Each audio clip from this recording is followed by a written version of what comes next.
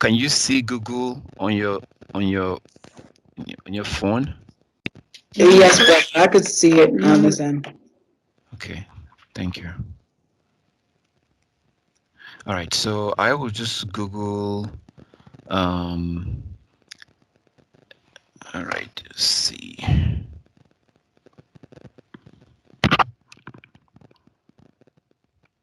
So I'm just going to Google Numbers 19. Numbers, the book of Numbers 19. Uh, because that is where we find the law. But before I do that, I think brother's phone is. We have to mute your phone so we don't hear you touching your phone. Okay, you're muted. So back to Google. Numbers 19. So we want to see this law about Numbers 19 about touching dead bodies and stuff like that. Because I just had a experience a few days ago, and it will be the same thing. Eventually, the same thing will happen to you. Same thing that happened to me will happen to you. You are going to run into somebody and they touch the dead body, and they will tell you you are unclean if they happen to touch you. You are unclean in that case. Before we continue, as I always do sometimes, if you notice when I Google Numbers 19, I put in NLT. Okay, so the reason why I put NLT is New Living Translation. New Living Translation is NLT. And New Living Translation is a modern translation. Now, my brothers and sisters, I have a lot of translation. I I am obsessed with Bible translations.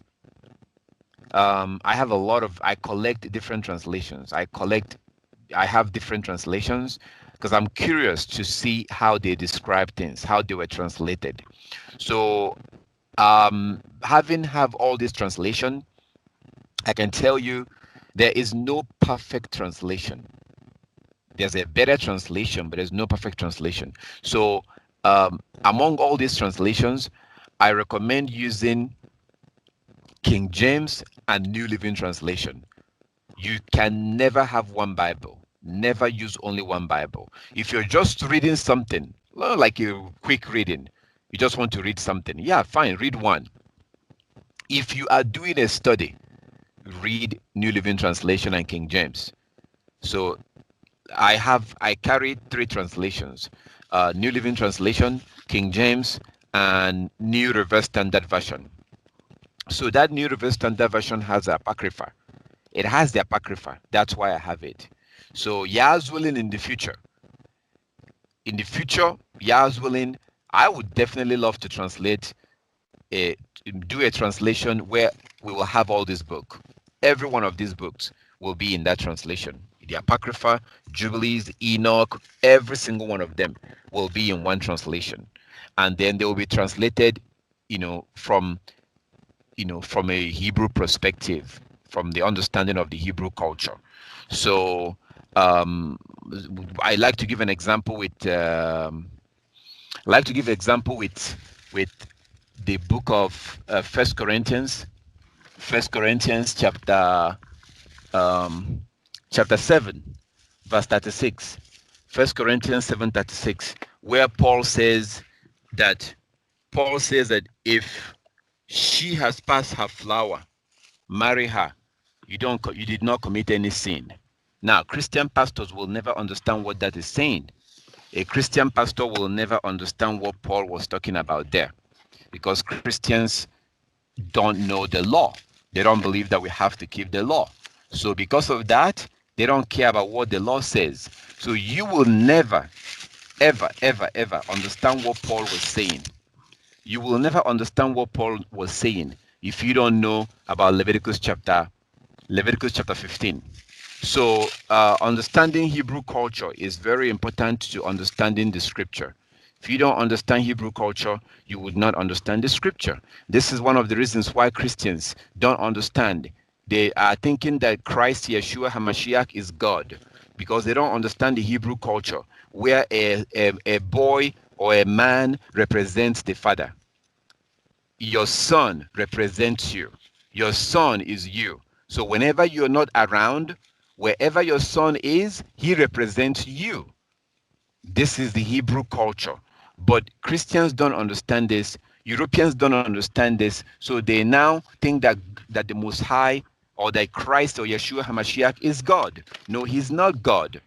But if you understand Hebrew culture, then you can understand why he will declare, he will present himself to be God. But then at other point, you also see him praying to the Father. So what is going on? Is he God or is he not God? Why is he presenting himself sometimes to be God, and then sometimes saying that he is one with the Father? When Christ Yeshua HaMashiach, our Savior, said that he is one with the Father, Christians don't understand that. They just don't understand it. So, okay, if he says that he is one with the Father, then he must be God. He is God because he said that he's one with the Father. That's where begin to see that bumper sticker, that rubbish that they believe that Yeshua HaMashiach, our beloved Savior, is God. No, he's not God. But without understanding Hebrew culture, you wouldn't understand that he is not God. He is not the creator. He is also created. He was created. But according to the Hebrew culture, wherever the Son is, the Father is. He represents the Father.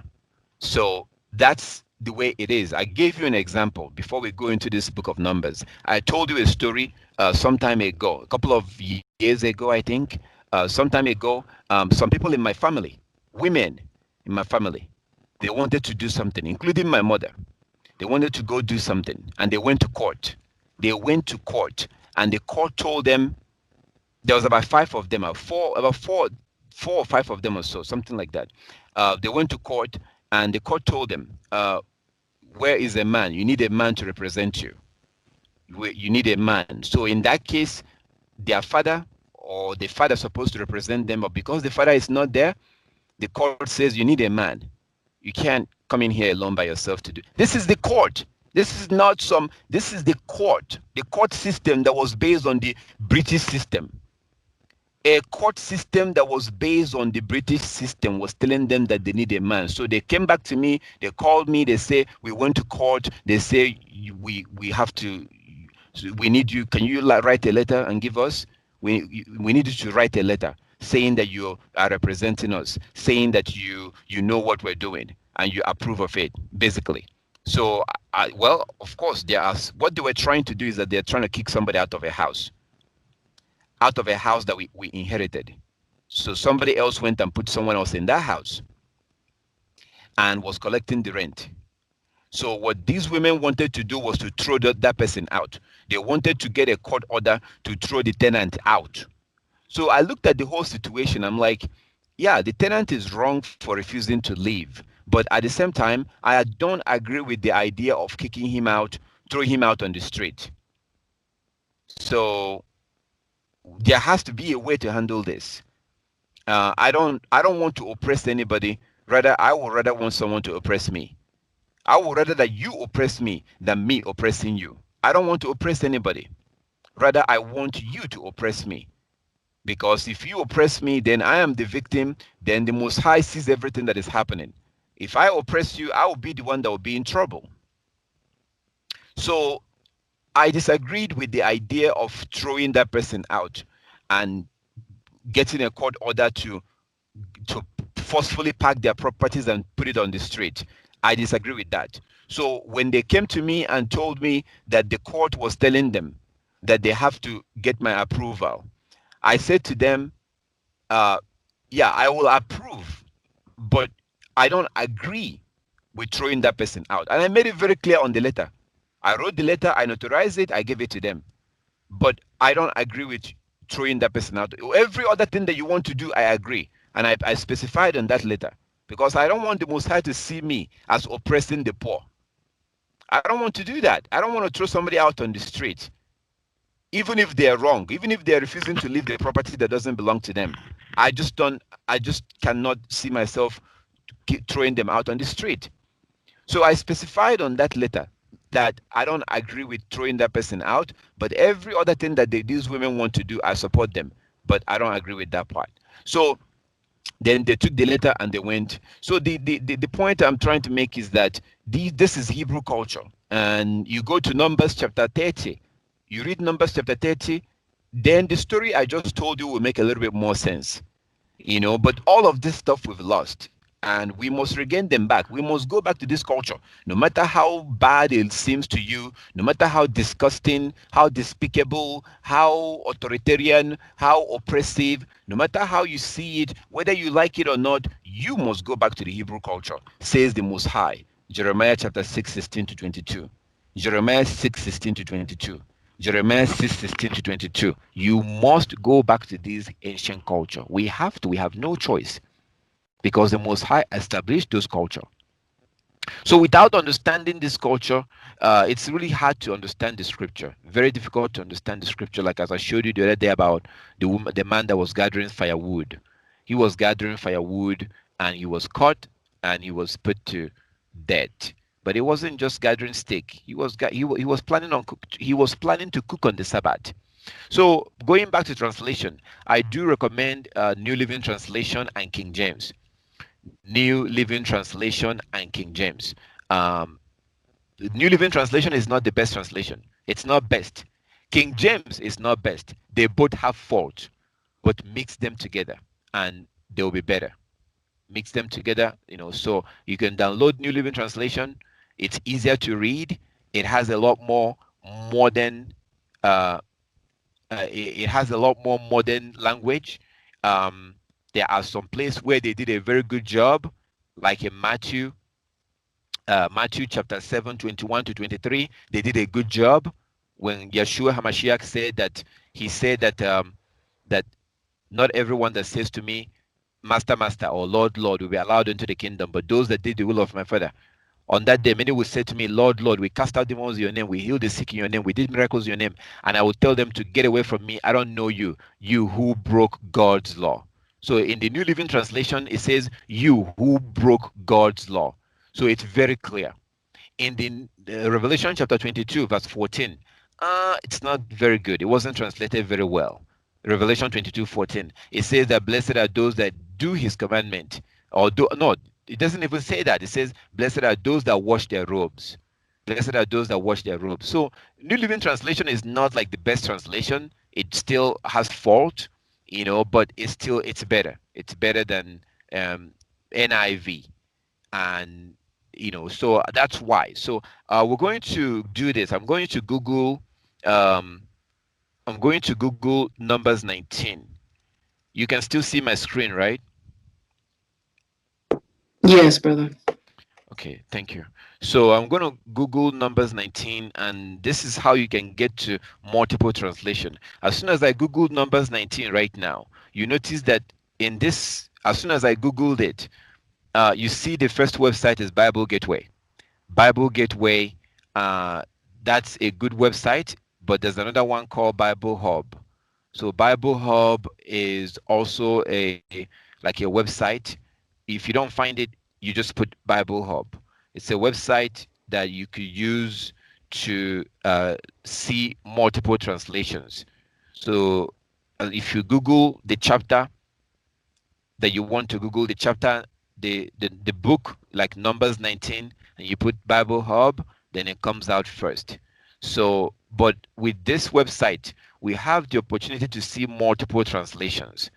We have the opportunity to see multiple translations with this website. As you can see on top, we have so it's going to show me what I'm looking for. It will show it to me in multiple translation. NIV, right now it's showing me this in NIV, New Living Translation. It has King James, has New King James. It has multiple translations. So we go to, this is King James right now. New King James it's okay too. New King James is not that bad. New King James is not that bad. It's not terribly bad. New King James because New King James has a lot more modern words. I really want you to understand what you're reading when you're reading something. When you're reading something, I want you to understand what you are reading. Um, King James sometimes can have those ancient words that makes it difficult for you to understand what you're reading. And I really would like for you to understand what you're reading when you're reading something in the scriptures. So New King James is okay. New Living Translation is okay, just like King James. But these other two, New King James and New Living Translation, has a lot more modern word. It has a lot more modern word that is much easier to understand uh, when you're studying the scriptures. It's a lot much easier to understand.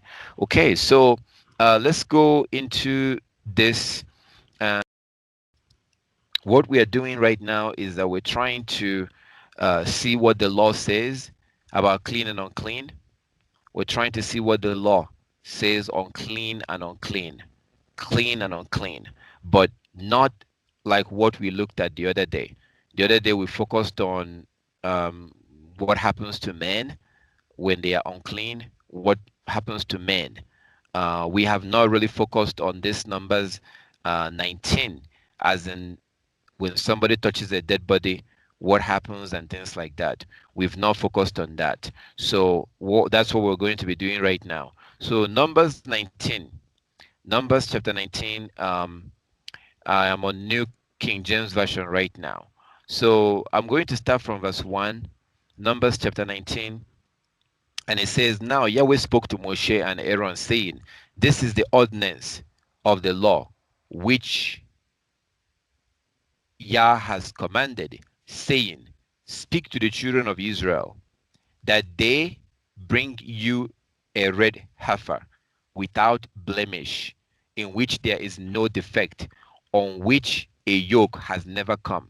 Verse 3, you shall give it to Eleazar the priest, that he may take it outside the camp, and it shall be slaughtered before him. Verse 4, and Eleazar the priest shall take some of its blood with his finger and sprinkle some of its blood 7 times directly in front of the tabernacle of meeting. Verse 5, then the heifer shall be burned in his sight, its hide, its flesh, its blood, and its offal shall be burned. Verse 6, and the priest shall take cedar wood and hyssop and scarlet, and cast them into the midst of the fire burning the heifer. Then the priest shall wash his clothes. He shall bathe in water, and afterward he shall come into the camp.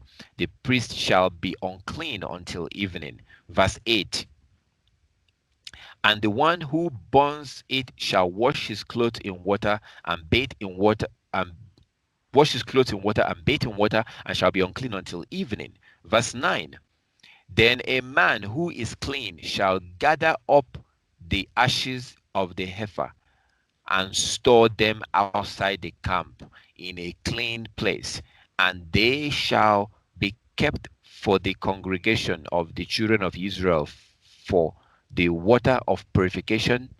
It is for purifying, it is for purifying from sin. Verse 10, and the one who gathers the ashes of the heifer shall wash his clothes and be unclean until evening. It shall be a statute forever to the children of Israel and to the strangers who dwell among them. So what this is talking about here is how the soap that we are going to be using to take this shower whenever we are unclean, how that soap is supposed to be made. He is talking about how the soap was supposed to be made. This is how the soap, the soap we are supposed to be using, that's how you make the soap. And that is from verse 1 to verse 12. Verse 1 to verse 12 of the book of Numbers chapter 19.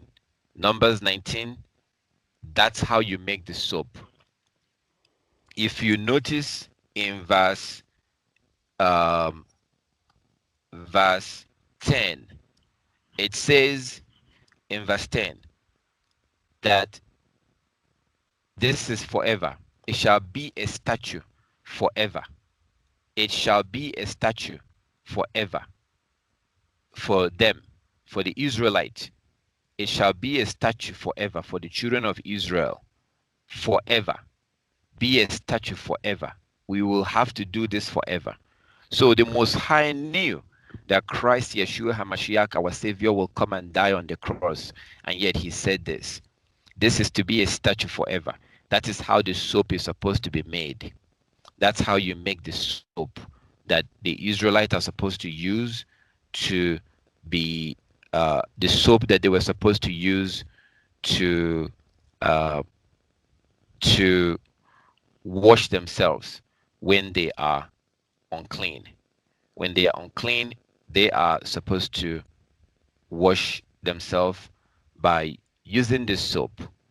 So, sorry, I'm trying to multitask. So that's basically Numbers 19. Numbers 19. So if you are somebody who is very particular, if you are very obedient, so we have to address this law from verse 1 to verse 10. We have to address this law. So if you're very particular and you're really interested in obeying the Most High, you're really interested in obeying our Heavenly Father, and you don't want to take any chances, you might be asking yourself a question. Brother, this law clearly says that we are supposed to get an animal and use an animal to prepare the soap. Brother, it clearly says that.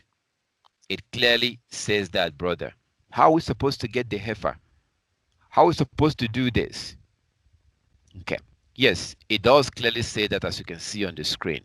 It does clearly talk about using the animal to prepare for the soap. Very clear. You are to use the ashes, burn the animal. The animal was supposed to be burned, as you can see in verse 5. You burn the animal and then use the ashes. The ashes should be gathered and be used. Verse 9. Gather the ashes and use it to prepare prepare the soap. That's verse 9. So this right now, you don't have to worry about this part here. Okay, we're going to get down to the one that applies to you right now. This beginning part, you don't have to worry about. Why? Why? Well, because if you look, you see that the Most High said this. He said that, from verse 1, the Most High told Moses or Moshe, he said this, speak to Aaron. Speak to Aaron. It did not say speak to Jeremiah or Isaiah. Speak to Aaron. So who is Aaron? He spoke to Moshe and Aaron. Okay, and they are now to, who is supposed to do this? This is supposed to be given to this guy. It's supposed to be given to this guy. Verse 3, you shall give it to Eleazar the priest. So I'm trying to show you why this law doesn't apply to you right now. Why you shouldn't worry about this one, but you have to worry about the ones that come after, which we're going to look at. So this beginning part you don't worry about right now because you're not a priest. You have to be from the tribe of Levi to be a priest. Right now we don't know who are the Levites. We don't know. So this is supposed to be given to the Eleazar, the priest. And Eleazar the priest will now do this. Eleazar the priest is now supposed to slaughter the animal. That's what Eleazar the priest is supposed to do. That he may take it outside the camp and it shall be slaughtered before him. Not you. You're not a priest. Verse 4. And Eleazar the priest. And Eleazar the priest shall take some of its blood in his finger and sprinkle it before, sprinkle the blood 7 times in front of the altar. This is job of the priest. From verse 1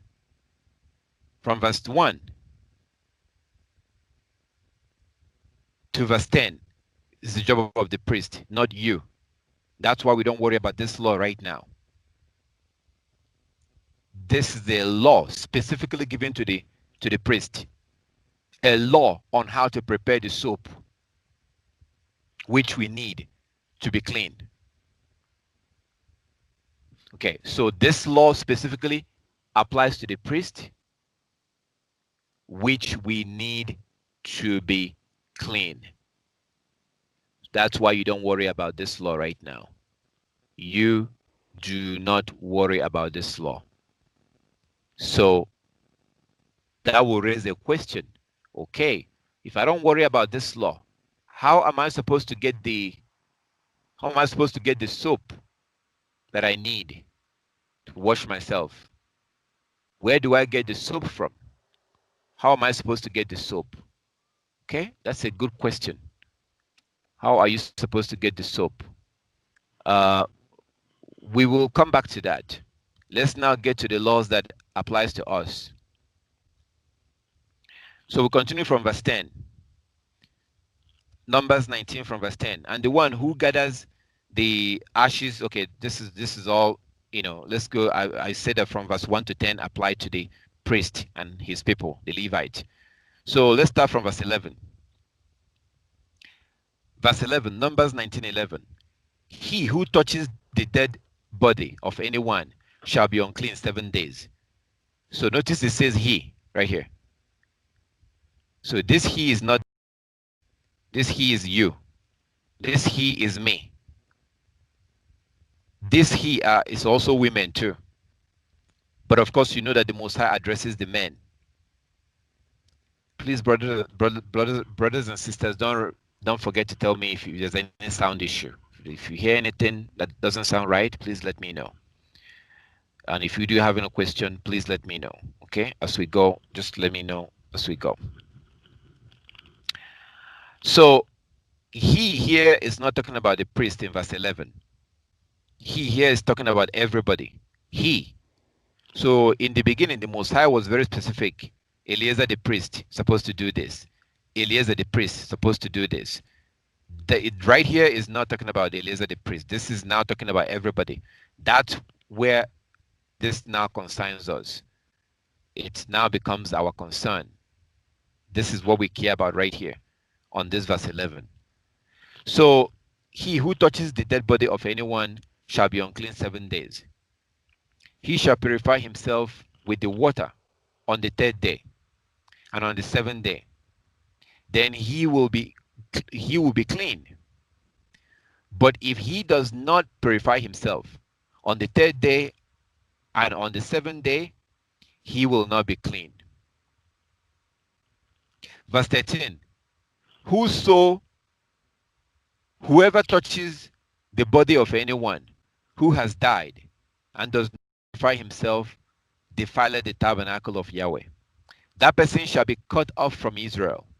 He shall be unclean, because the water of purification was not sprinkled on him. His uncleanness is still on him. So this is a law that we care about. Whoever touches a dead body, anyone that touches a dead body is unclean until evening, or for 7 days, sorry. So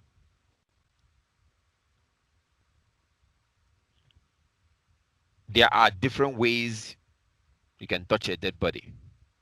Sometimes an accident will happen. Somebody is badly injured. You're trying to help them, but you don't realize that they're already dead. Well, you're unclean for 7 days. So as we go down on this law, we're going to be seeing different ways to which you can be unclean. Different ways to which you can be unclean. And we're still going to come back to the beginning. How do you get that water today in this so-called modern day? Let's continue from verse 14. This is the law when a man dies in a tent. All who come into that tent and all who are in the tent shall be unclean 7 days. And every open vessel which has no cover fastened on it is unclean. Verse 16. Whosoever or whoever in the open field touches one who is slain by a sword, or who has died, or a bone of a man, or a grave, shall be unclean until evening, or for 7 days. Why do I keep saying until evening? For 7 days. Okay, so I want to go back and let's see if we could do this in New Living Translation and see what it says. Just I'm going to read the same thing in New Living Translation.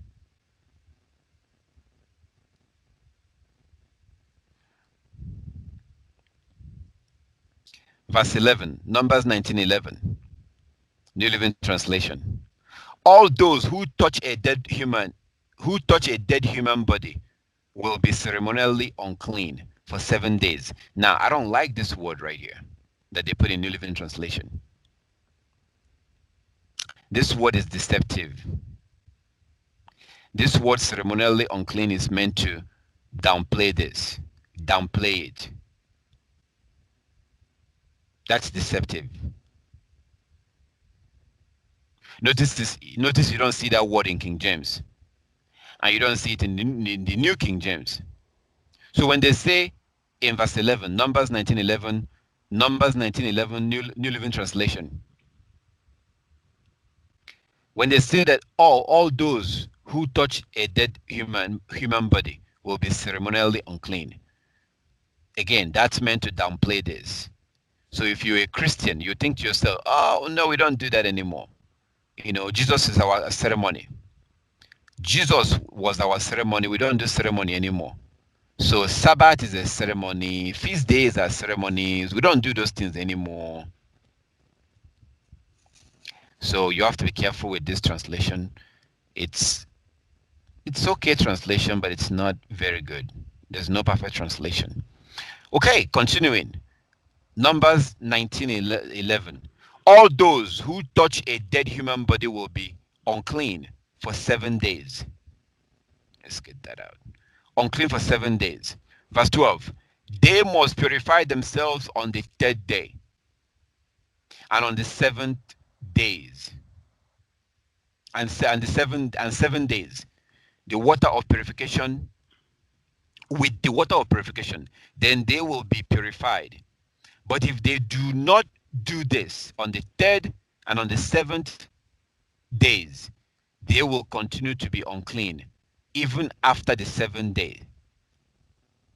Verse 13. All those who touch a dead body and do not purify themselves in the proper way defile Yahweh's tabernacle, and they will be cut off from the community of Israel, since the water of purification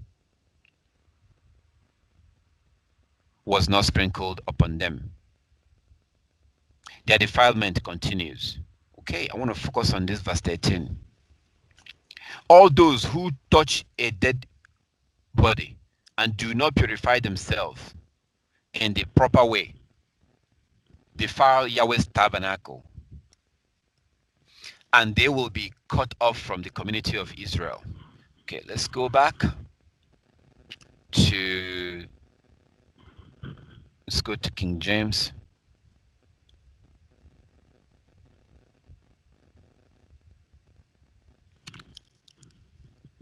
Okay,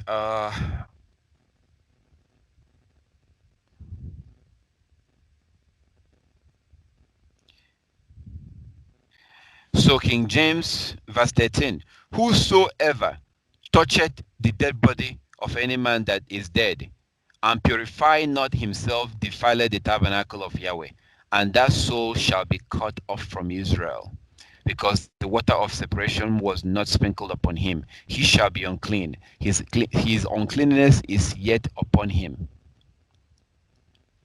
Okay. So what it's saying is that if you touch a dead body or a grave and you don't do what you're supposed to do, you're not going to have salvation. You will not be saved. This is a salvational issue. This is a salvational issue. Anybody who ignores this law will not be saved. They will not be saved from the wrath of the Most High. They will not be spared from the wrath of the Most High.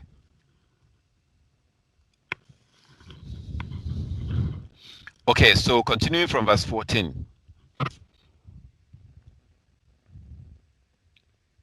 New King James. Continuing from verse 14. Verse 14. This is the law when a man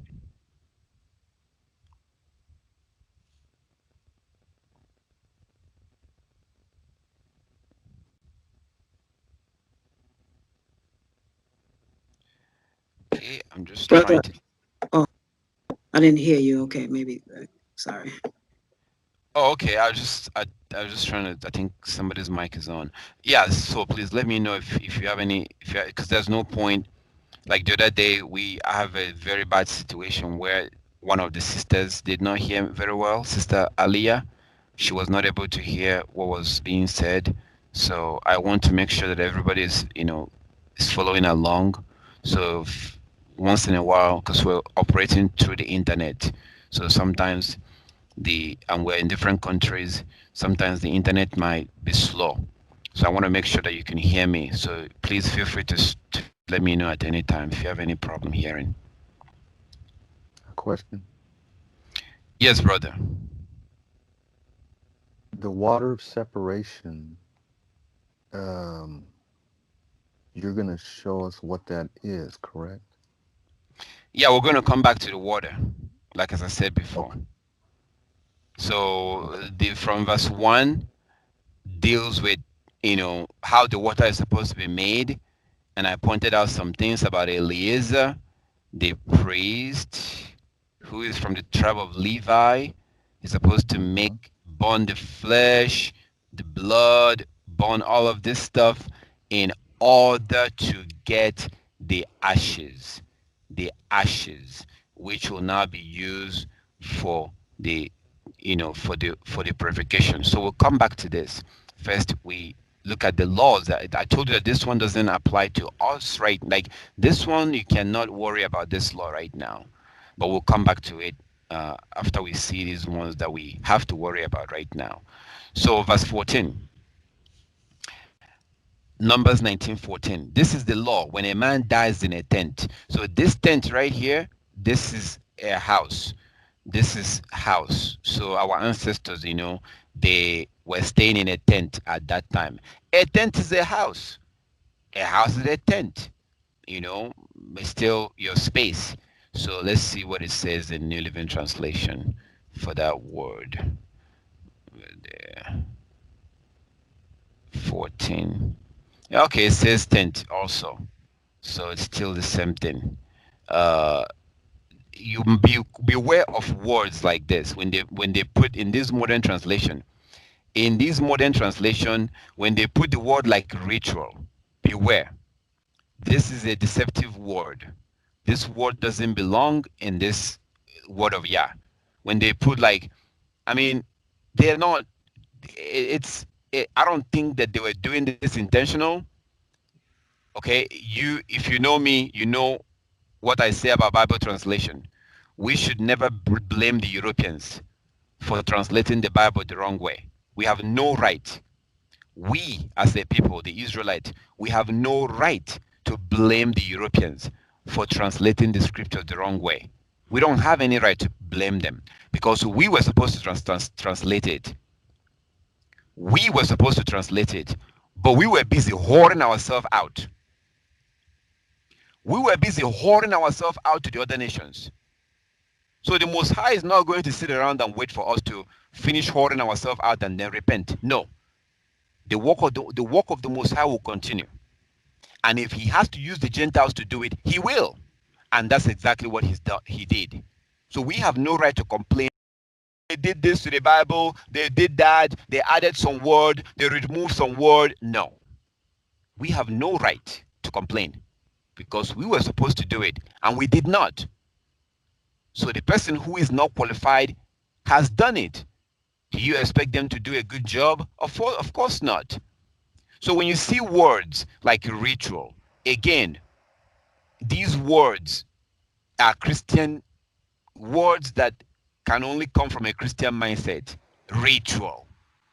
Jesus died on the cross and we don't do those rituals anymore. And yet the Most High said that you're supposed to do whatever. See, they're so dumb, they couldn't even say this. How can you be downplaying this when you clearly see you're supposed to do it? It says it's permanent law. This is a permanent law for the people of Israel and any foreigner who lives among them. New Living Translation is even better on this particular last in this verse 10. So they come to Numbers 19 verse 10. They did a good job. The thing that I highlighted right now, this highlight, this is perfect. They call it a permanent law. So that's a good translation. That's a good rendering. They rendered it the right way. But in some places, they don't render it very well, like here, right here. Ritual, ceremony. To a Christian, they're thinking, well, it's ceremony, it's ritual. We don't do those things anymore. But then you come to this part, they did a great job. And I have to commend them. It's very clear. The Most High said that this is a permanent law for the people of Israel and for the foreigners living among them. Now, let's pay attention to this particular highlight. How can you look at this, my brothers and sisters? You watch videos on YouTube. How can you look at this and say that the law is not for the Gentiles? The law is only for Israelites. The reason why I'm saying this is because you have people on the street. You have our brothers on the street, Hebrew Israelites, who are on the street, who are saying that the law is only for Israel. The law is only for Israel. The law is only for Israel. So it's okay for a Japanese to touch a dead body and go about his business and not wash himself? Really? Okay, let's go back, and this is New Living Translation. Let's go to King James. So I pray that you also see how seamless, how easy it is for me to jump from one translation to another.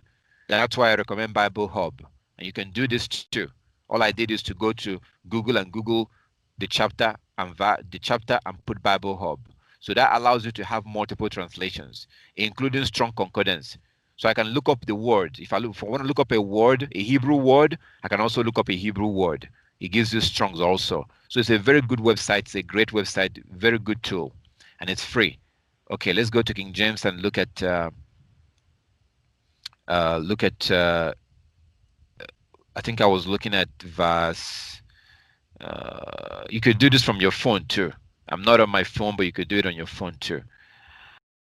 Okay, so I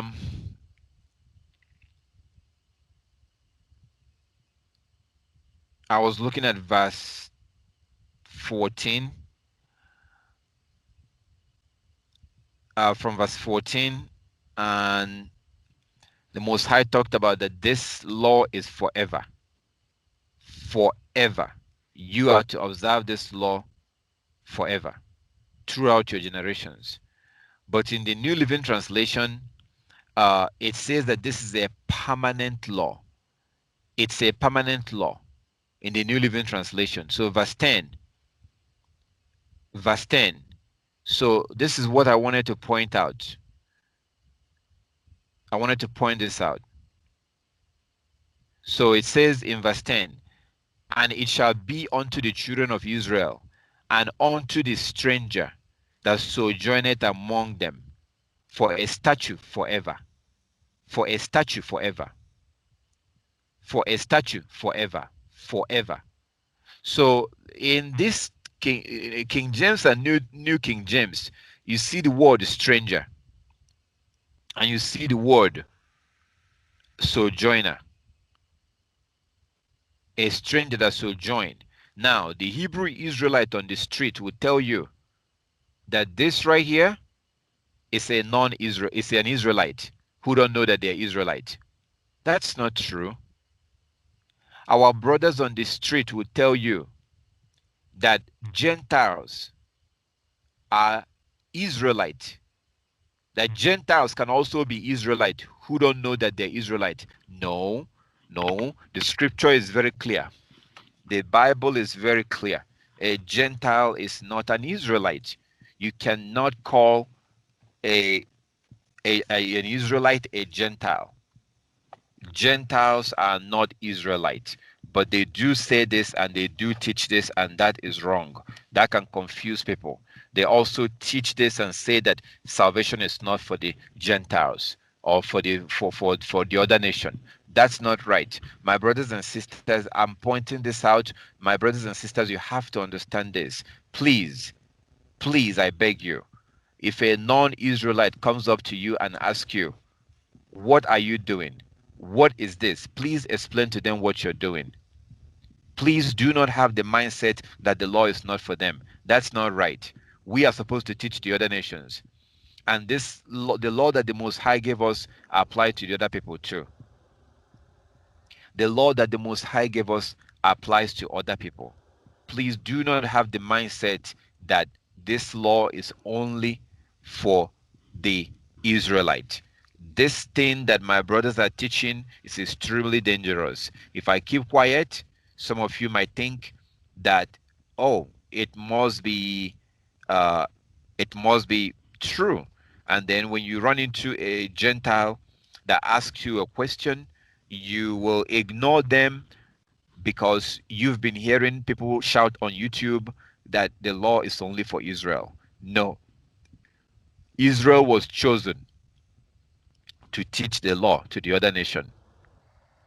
Okay, I'm going to quickly look at Isaiah chapter 2. So Isaiah chapter 2, Bible Hub. That's the first one. That's the first one. So I want to give you an example of what I mean. As you know, I don't like to say things without um, without showing you evidence. So I type in Isaiah chapter 2 into Google. I Googled Isaiah chapter 2 and I put Isaiah chapter 2 Bible Hub, and it brings me to different translations from Bible Hub. New Living Translation, King James, New Standard, or like all kinds of translations. So I want to see Isaiah chapter 2. Let's go to the one that we're familiar with. Let's go to King James. And then we're going to simply just if you want to read the whole chapter, then don't put the verse. For example, I want to see the whole chapter. So if I want to see the whole chapter, all I do is to put the verse. Simply put the verse and Bible Hub. Just put Isaiah chapter 2 and then Google it. That's all you have to do. Google it, and then it shows you multiple translations. It is now up to you to choose the one that you want. It's going to show you the first verse, Isaiah chapter 2 verse 1. So I want to go to King James. I want to go to King James, and I click on that. It shows me everything, the whole chapter. So what I wanted to show you is actually verse 2, verse 1 and verse 2. Is what I wanted to show you, so you can see that the other nations are also required to keep the law. The word that Isaiah the son of Amos saw concerning Judah and Jerusalem, verse 2, Isaiah chapter 2, verse 2. It shall come to pass in the last days that the mountains of Yahweh's house shall be established in the top of the mountains, and shall be exalted above the hills, and all nations shall flow unto it. Verse 3, and many people shall say, and many people shall go and say, come ye, and let us go up to the mountain of Yah, to the house of the Elohim of Jacob, and he will teach us his ways. We will walk in his path. For out of Zion shall go forth the law and the word of Yahweh from Jerusalem. So the other nations in the future, the other nations will go to Israel to go learn the law. The other nations are going to flood to Israel to go learn the law. Let's see this in New Living Translation. This is the vision. Isaiah chapter 2, New Living Translation. This is a vision. My brothers and sisters, you cannot leave King James alone. Remember, if you're going to use New Living Translation, you have to also use King James, because New Living Translation does have some things that have been watered down. New Living Translation has been watered down in some areas. So if you read something in New Living Translation, you also have to go and read it in King James. A lot of things has been watered down in the New Living Translation, and you will lose the meaning. Like, you're not going to see the word flower. When the Bible talks about the blood that comes out of a woman, when you see a monthly period, that blood that comes out, the Bible calls it flower. Now, you don't see that in the New Living Translation because Christians don't understand what that means. So they basically just did not include that word, flower, as you can see in King James. So don't just rely on New Living Translation. No. If you're doing a study, look at this one and look at this one. Okay. All right. So verse 2. Isaiah chapter 2 from verse 1. This is a vision that Isaiah, son of Amos, saw concerning Yehuda and Jerusalem. Verse 2.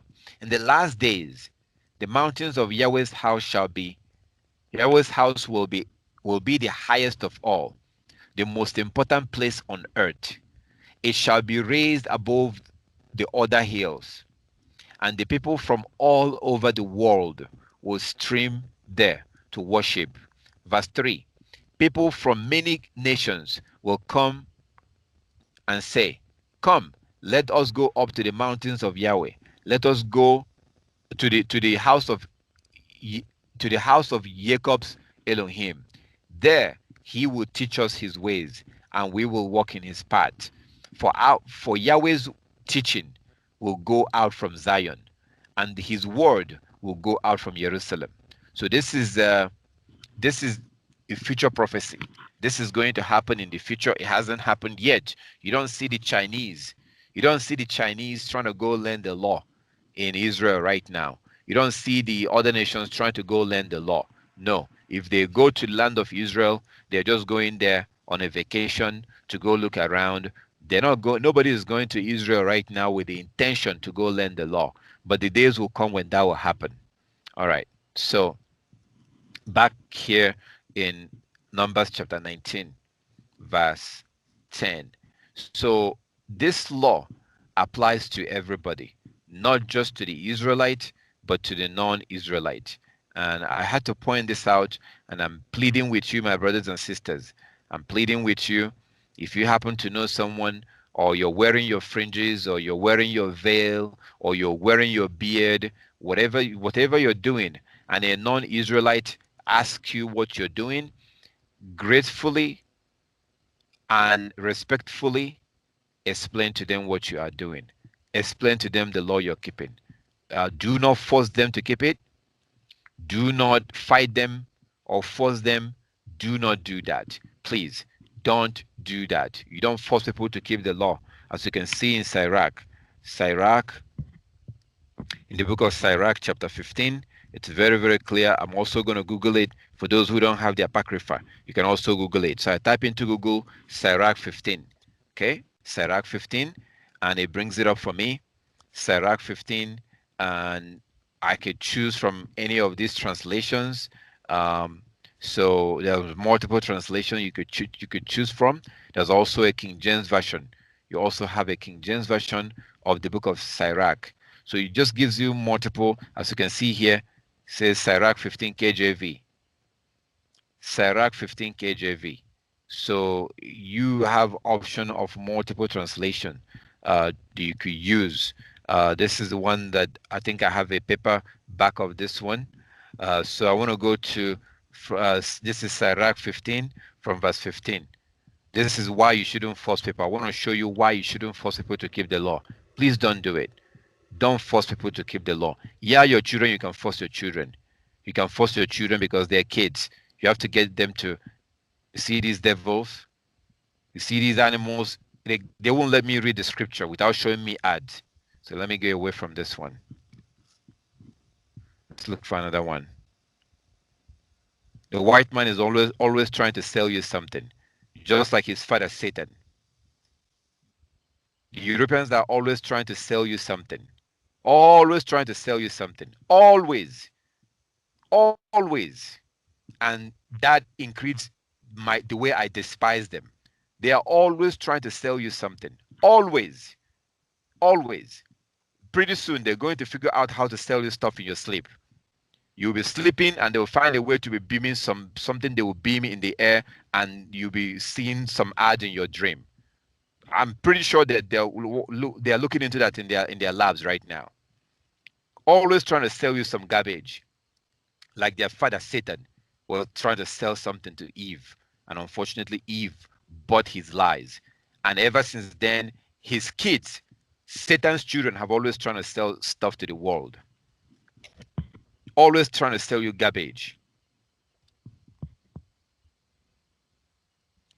All right, let's see. I'm trying to find a translation where I don't have to see some Gentile. Let's try the KJV one.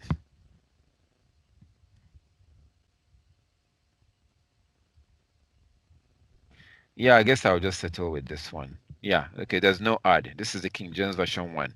No ad, so I'll take that. All right, so this is why you shouldn't force anybody to keep the law. You don't force people to keep the law. You can force your children because they're kids. So you have to make them wear their fringes. You have to make them keep the Sabbath. But when they get to a certain age, you can no longer force them. You can no longer force them. So Sirach 15 from verse 15. Sirach 15 from 15. Sirach chapter 15 from verse 15. If thou wilt to keep the commandment, if thou wilt to keep the commandment and to perform acceptable faithfulness, he has set fire and water before thee. Stretch forth thy hand unto whether thou wilt it. Before man is life and death, and whether him like it shall he be given. Now, this is why I showed you New Living Translation, because this is using old English words. And I really, really, really want you to understand what you're reading. I really want you to understand what you're reading. So this is using old English word that makes it difficult to understand. Especially, I know exactly what this is saying. I know about this Sirach 15 from verse 15. But if this is new to you, you don't want to be reading it in this language or in this word, because it makes it difficult for you to understand. That's the problem with these older translation. They have the older English words. So let's get back over here and see what we can do. Let's Google it again. Let's see other translation we have. This is a horrible translation. Stay away from anything good news. Good news translation is horrible. Their Bible, their Apocrypha, horrible, terrible. This is bad. Stay away from this translation. This is not a Bible. And then God's words too. There's another one called God's words. God's words. God's words or something. So kind of stay away from these ones. This is not too bad, but I will stay away from this one. Just stay away from this. So anyway, so I think it was God's words that I was talking about. God's words is horrible. Let's try this one. New Reverse Standard Version or Reverse Standard Version or whatever this is. There's no ad. Okay, there's no ad. Okay. Now, look at the difference. Sirach 15 from verse 15. By the way, Sirach is also Ecclesiasticus. Ecclesiasticus. Ecclesiasticus. So look at the difference between this and the other one I read from King James. Sirach in King James. So it says, Sirach chapter 15 from verse 15, it says, if you will, you can keep the commandment. And to act faithfully is a matter of your own choice. Verse 16, he has placed before you fire and water. Stretch out your hand for whichever you wish. Before a man are life and death, and whichever he chooses will be given to him. Verse 18, for great is the wisdom of Yahweh. He is mighty in power and sees everything. His eyes are on those who fear him, and he knows every deed of man. He has not commanded anyone to be ungodly, and he has not given anyone permission to sin. So if we want to keep the law, we can keep the law. It's totally up to us. It is totally up to us if we want to keep the law. We can choose to keep the law, or we can choose not to keep the law. So please, my brothers and sisters, please try not to force people.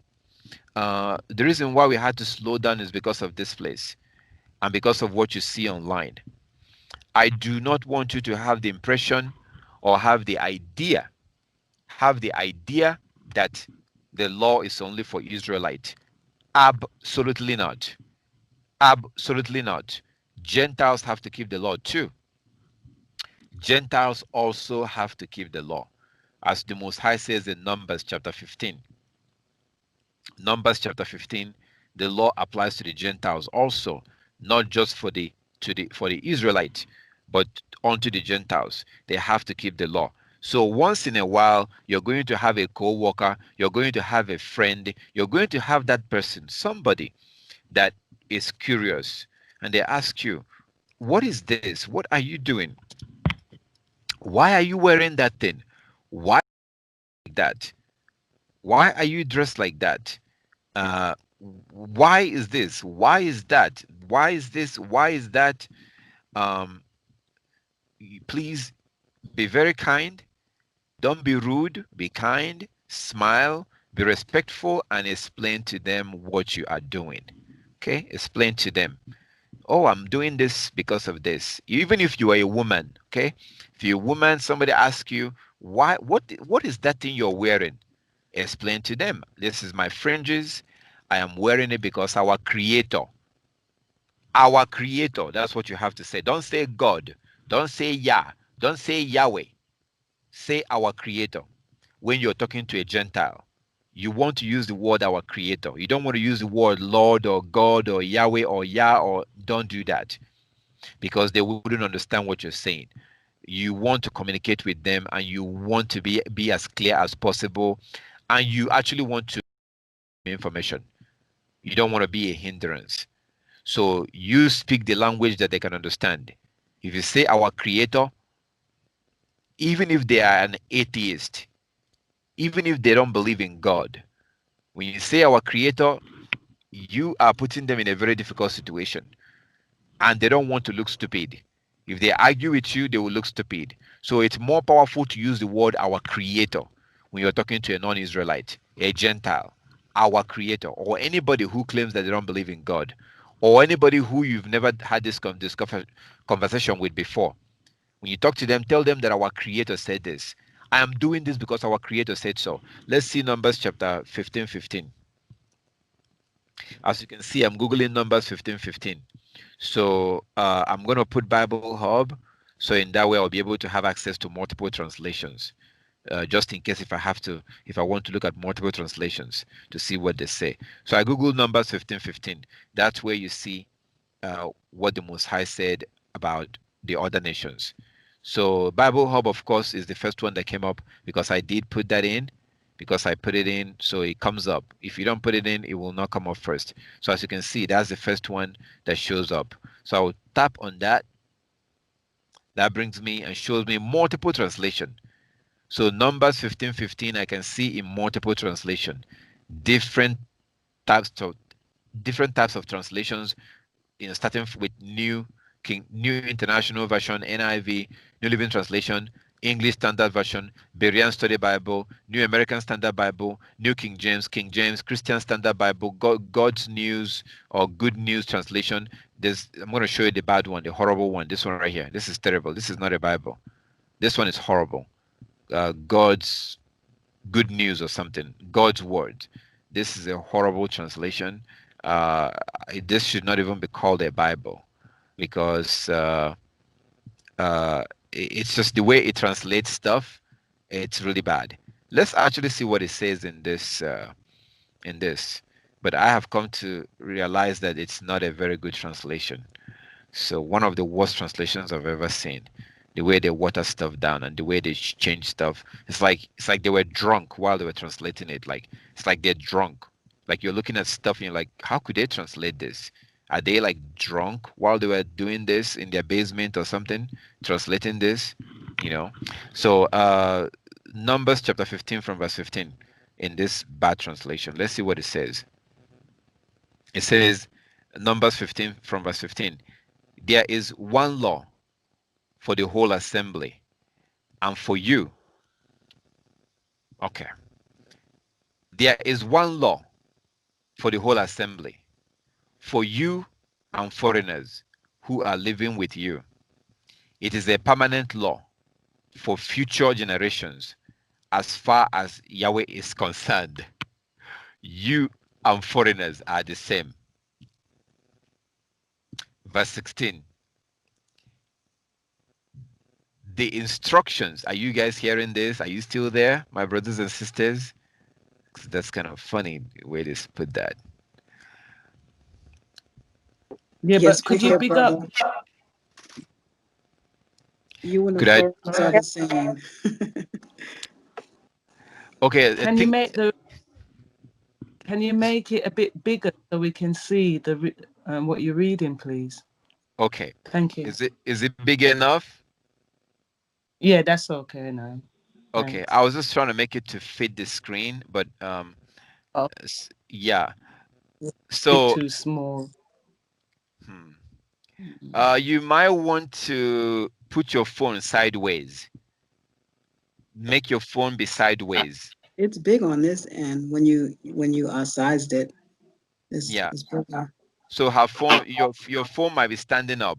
So you want to hold your phone sideways, like hold your phone. I don't know if you understand. Like hold your phone sideways. Yeah, that's better. Thanks.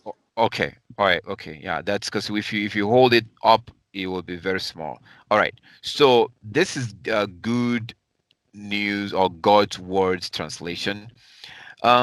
So they actually did do a good job a little bit in the beginning, up until they now say that we're all the same, because we're not all the same. Looking at the other scriptures, see right here, it says you and foreigners are the same. So when you see something like this, you know that, okay, that's something that Gentiles translated, because we and foreigners are not the same.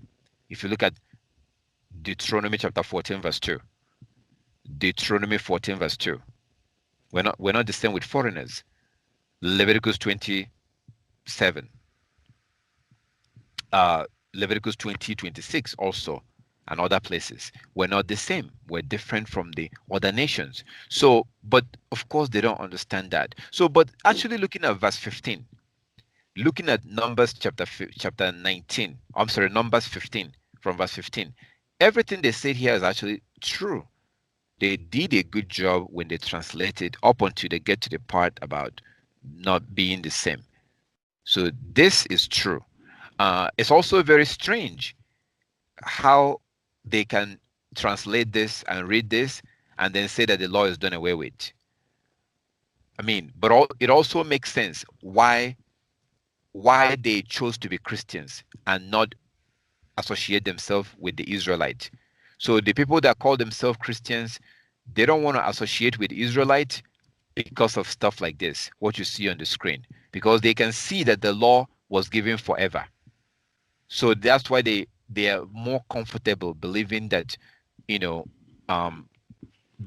we're not Jews. We're not Israelites. We now follow Christ, even though they're not actually following Christ. Because when you follow Christ, then you have to wear your fringes, you have to grow your beard, you have to dress moderately, and most importantly, you have to keep all the laws and the commandment, just like Christ said.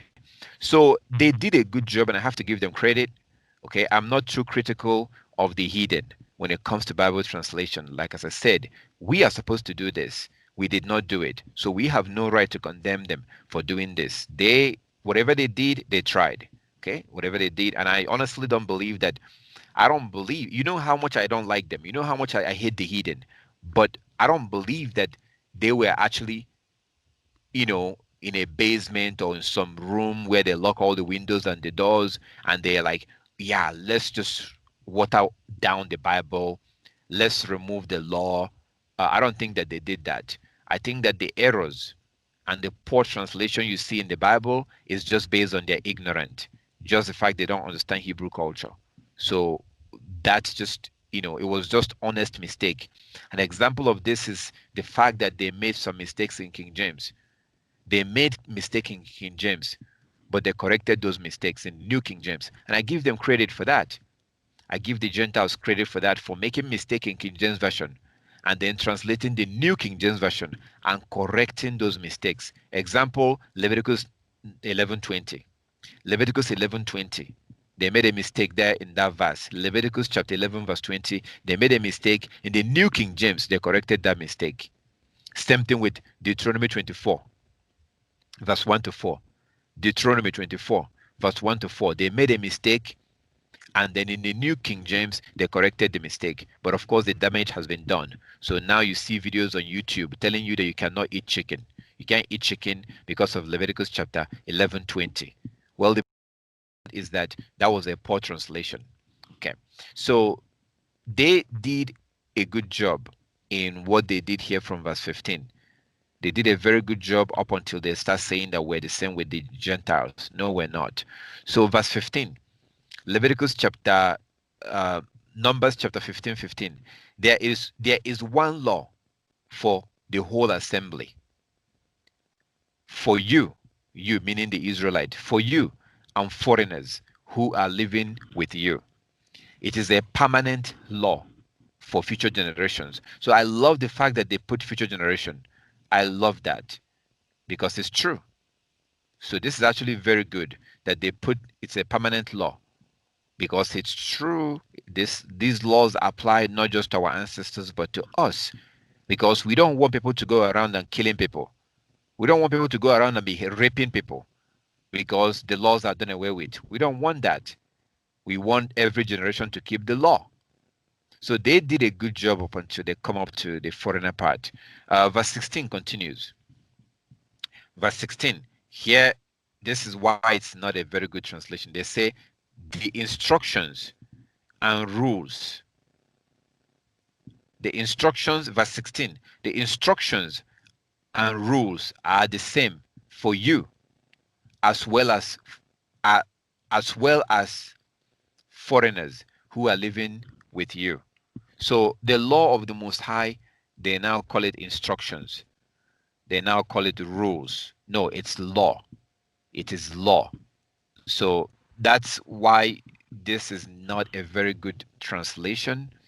If we go to King James, to the same place,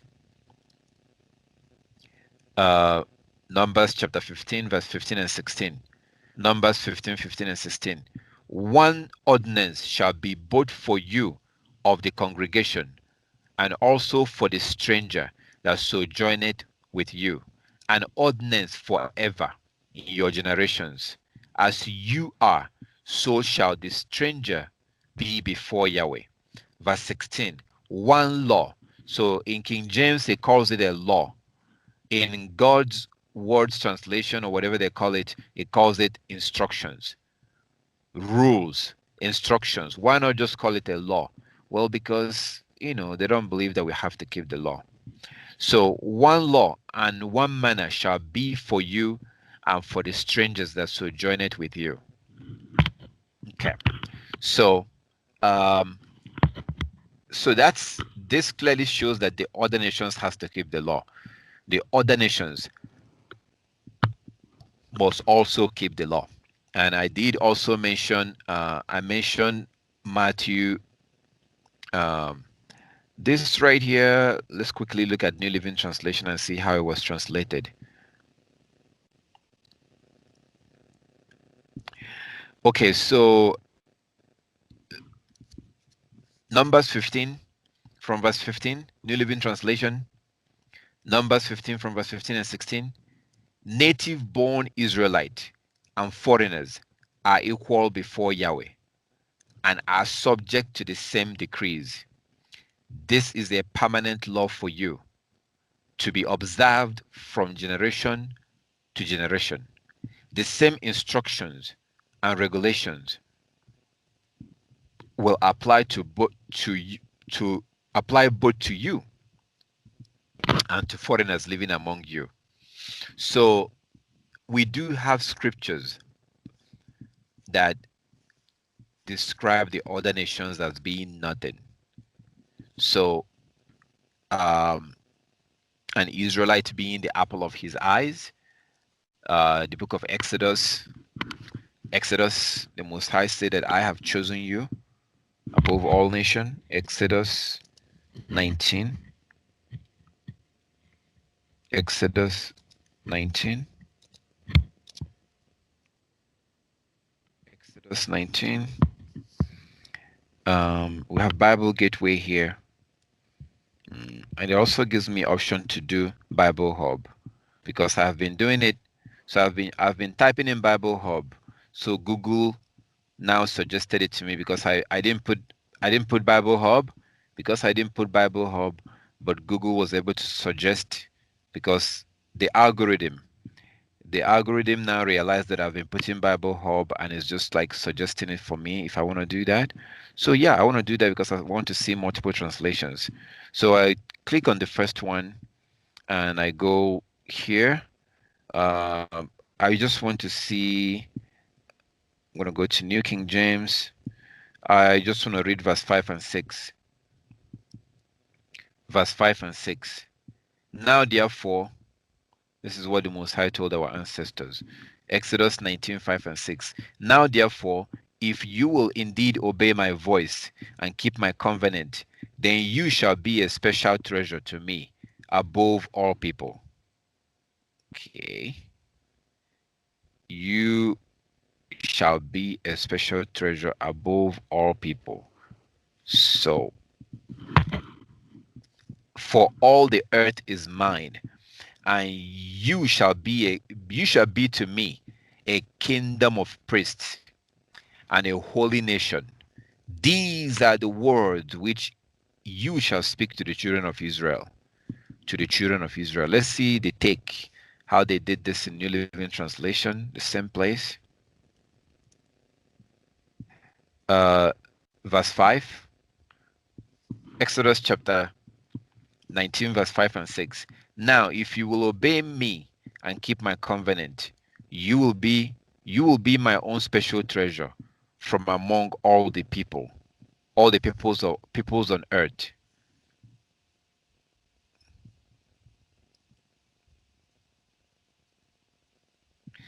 You will be my own special treasure from among all the peoples, among all the people on earth, for all the earth belongs to me. Verse 6, and you will be my kingdom of priests, my holy nation. This is the message you must give to the people of Israel. Okay, so that's why we are not the same. So what the Most High was saying there, basically, the law that applied to us,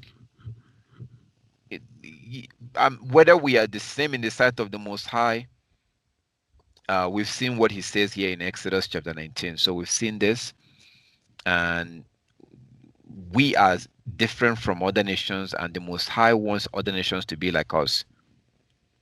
The other nations are supposed to follow us and be like us. I had said something about those who are following Christ or Yeshua, how they are supposed to keep the law. I had said something, and when I say something, I like to show it so that it's not just me just saying whatever I want to say. So I say that those that follow Christ must also keep the law. So I have to point that out. So Matthew chapter 23, Matthew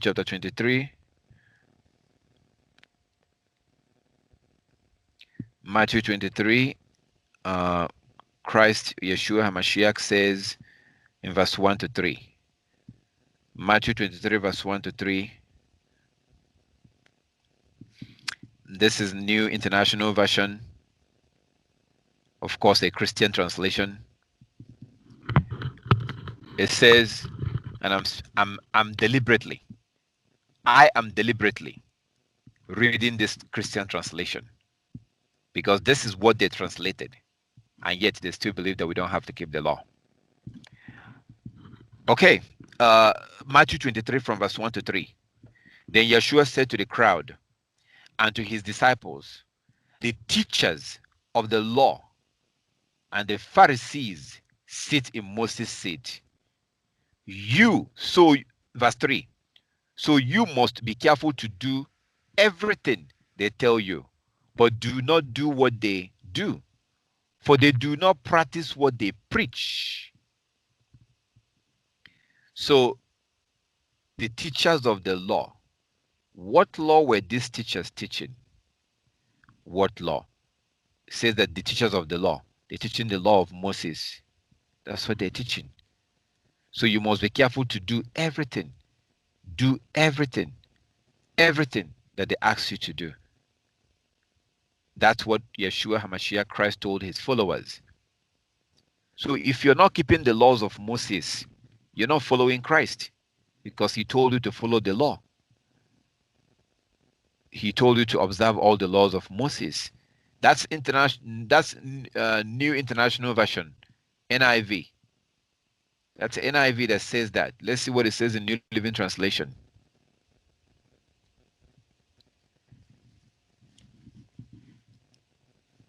Then Yeshua said to the crowd and to his disciples, the teachers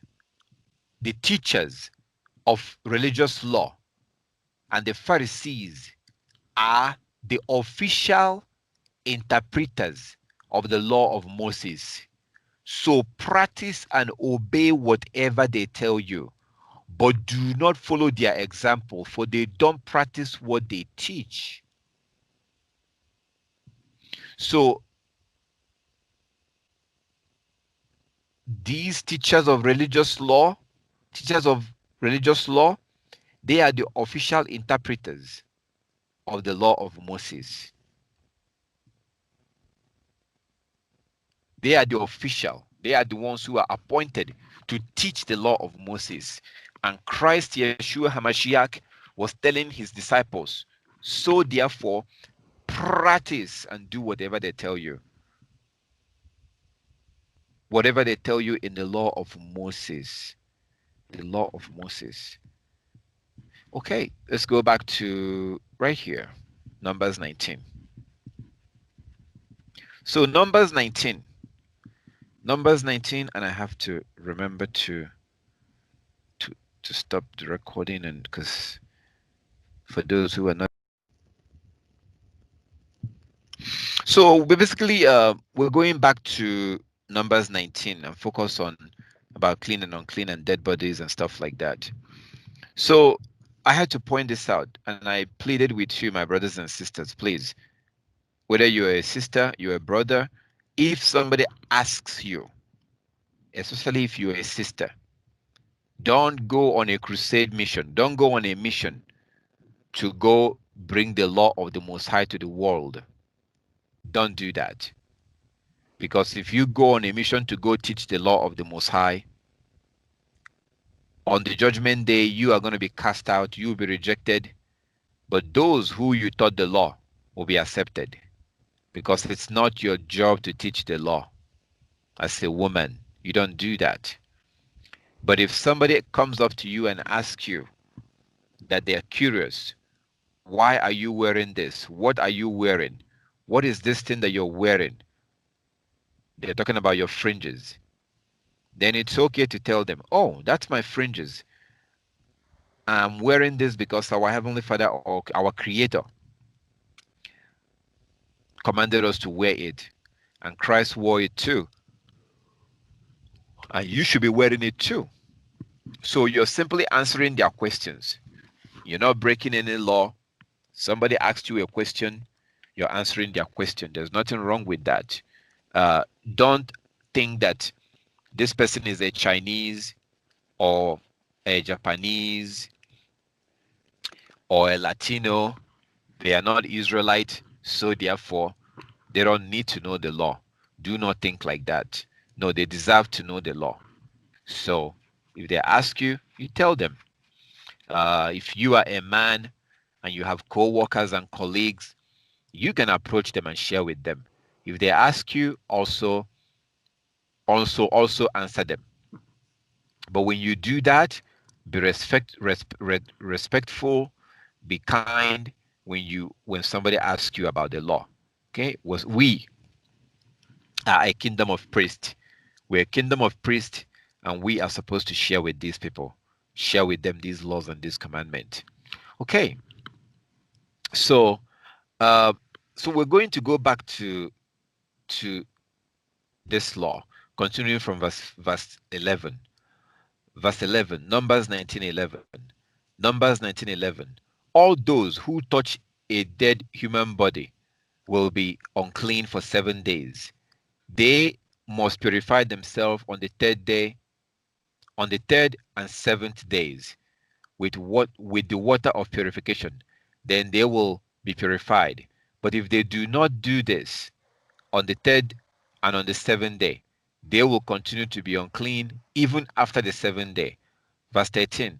All those who touch a dead body and do not purify themselves in the proper way defile the defile defile Yahweh's tabernacle, and they will be cut off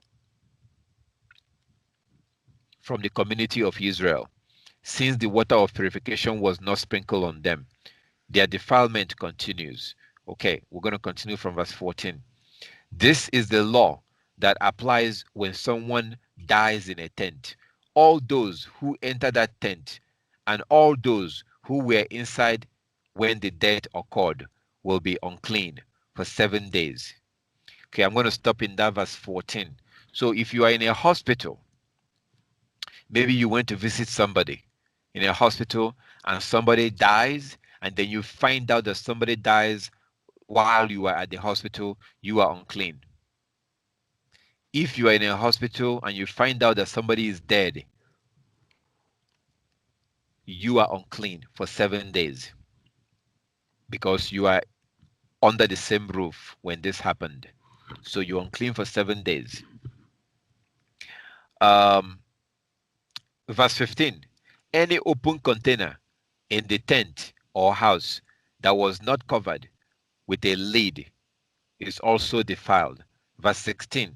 And if someone in an open field touches the corpse of someone who was killed with a sword, or who died a natural death, or if someone touches a human bone or a grave, that person will be defiled for 7 days. Okay, so verse 17. To remove the defilement,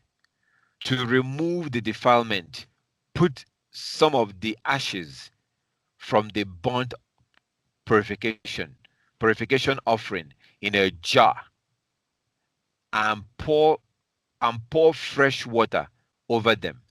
Verse 18. Then someone who is clean must take a high soap branch, and dip it into the water, that the person must sprinkle the water on the tent and all the furnishings in the tent, meaning the house, and on the people who were in the tent or the house. Also on the person who touched a human bone, or touched someone who was killed, or who died naturally, or touched a grave. Verse 19. On the third and on the seventh days, the person who is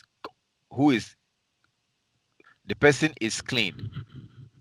The person who is clean must sprinkle the water upon those who are defiled.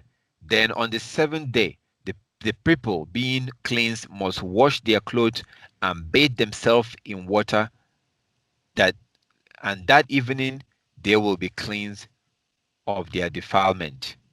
Okay, verse 20. But those who become defiled and do not purify themselves will be cut off from the community, for they have defiled the sanctuary of Yahweh, since the water of purification has not been sprinkled upon them. They may remain defiled. Verse 21. This is a permanent law for the people. Those who sprinkle the water of purification must afterward wash their clothes, and anyone who then touches the water used for purification will remain defiled until evening. Verse 22. Anything and anyone anything and anyone that a defiled person touches will be ceremonially unclean until evening. So that brings me back to what happened to me a couple of days ago. So a few days ago,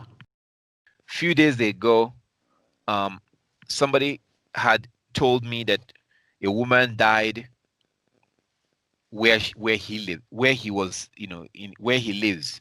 He lives in this place, and there was an um, old woman that died that morning.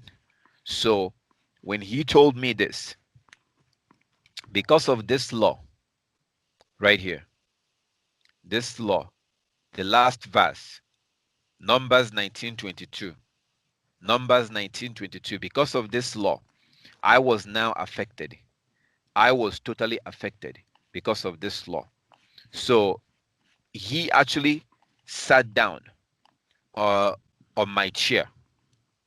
He sat down on my chair, and then he told me this, because I asked him how he's doing.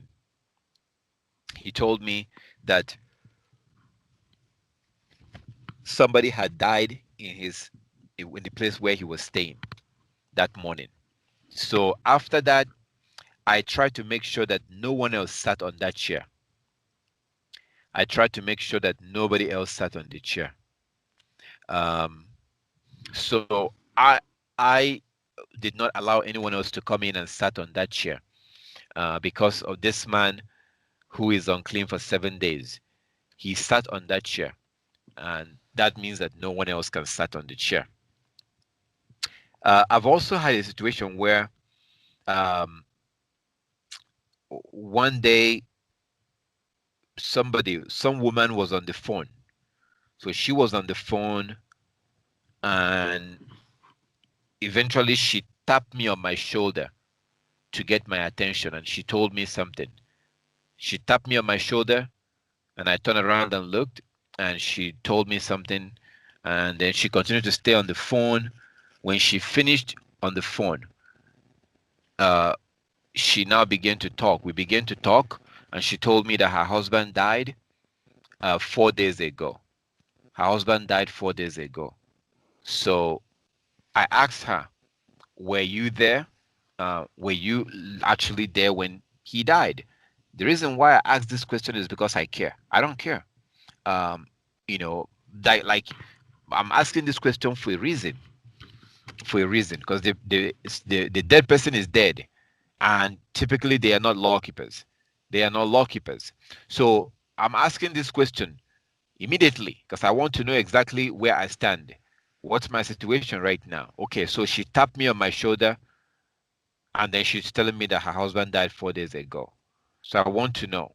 So she told me yes, that basically he was already dying. It was the old man. The man was like 94 years old. So he was it's 94 years old. Yeah, he's quite old. So so they were expecting that he's going to die, of course.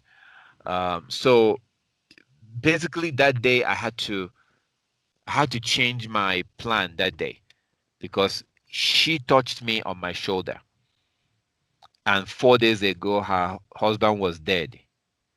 So obviously, she was there and she was, must have touched him for the last time. So this, I do experience this. Like as I told you, I had another situation where I bought something. I bought some dresses from somebody. I bought the dresses and bought the clothes and everything, and then I paid them. Then they gave me a bag, and then they told me that their husband died some days ago, was buried. So that also messed up my day because of this law. You see in Numbers 19:22. Numbers 19:22.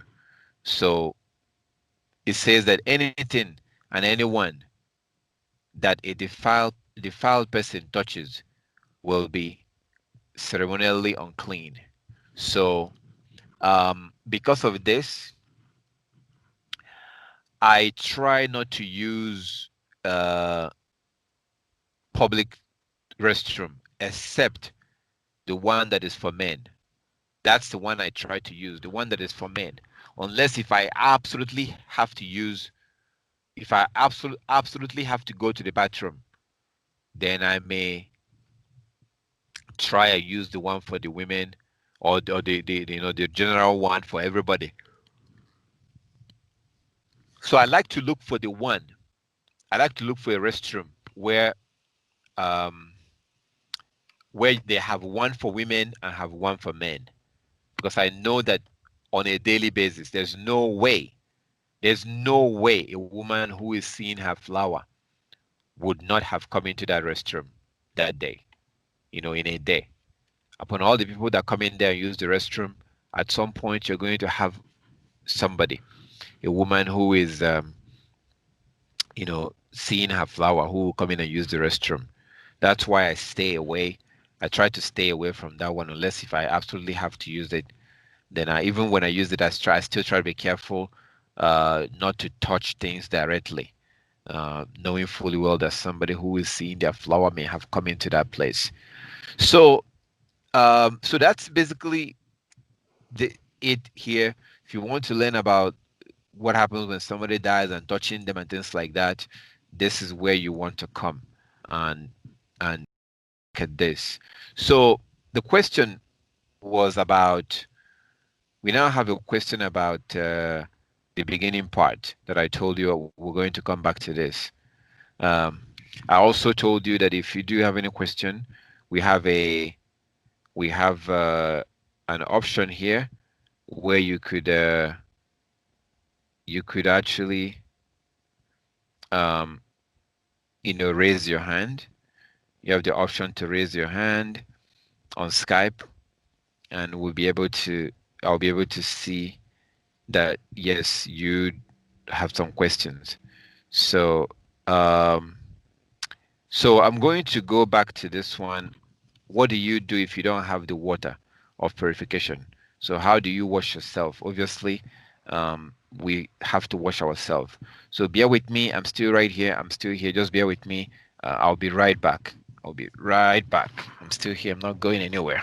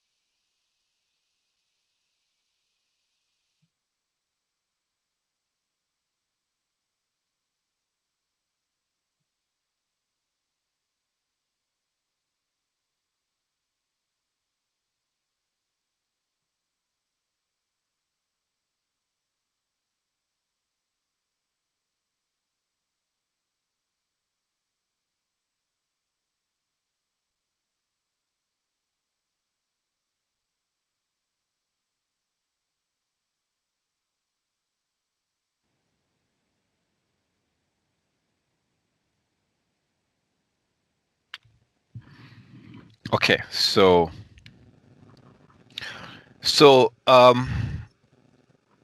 when it comes to this right here, um, you don't worry about when it comes to the beginning part.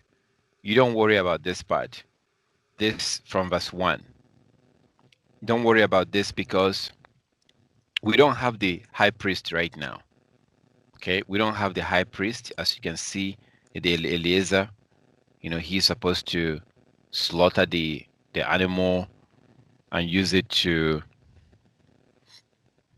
prepare the soap. That's the job of the priest. We don't have the priest right now. Okay, this is clearly supposed to be done by the priest, not you. So actually, trying to do this will be a sin because this is not the job of a regular person. If all Israel are supposed to do this, the Messiah would have said, every man of Israel is supposed to do this. Everybody is supposed to individually make their own soap. Everybody's supposed to make their own soap. No, but this is supposed to be done by the priest. Okay, and as you can see, it has to be done in a very, very special way. Very, very special way. Like a lot of special, circumstances to preparing this soap. So we don't have the high priest right now, and we don't have the Levite. We've all been scattered in the four corners of the earth. So I would love to show you Malachi, because these things will be restored in the future. So this is Numbers 15. So I want to go here and go to Malachi. I just want to show you this. Malachi.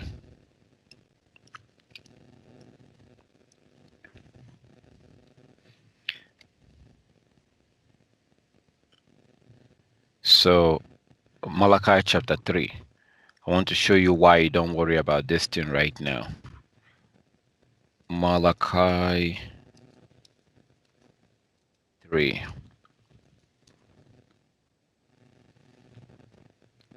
Malachi 3. Let's do this. So Malachi 3 is saying that from verse 1. Malachi chapter 3 verse 1.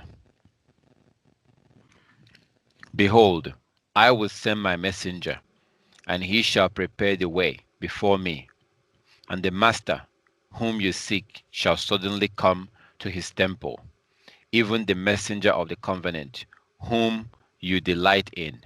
Behold, he shall come, saith Yahweh of hosts. Okay.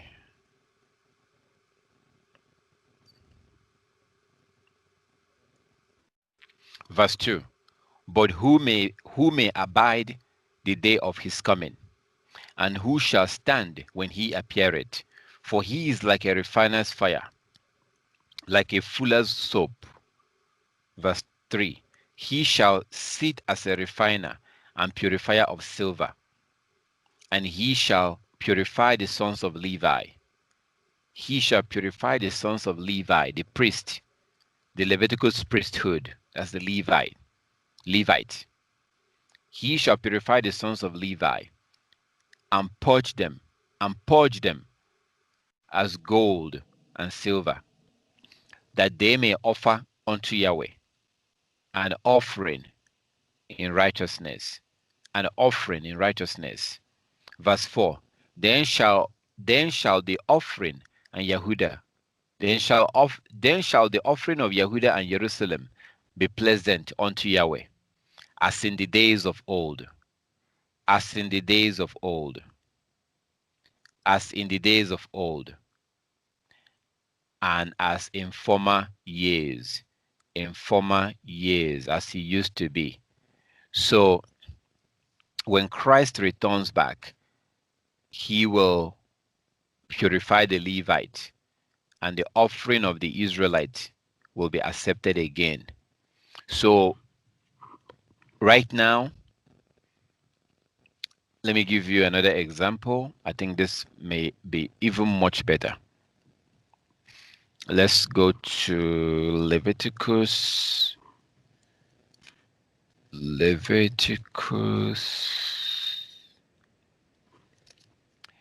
23.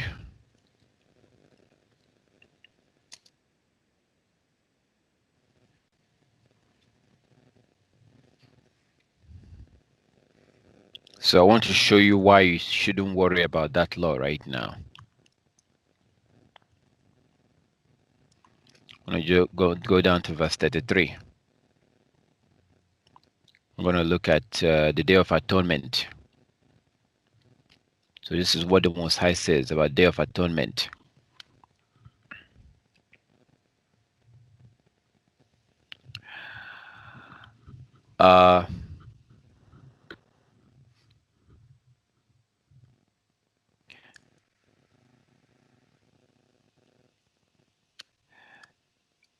Leviticus chapter 23, from verse 26. Yahweh said to Moshe, "Be careful to celebrate the Day of Atonement on the 10th day of the 7th month, 9 on the 7th, on the 10th day of the same month, 9 days after the festival of trumpet.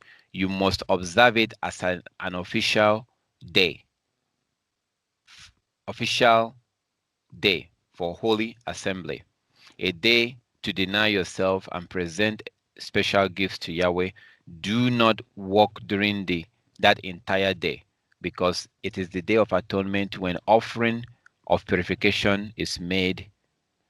When the offering of purification is made for you. When offering of purification is made for you, making you right with Yahweh, your Elohim. Verse 29, and all who do not deny themselves that day, all who do not deny themselves that day will be cut off from Elohim's people. Verse 30, and I will destroy anyone among you who does any work on that day. Verse 31, you must not do any work at all. This is a permanent law for you. This is a permanent law for you, and it must be observed from generation to generation, wherever you are. And it must be observed from generation to generation, wherever you are. This will be a Sabbath day of complete rest for you. And on that day, you must deny yourself. This rest will begin at sundown on the 9th of the month and extend until sundown on the 10th day. Okay, so the reason why I brought you to this place is because where it says it's a permanent law for you and must be observed from generation to generation. It must be observed from generation to generation. But if you know about the Day of Atonement, you know that we're supposed to get a ram and give to the priest. The Israelites, the whole nation, not every family, not every man, but all the men of Israel are supposed to get two animals and give to the priest. And the priest will use it to do a sacrifice for the Israelite. So the Passover, every man get their own lamb. If you have a small family, you can share with another brother. That's for Passover. But for Day of Atonement is different. Day of Atonement, we have to get only 2 animals. Just 2. 2. Every man is not required to bring an animal. Only 2 animals that the nation of Israel will bring and give to the priest. And the priest will do the sacrifice for Day of Atonement. And will let one of the animals go. One of the ram will be let go. The other one will be killed. So, to atone for the sins of Israel. So the point I'm trying to make is that you clearly see that the Most High said that we are to do this law forever. We are supposed to do this law forever. We are commanded to do this law forever. But at the same time, the Most High kicked us out and scattered us among the nations. He understands that we don't have a high priest right now. We don't have a high priest right now. We do not have a high priest. We don't, as in the high priest that will be restored when Christ comes back. When Christ comes back, he is going to refine the Levite and put them back to work. Now, this is the final thing I'm going to show you, final law I'm going to show you that shows that we cannot worry about that water right now. So Deuteronomy chapter 12. Deuteronomy chapter 12.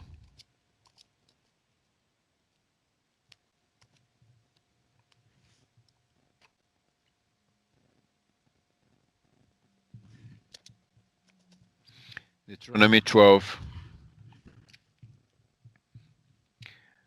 Deuteronomy chapter 12.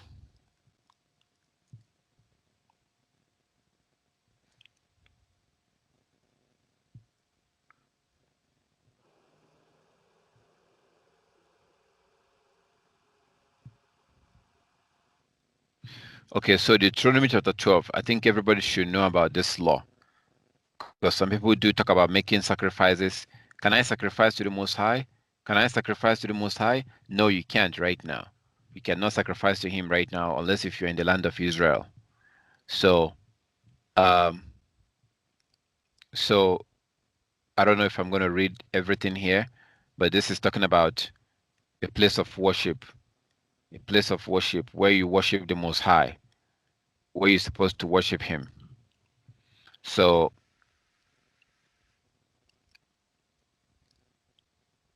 all right, I'm going to start from verse 1 anyways, because from verse 5 begins to talk about this, talked about the place that talked about what I want to show you.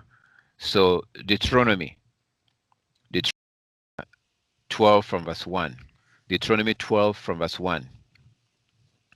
These are the statutes and judgment which ye shall be careful to observe in the land which Yahweh your Elohim, Yahweh Elohim of your father is giving you to possess,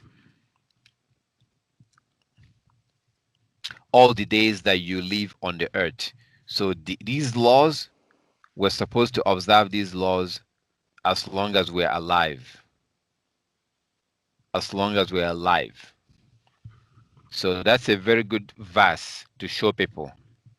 Very good verse to show people, and so they can see that the Most High said that we are to observe this law as long as we live in this world.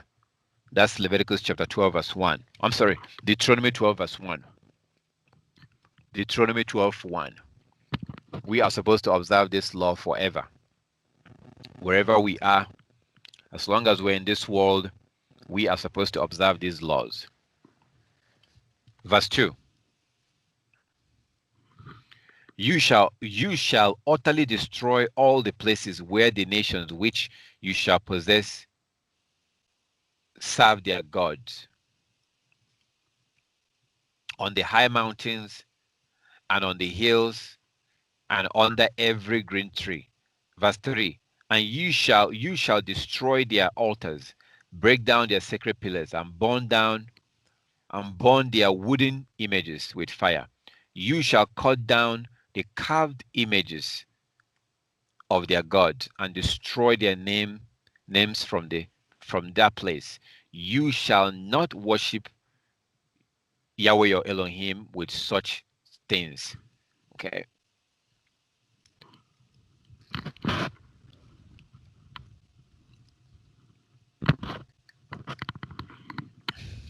All right, so we are going to continue from verse 5. And this is why you cannot offer animal sacrifice where you are. You cannot offer an animal sacrifice wherever you are or wherever you see yourself. You can't do that. Deuteronomy chapter 12 verse 5. Deuteronomy 12 5. Deuteronomy 12 5.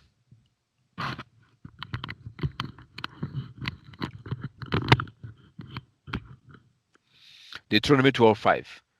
But you shall seek the place where Yahweh your Elohim chooses out of all your tribes to put his name for his dwelling, for his dwelling place. And there you shall go, verse 6, there you shall take your burnt offerings. Your burnt offering. Remember, you're supposed to burn that animal. Supposed to burn the heifer. Supposed to take your burnt offerings, and your sacrifices, your tithes, the heave offerings of your land, your vow offerings, your free will offerings, your free will offerings, and the firstborn of your herds and flock.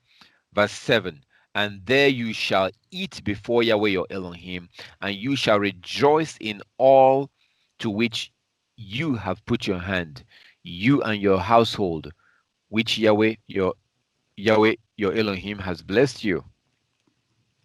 Verse 8, you shall not at all do as we are doing here today, every man doing whatever is right in his own eyes. Verse 9, for as yet you have not come to the rest. For as yet you have not come to the rest and the inheritance which Yahweh your Elohim is giving you. Verse 10, but when you cross over the Jordan and dwell in the land which Yahweh your Elohim is giving you to inherit, and he gives you rest from all your enemies around about, so that you dwell in safety. Verse 11, then there will be there will be the place where Yahweh your Elohim chooses, where your Elohim chooses to make his name known, to make his name abide. There you shall bring all that I command you, your burnt offering, your sacrifices, your tithes, your heavy offering, your heave offering of your land, the heave offering of your land, and all your choice offerings which you vow to Yahweh. Verse 12. Deuteronomy chapter 12, verse 12.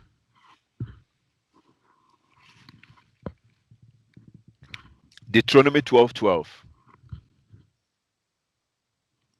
Deuteronomy chapter 12, verse 12. And you shall rejoice before Yahweh your Elohim, you and your sons and your daughters, your male and female servant, and the Levite who is within your gates, since he has no portion nor inheritance with you. Verse 13. Take heed, be careful, be warned. Take heed to yourself that you do not offer your burnt offering in every place that you see. So verse 13 is telling you, you can't just offer an offering wherever you see. You cannot offer an offering in any other place other than where the Most High chose to put his name. Other than the place he chose to put his name. Deuteronomy chapter 12, 13. Take heed to yourself that you do not offer your burnt offering in every place that you see. Verse 14. But in the place which Yahweh chooses, in one of your tribes, there you shall offer your burnt offering, and there you shall do all that I command thee. Verse 15. However, you may slaughter and eat meat within all of your gates, whatever your heart desires, according to the blessings of Yahweh your Elohim, which he has given thee. The unclean and the clean may eat of it. So you can kill an animal and eat an animal. If you want to eat a goat meat, a sheep, cow, you can eat these animals wherever you are. You can kill them and eat them.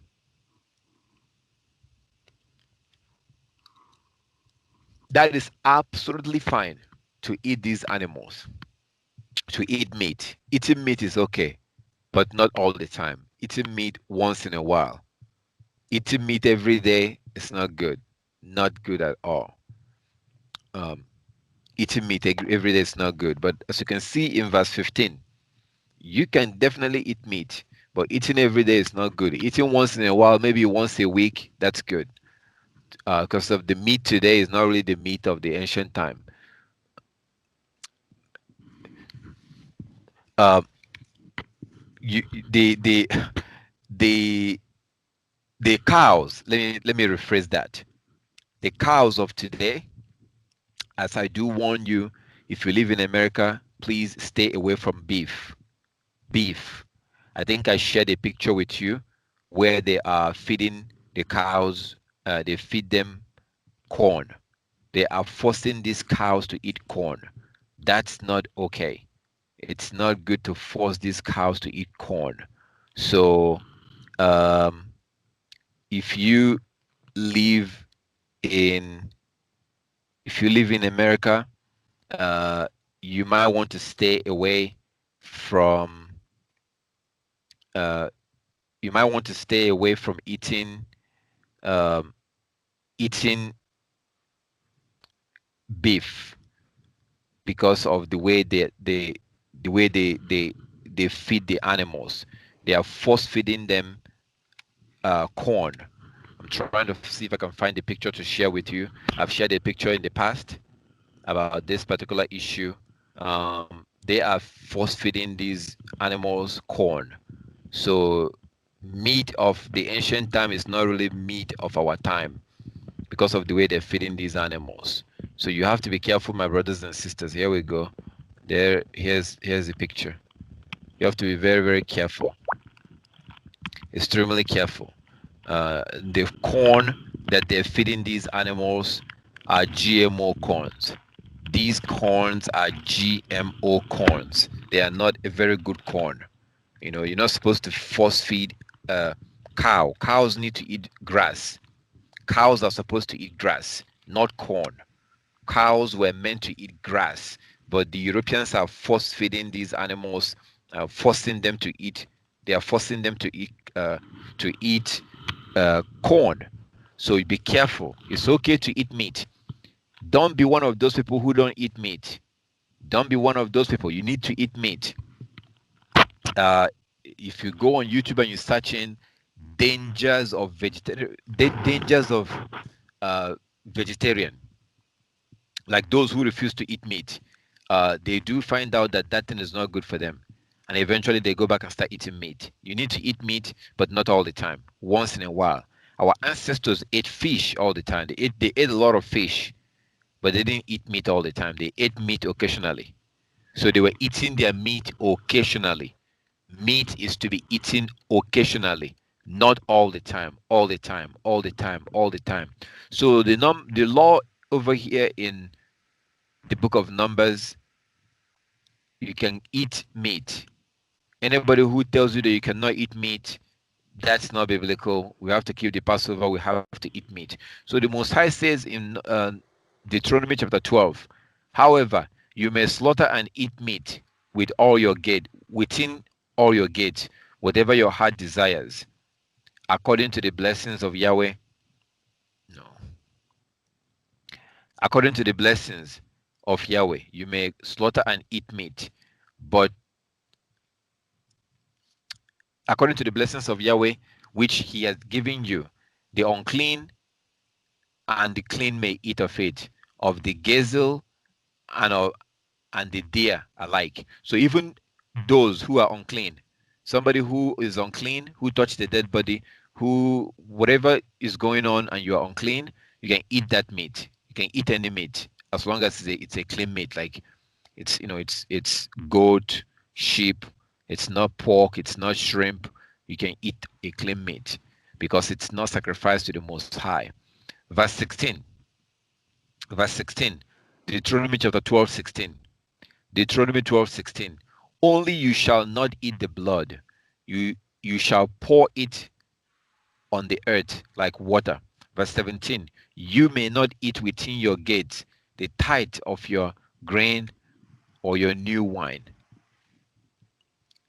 or your oil or the firstborn of your herd or your flock of any of your offering which you vow, of your free will offering, of the heave offering of your hand. Verse 18, but you must eat them before Yahweh, your Elohim. You must eat them. So this part is very important. Verse 17, my brothers and sisters, I don't know if you are awake. I don't know if you're still awake. Pay attention in verse 17. Deuteronomy chapter 12, 17. It said that you may not eat within your gate the tithe of your grain, of your new wine, of your firstborn. These things you cannot eat in your house. These things you have to go to the place that the Most High chose to put his name. Verse 18. But you must eat them before Yahweh, your Elohim, in the place which Yahweh, your Elohim, chooses. You and your son and your daughter and your male servant and your female servant and the Levite who is within your gate, and you shall rejoice before Yahweh your Elohim, all to which you put your hand. So basically, when you get a chance to read the whole chapter of the book of Deuteronomy chapter 12, you clearly see that we're not allowed to do sacrifice anywhere we see. And when it's time to do sacrifice and offer our offering to the Most High, we can't just do that in our house. We have to go to the place that he chose to put his name. And the place that he chose to put his name, that's in Jerusalem. Jerusalem is the place he chose to put his name. Not in America, not in the Caribbean, not in Africa, not in Europe. Jerusalem is the place that the Most High chose to put his name. For more information on that, please read the book of 2 Chronicles chapter 6 and 7. 2 Chronicles 6 and 7. 2 Chronicles chapter 6 and chapter 7. I'm not going to go there, but if you read it, you will see that that house, the house of the Most High, is in the land of Israel. The land of Israel is where he chose to put his name. So if you're not in the land of Israel, you don't worry about these biblical sacrifices. You don't worry about that right now because you're not at the place that he chose to put his name. Okay, if you want to offer an offering yourself, find other ways to offer the Most High an offering, but do not sacrifice an animal to the Most High where you are clearly in Africa or in Europe or in the Caribbean and you're trying to offer an offering. Please don't do that. You bring sin upon yourself. You bring wrath upon yourself. Look at the law in the book of Deuteronomy chapter 12. It's very clear. You are only supposed to offer these offerings at the place that he chose to put his name. At the place he chose to put his name. That is in Jerusalem. That is in Jerusalem. For more information, look at 2 Chronicles chapter 6 and chapter 7. 2 Chronicles chapter 6 and chapter 7. So that's why we cannot do this part. This part we don't have to worry about because first of all, we don't have the Levite. We don't have the Levite. We don't have the temple. They are the ones that are supposed to take care of this and give us the water. So what do you do? Or to the ones that apply to you? Well, take a shower. Use regular water. Use regular water and regular soap to take a shower. That's what you do. Use regular water, regular soap, and wash yourself. You know, if you touch a dead body today, of course you go home and you wash yourself. You go home and you wash yourself. On the third day, you have to also wash yourself. You can wash yourself the next day, second day, but you must also wash yourself on the third day. You must wash yourself on the third day and on the seventh day. So that's how you handle this. Because we are not in the land of Israel, because we don't have the Levite, we don't have the temple, we right now cannot worry about this. We cannot worry about this law in Numbers chapter 19. We just can't worry about this right now because there's nothing you could do about this. You're not a high priest. You don't have the temple. So what you do is when I'm unclean, I acknowledge that I'm unclean. And I use regular water to wash myself. Maybe use regular soap, regular water to wash myself. When Christ Yeshua HaMashiach returns, when Christ returns, Christ will reestablish the Israelite. He will reestablish the Israelite and reestablish the high priest, the Levite, and the offerings of the Israelite will be accepted again, as we see in Malachi. Malachi chapter 3. We saw that. I read that earlier. So that's why we don't have to worry about the soap. Use the regular soap and regular water. because the high priest is the one that's supposed to give you this hope, this soap. Well, you don't have the high priest. You don't have the high priest right now. They will be reestablished when Christ Yeshua returns. So that's basically it on this particular uh, on this law. You've seen what it says about being in a house and when somebody is dead and things like that. You've seen what it says. There are other parts of the law. There are other parts uh, that also applies to us. There are other parts uh, of of clean and unclean. One of those parts which I have to point out, um, very important to point out because a lot of men, most men don't know about this. So um, let's see.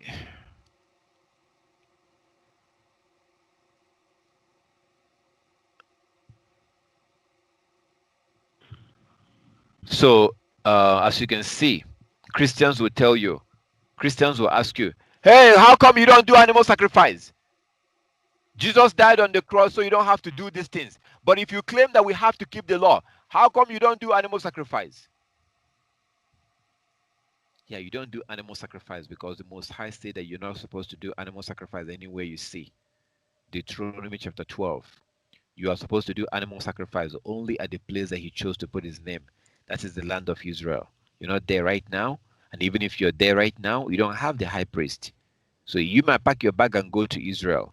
You are still, you're still supposed to have the high priest to help you, guide you, and possibly do the Day of Atonement. You can't just do the Day of Atonement yourself. You have to have the high priest to do these things. That's why we don't keep the law right now. But when Christ returns, when Yeshua returns, He is going to reestablish the high priest, the Levite, and their offering so will be accepted again, just like it was in the past. That's why we don't focus on that law right now. We don't focus on the soap. Oh, what soap should I use? Who's going to be my high priest? How do I get this? How do I get that? We don't worry about those things right now.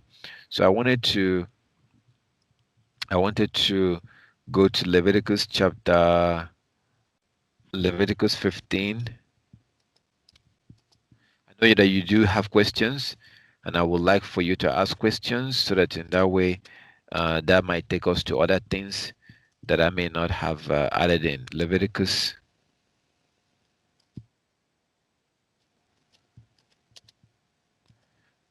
15.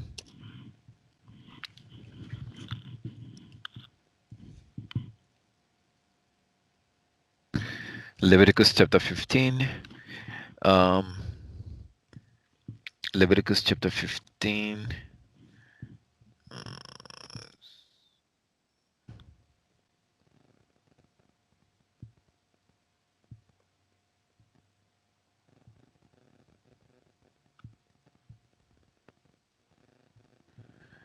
Okay, so this is also dealing with clean and unclean, with bodily fluid.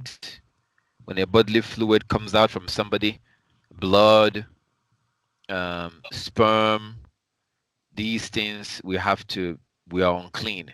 So as it says, the law concerning bodily discharge, laws concerning bodily discharge. When blood comes out of our body or sperm, we are unclean for 7 days. Yeah, we're unclean for 7 days when blood comes out. For the women, for a man, if a sperm comes out of your body, you are unclean only for from from that moment until evening, as you can see in verse 16. Verse 16.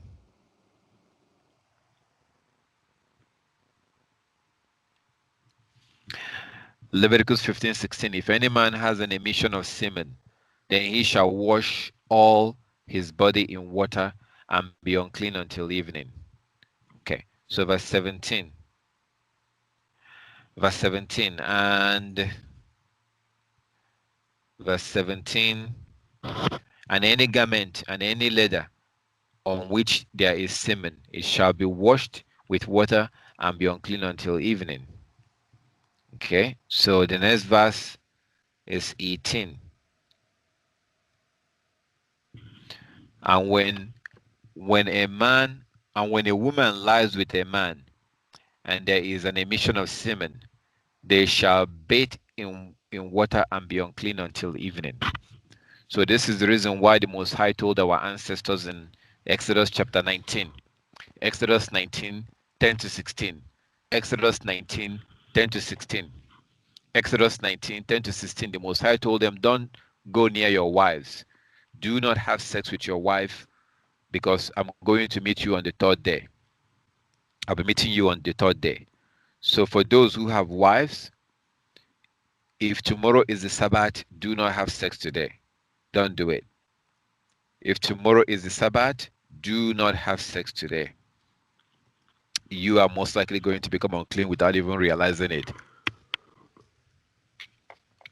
That's for those that do have wives. If you do have a wife and she was not a virgin when you married her, she's not your wife, don't have sex with her at all. Do not have sex with her at all. She's not your wife. Your ignorance cannot make her your wife. If she's truly your wife and you took her virginity and she hasn't been with multiple men, she's only been with you, then she's your wife, and you still can have sex with her the day before the Sabbath. Possibly stay away the day before the Sabbath, because sometimes semen will come out of you, sperm will come out of you, and then later on in the day or the next day, it will continue to come out. So it doesn't just stop coming out just because you stop having sex. Sometimes it does come out the day after.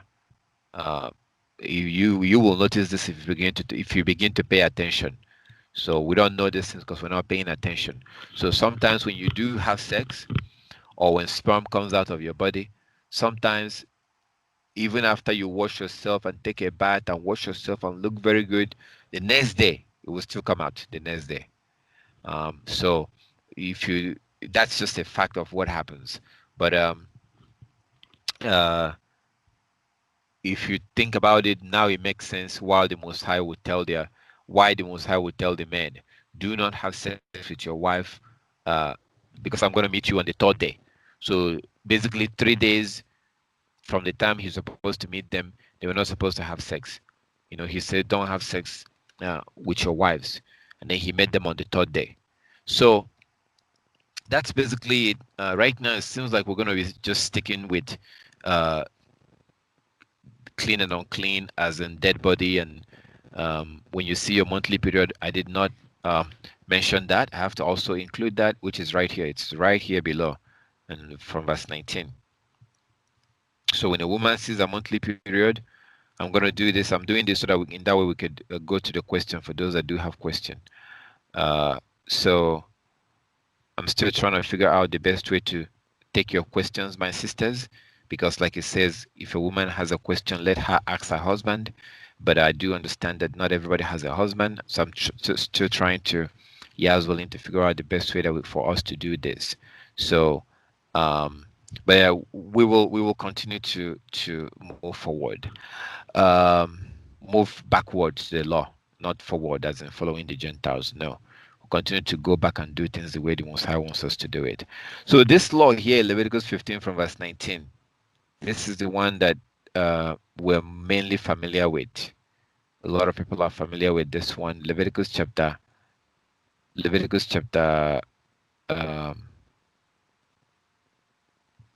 chapter 15. Leviticus chapter 15 from verse 19. If a woman has a discharge, and the discharge from her body is blood, she shall be set apart 7 days, and whoever touches her shall be unclean until evening. Everything that she lies on during her impurity shall be unclean, and everything that she sits upon shall be unclean. And whosoever toucheth her bed shall wash his clothes and bathe in water and be unclean until evening. Verse 22. And whosoever toucheth, verse 22.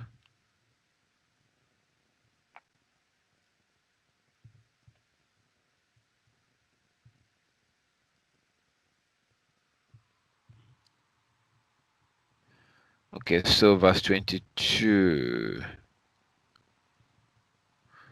Verse 22. And whosoever toucheth anything that she sat on shall wash his clothes and bathe in water and be unclean until evening. Verse 23. If anything is on her bed or on anything on which she sits when she touches it, he shall be unclean until evening. Verse 24. And if if any man lies with her at all, so that her impurity or her flower is on him, he shall be unclean 7 days, and every bed on which he lies shall be unclean. So so that's basically it. If your monthly period or your flower goes on beyond the normal time. Verse 25. If a woman has a discharge of her blood for many days other than at the time of her customary impurity, or if it runs beyond her usual time of impurity, all the days of her unclean discharge shall be as the days of her customary impurity. She shall be unclean. Verse 16. And every bed on which she lies all the days of her discharge shall be to her as the bed of her impurity, and whatever she sits on shall be unclean, and the uncleanness of her impurity, and whoever touches those things shall be unclean. He shall wash his clothes and bathe in water and be unclean until evening. So this is the law, of course. Like as I said, we're familiar with this one. When a woman sees a monthly period, please don't join us in the congregation.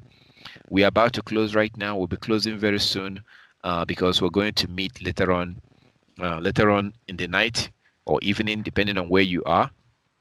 Yah's willing, we're going to be meeting again.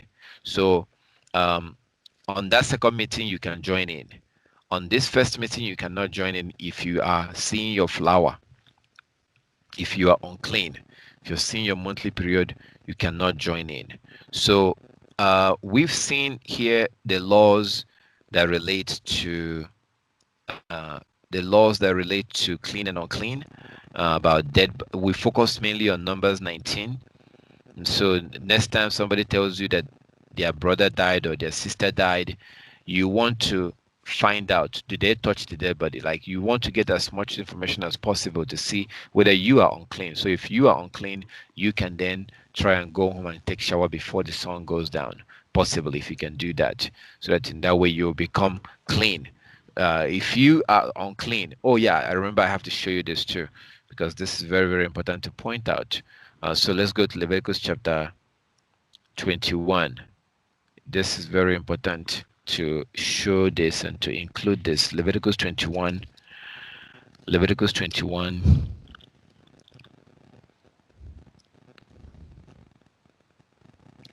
So this is very important for you to keep this in mind, because at some point our brother is going to die, or our mother or father or somebody in the family will die, just so you know what to do. So Leviticus 21 from verse 1. Leviticus 21 from verse 1. And Yahweh said to Moshe, speak to the priest, the sons of Aaron, and say to them, none shall defile himself for the dead among his people. Verse 2. Except for his relatives who are nearest to him, his mother, his father, his brother, his daughter, and his... let me do that again. Verse 2. Except for his relatives who are nearest to him, his mother, his father, his son, his daughter, and his brother. Verse 3. Also his virgin sister who is near to him, who has no husband, for her he may defile himself. Verse 4. Otherwise he shall not defile himself, being a chief man among his people, to profane himself. So this right here is showing us that, even a priest is not allowed. A priest is not allowed to defile himself, meaning to be around a dead body, or to go inside the house and touch a dead body. A priest is not supposed to do this. A priest is not supposed to do this. A priest is supposed to keep themselves pure. Okay, so but if it's for his mother, his father, his brother, his sister who is still a virgin, his sister who is still a virgin, who doesn't have a husband, if his sister is already has a husband and is no longer a virgin, then this uh, doesn't apply. Like if you are a priest and you have a sister and your sister is already married, she has a husband, then if she dies, you have to avoid touching her body because she's already married and she has a husband. She's no longer a virgin. But if you have a sister who is still a virgin and unmarried, if she dies, yeah, you could defile yourself. So the reason why I brought you to this chapter is because I want you to see in this Numbers chapter, Leviticus 21, I wanted you to see that, yeah, it is possible for, exception. There's an exception for relatives. There's definitely an exception for relatives. Relatives of the person. So in that case, if somebody that you know, your loved one, yeah, forbid your loved one die, your brother, your sister, who is still a virgin, in that case, yeah, if you become unclean, you're unclean for 7 days. But the Most High was telling the priest that they have to avoid any other circumstances. Any other circumstances, the people, they the priest must avoid touching a dead body at all cost, except for their relatives. So that's basically it, my brothers and sisters, about touching those who are dead and things like that, and because we don't know these things, and I've had encounters. I have had encounters. I have had encounters, um, and I deal with this issue, and when I deal with people, I try to be very careful. Let me tell you a story before we go to um, one day. Uh, one day somebody. I was around somebody, and this person was on the phone. And while they were talking on the phone, they said they told the person on the phone. So she's on the phone, and she told the person on the phone. Um, they told the person on the phone, "Oh yeah, my period is over. I was on my period, but my period, I'm not on my period anymore." This is what she said. She was on the phone. Now, this person is a stranger. I don't know them. I've never met them before. So they say that they are on their period, but they're no longer on their period. Uh, so because this person have came close to me and they had sat down on a chair, I wanted to make sure that no one else sat on that chair. I wanted to make sure that nobody else would sit. So they were on the phone discussing with somebody, and they made a statement, and I overheard them. So after they got off the phone, or after when I got the opportunity, I asked her, I said to her, I said, I was very polite. I was very, very respectful. I was about to ask her a very personal question, very personal. So I said to her, I said something like this. Of course, I had to explain. I was like, I don't mean to be disrespectful. I don't mean to be disrespectful, but I do heard you say that you are on your period or something. And I think I said I do keep the laws and the commandment. I said something like that. So I need to know, like, when did you stop seeing your period? I think she said yesterday. So she, it was like there's this look in her face. She couldn't believe that a man would be asking her a question like that. I think she said like it was yesterday, but she was smiling. So she told me, oh, it was like yesterday that she stopped seeing it. So she did give me the answer, but she would never have given me that answer. She would have never given me that answer if I had asked her that question the wrong way. But I was very polite, I was very respectful, and she told me. So it's very important for us to watch our attitude. Watch our attitude when we deal with people. Because I really wanted to know. I wanted to know so that since she sat down on that chair, I didn't know that she wasn't, she was, seeing her flower. I didn't know that, but I wanted to know. I wanted to know, look, if I have to prevent other people from sitting on that chair, I need to know. She sat on that chair. So being that she sat on that chair, as we see in Leviticus chapter 15, um, Leviticus chapter 15, we clearly see what it says. When a woman is seeing her monthly period, her flower. So before I asked her, I knew that this is most people will not answer you this question, um, especially the modern women, ancient women, an Arab woman will answer you this question, but a modern woman is not going to answer you that question. Rather, she will become offended. She will take it as an offense. But she did answer the question. She did told me, and I did prevent people from sitting on that chair because she had just stopped seeing her monthly period, but she's still unclean for about the next 5 or 6 days anyways, but she doesn't know that.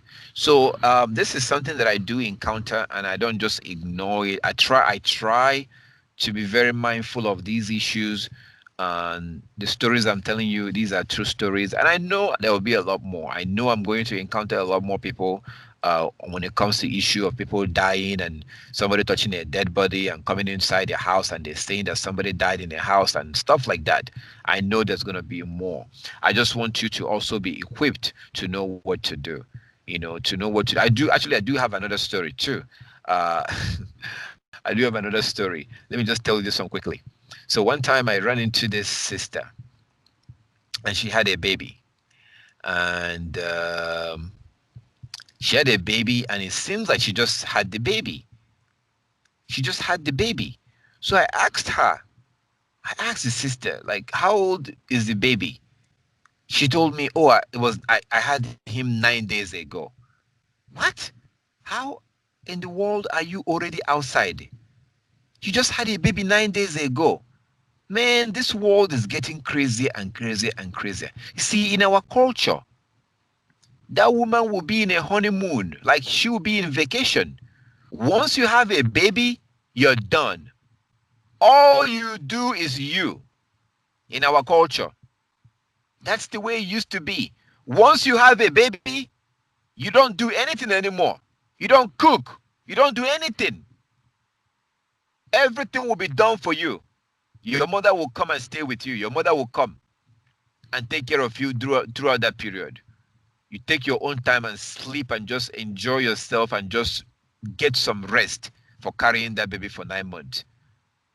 But the world that we live in today, the world that we're following the Gentiles, the world that we're following the heathen, the Europeans, the world that we're following these heathen, this seed of Satan, was suffering without even realizing it.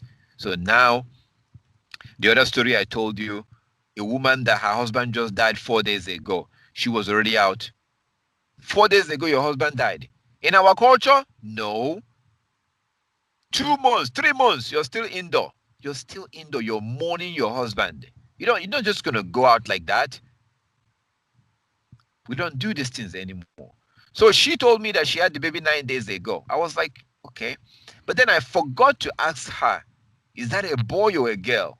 So after she left, or after I left her, after I left, I realized, wait a minute, she had this baby 9 days ago.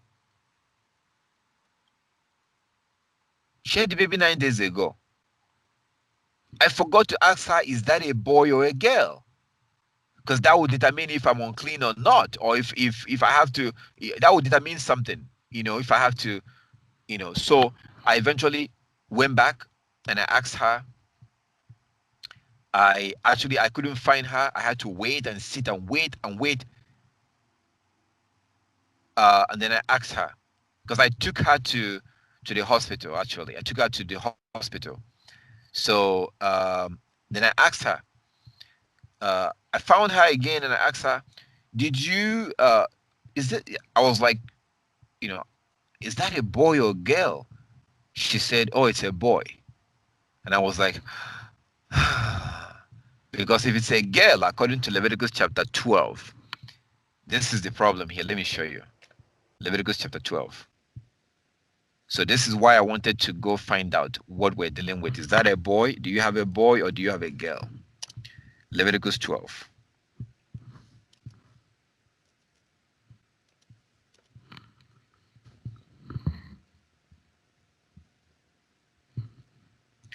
You see what it says?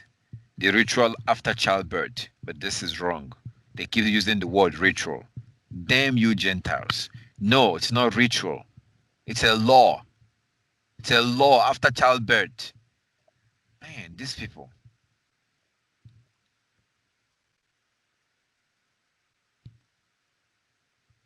So Leviticus chapter 12, New King James Version.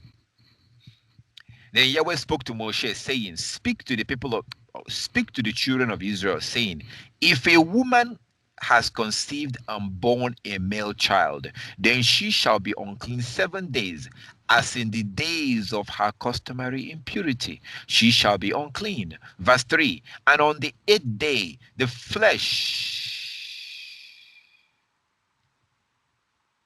of his foreskin shall be circumcised. Verse 4, she shall then continue in the blood of her purification 33 days. She shall not touch any hallowed thing, nor come into the sanctuary, until the days of her purification are fulfilled. Verse 5, but if she bears a female child, then she shall be unclean 2 weeks, as in her customary impurity, her monthly period, and she shall continue in the blood of her purification for 66 days. So, verse 6, when the days of her purification are fulfilled, whether for a son or for a daughter, she shall bring to the priest a lamb of the first year as a burnt offering, and a young pigeon or a turtle dove as a sin offering to the door of the tabernacle of meeting. Then he shall make an offering. Then he shall offer it before Yahweh and make atonement for her, and she shall be clean from the flow of her blood. This is the law for her who has born male or female. This is the law. This is the law, not ritual. Not ritual after birth. It's the law, not ritual. We are supposed to be educating the Europeans, not they educating us. They have educated us and taught us garbage. Taught us, they can't understand the scripture. It's a law. How can you see in verse 7 that this is a law for her, and then you write it's a ritual? It's a law, not ritual. All right, my brothers and sisters, I want to show you something, because you might get this question tomorrow from a Christian. I want to show you something. My brothers and sisters, pay attention to this. I'm highlighting this right now. Look at this. Leviticus chapter 12, verse 6. Leviticus 12. How can you fulfill this law right now? How can you keep this law? Leviticus chapter 12, verse 6. When the days of her purification are fulfilled, whether for a son or for a daughter, she shall bring to the priest. She shall bring to the priest a lamb of the first year as a burnt offering. My sisters, you cannot keep this law right now. It's impossible for you to keep this law, because we don't have the Levites. We don't have the temple. This law is suspended. This law is suspended. According to Malachi chapter 3, when Yeshua Christ returns, this law will be reestablished. This law is not done away with. This law, we don't have the Levite. You cannot keep this law right now. If you attempt to keep this law, you'll be committing a sin. The Most High say, take the animal and go to the priest. Take the lamb and go to the priest. How can you do that when you don't have the priest right now? That is why you have Malachi chapter 3. When Christ returns, he will reestablish the Levite. And then you can now do this. Right now, you don't worry about this law about sacrificing animal right now, because it's suspended, because the Israelites are scattered in the four corners of the earth right now. We're scattered all over the world. We are not in our land. We don't have the Levites. They don't even know who they are. So what do? You do these other laws. You do these other laws. You do these other laws. You don't touch anything that is holy. You don't touch anything that is holy. Right? Like right here. These are the ones you do. Right here. Right here. She shall not touch any hallowed thing, nor come into the sanctuary. You don't need the high priest to avoid touching your Bible. Your Bible is holy. You don't need the high priest to avoid joining the congregation. Just keep the laws that you can keep. The ones that have to do with the priest, don't worry about those ones. Because you don't have the priests.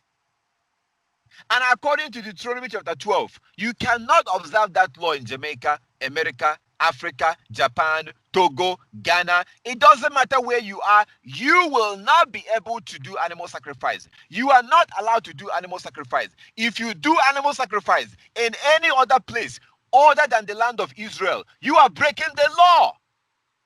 It's a sin for you to do animal sacrifice in any other place other than the land of Israel. That's why we are not doing it. It's not because Jesus died on the cross. It's not because Jesus died for our sin. No. Christ told you that he did not come to abolish the law. All the laws are still in effect. We don't do animal sacrifice because it's been suspended until Yeshua HaMashiach, our Savior, returns back, and he will gather the Levite. He will purify them. He will gather the Israelites that keep the law. He will put them back in their own land. And the sacrifice of the Israelites will be accepted again. That's when you will do this law. For now, we don't worry about it right now. Okay. All right. All praises to our Heavenly Father. Do you have any question regarding this? The things that we went through?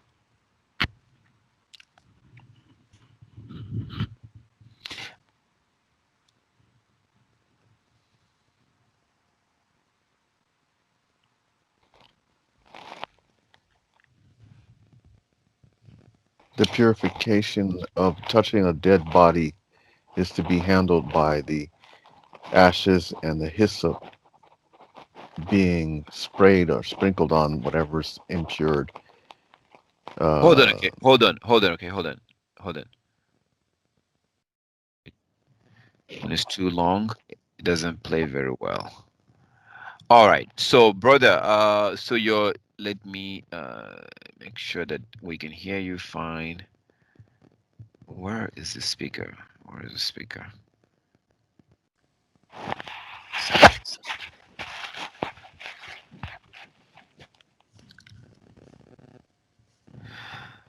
All right. So, brother, you're saying something about the purification. Go ahead. The laws of purification when it comes to being defiled and touching a dead body, or being involved in having someone that has touched a dead body, and the laws of purification, like you just said about the priesthood, is not in place. So the only thing that a person can do now, once they have been defiled, is to go home, wash their clothes and their body with soap and water. You're not going to be using the hyssop or the ashes of a red heifer, or getting them in the jar of the ashes and sprinkle them mix them with water and sprinkled on everything. So the only thing you could do now is just wash your clothes and your body with soap and water, correct? That's all you have to do. Yes, because you don't have access to this. You don't have access to the soap, which this is the process of making the soap. But to make the soap, you need the priest. It So says they're unclean for the 7 days, though, correct? yes, you're unclean for 7 days. So Okay, thanks. everything else still stays in place. It's just that realistically, we don't have the we don't have the the that particular soap. So we don't have the soap as you see. In order for you to have the soap, you have to have the priest. The animal is supposed to be given to the priest, and the priest will now bring the animal and kill the animal. He said that he may bring forth without the camp, and so basically slay the animal, and then after the animal is killed, then it says in verse 5, and one shall burn the heifer in his sight. So the Levite, the lower ranking Levite will burn it in front of the priest. The priest will stand right there, and they will burn the skin and the flesh, and her blood with her dung shall he burn. So while they are burning the animal, look at verse 6. I'm just showing you this so that you can see how to obtain that soap, which you cannot obtain right now. Verse 6, and the priest shall take a cedar wood and hyssop and scarlet and cast it into the midst of the burning of the heifer. While the thing is burning, cast it in there. Verse 7, then the priest shall wash his clothes and shall bathe his flesh in water. Afterward he shall come into the camp, and the priest shall be unclean until evening.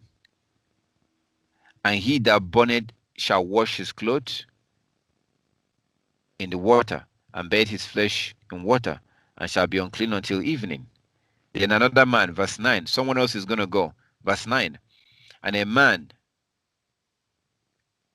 that is clean shall gather up the ashes of the heifer and lay them up without the camp in a clean place.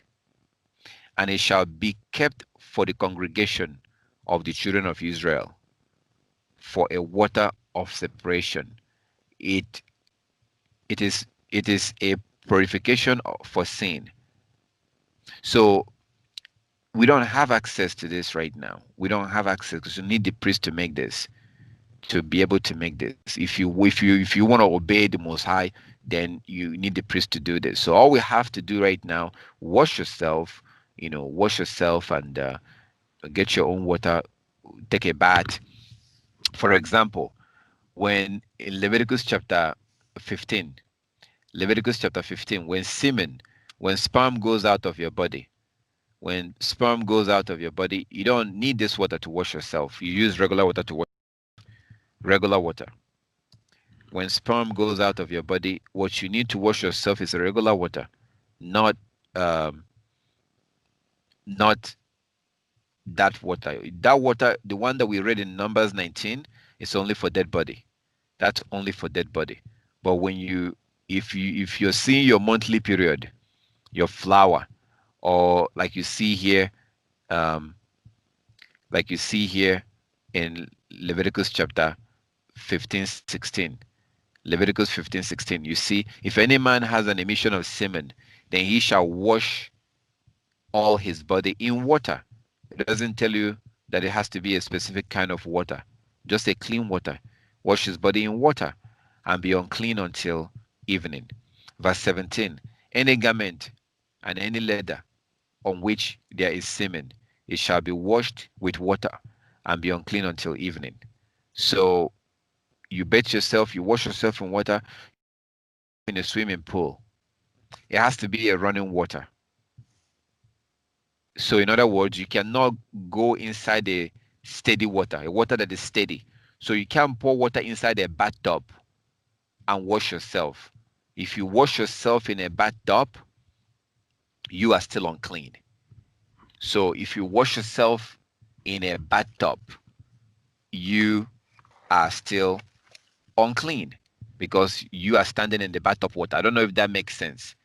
If you get into a bathtub and you start taking shower, all the thing coming out of your body, you're still standing on it.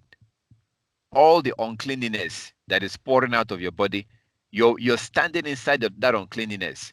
So you're still unclean. So we're not allowed to, when we are unclean, we don't take shower in a swimming pool. It has to be a running water. You have to do it in a running water, not on a swimming pool. It must be a running water. That is where you wash yourself. This is very, very important. So don't do it in a bathtub, like you go into your shower, you log the shower, and you start pouring in water inside the shower, and then you stand there and you're taking bath. No, you cannot do that. Um, do that. It has to you stand in your shower. So if you want to do this, you stand in your shower. Okay, you stand up and you take a bath. Make sure that the water coming out of your body is also the water coming out of your body is also going away from the shower, just like a normal shower, um, just like a normal shower. When you take a normal shower, you know, um, make sure that the water coming out as you wash yourself, that water is also going away from you. Um, that's basically how um, that's how to do it. That is that's how to do it. So I have to point that out because it's extremely important to um, um, it's extremely important. Okay, I want to show you something right now to explain what I'm saying. I'm going to show you something, and I want to show you this. What I just explained about washing yourself. So let's go to Sirach as usual. I love the book of Sirach. It's extremely important book for law keepers. So Sirach 34. So Sirach 34. Sirach 34. I'm just going to click on the first one. So it says Catholic Bible. That's right. That's fine. Sirach is in King James. It's also in the Catholic Bible because it's scripture. It's just that eventually they removed it. So what I wanted to show you is very relevant to what we're going through right now. This is extremely relevant. This is Sirach chapter 34. So Sirach 34 says this. It says,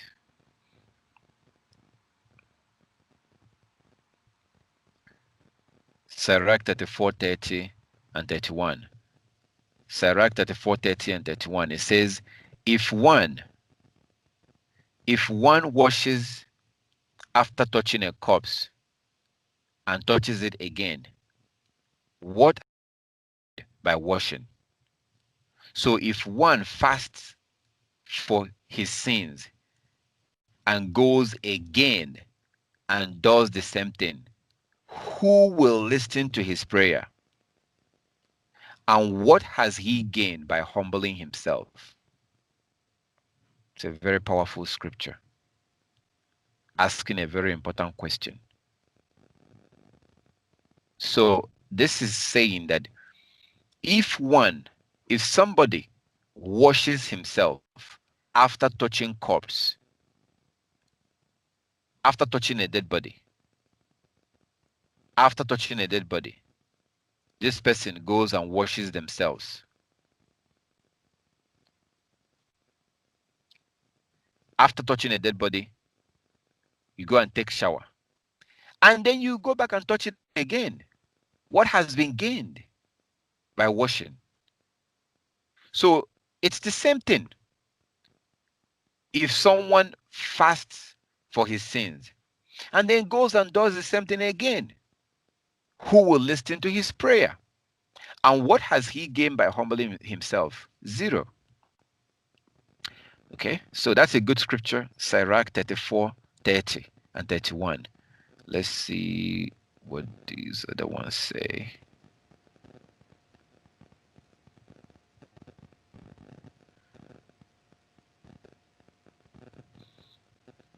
Sirach 34.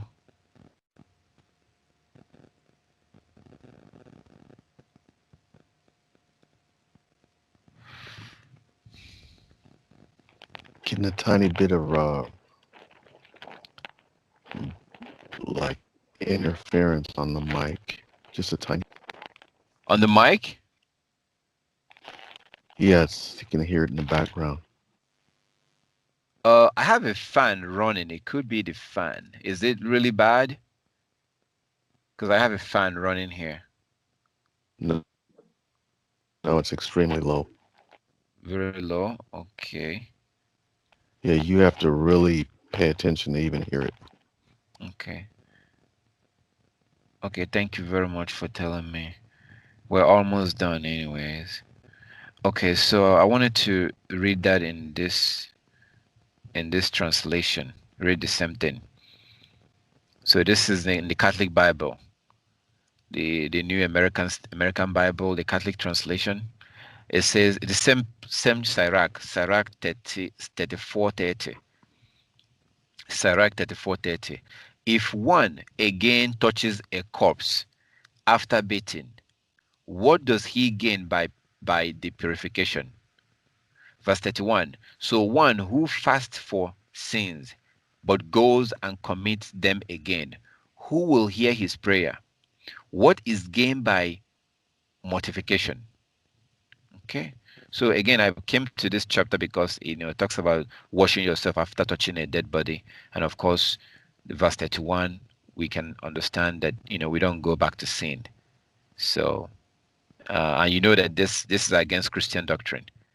This verse, this right here, is against Christian doctrine. If somebody fasts for their sin, but then goes and commits it again, who will hear the person's prayer? So Christians are not going to agree to this because they believe that Jesus died on the cross, so they now have perpetual right to sin, right to break the law at any time. All right, so that's it on Numbers chapter 19 and dead bodies and what we're supposed to do and everything. So we looks like we actually, oh, this is perfect. We came right on time. Question, brother. Sorry. Okay, so all right, so you have a question. All right. Regarding this, right? Regarding what we Yes. regarding this, okay. Yes. Who else has a question? I want to check something. Who else has a question?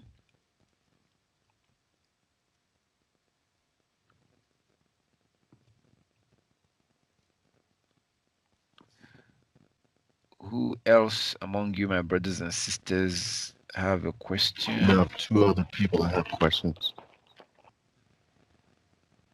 Oh, two other people. I don't see that. Is somebody's hands up or something?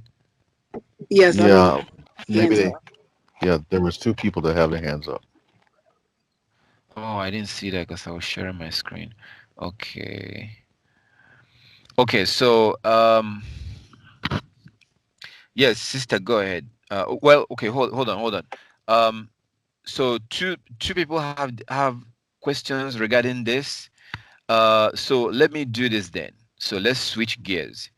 We're going to switch gears and then we'll come back to the question.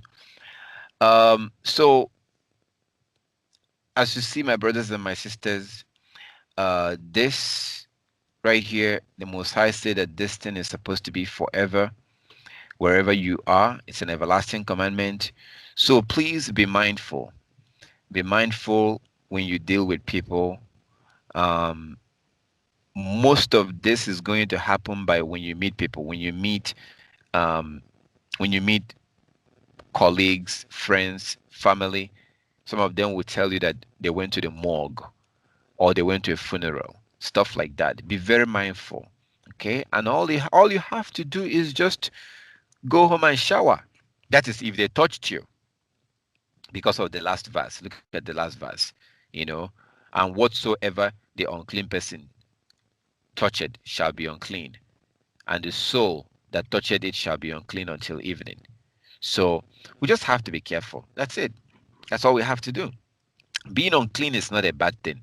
We just have to be careful and be mindful when we do things, because these laws is what sets us apart. These are the laws that sets us apart. So I'm very grateful. I'm very thankful to our Heavenly Father that we have the opportunity and the ability to reconnect with these laws, to get to know these laws. These laws are not really that difficult to keep. It's not that difficult. It's just that we are, we've been raised in a different system, and we are now trying to go back and reconnect to our real identity. So of course it's not going to be easy. Of course it's going to be difficult. So don't expect that it's just going to be easy like Christianity. No. So we will continue to proceed forward, or proceed backwards. Yeah, we need to proceed backwards, back to the law of the Most High. We're not going to proceed forward because we've gone very far away from the law of the Most High. We have gone very, very far away, and the Most High is calling us to go back. Go back. Jeremiah chapter 6, 16 to 22. Jeremiah chapter 6, 16 to 22. He's calling us to go back to the ancient ways. So trying to go back when everybody is marching forward, and they will ask you, the people will ask you, I mean, that they will say that, oh, that was the ancient time. That was the ancient time. That was back then. So they will say that we're moving forward. This is new millennium. This is this. This is modern day. This is the. So no, we have to go back, because what the Most High gave us is the best. If we will follow these laws, I'm not going to lie to you. You will not lie to me. I will not cheat you. You will not cheat me. I will not kill you. You will not kill me. We may have disagreement and argument, but we will still operate under the law. And we will all be happy. The reason why we have mayhem, we have all this suffering, all this pain and suffering in the world today is because we're no longer keeping the law. That's why we're suffering. We just don't want to admit it. We keep trying to find other ways to fix our problem. There is no other solution other than to go back to the law. So I thank the Most High for everything, for his love and his kindness, his mercy, his protection, his guidance. I'm very grateful. I thank the Most High for this wonderful day, this holy day that he has given us, this day that he has made and chosen. I saw the moon last night, and it was half, just like it's supposed to be. That's the calendar. I don't get to choose this day. I'm not the one that chose today to be a Sabbath. I don't know when it's supposed to be or when it's going to be. All I know is that I have to wait and use the moon. So the Most High controls these holy days. His calendar is alive, unlike man-made calendar, which is dead. It's a man-made calendar, so they have to keep giving you a new one every year. The calendar of the Most High is alive. It's breathing, it's changing every night because it's alive. So I thank the Most High for everything, for this wonderful day, this holy day that he has given us. I give the Most High all the glory and all the honor for his love and his kindness. I thank the Most High for everything. I pray that, or my desire, not pray, but my wish, which is a righteous desire, is that we will continue to grow and learn and grow and be more and more zealous for his law, become more and more zealous for him and more zealous for his law, and less shameful of the people, because people are going to mock us, people are going to laugh at us, people are going to say that we're crazy. And all this is going to begin with our family members. It starts with our family members. So my desire is that that our strength and our ability to resist all these things will continue to grow. that we will continue to grow and resist all these obstacles that we'll have to face as we keep the law. So all praises to our Heavenly Father. Thank the Most High for everything. All glory to Him. Now, my brothers and my sisters, like as I said before, for those who don't know, we have like a second meeting that we'll have later on, depending on where you are. I know that we are in different places right now. We are in different countries and different places, so it could be evening for some, and it could be night for some. So, for those that do have questions, if you're listening online, you can also call in and ask question about these things. For those that do care, you can also call in or email and ask about these, about whatever we just went through right now. All right, so I don't know who, I couldn't see who asked the first question, but whoever is first, go first. Whoever is first, go. Yes, brother, Sister Diva.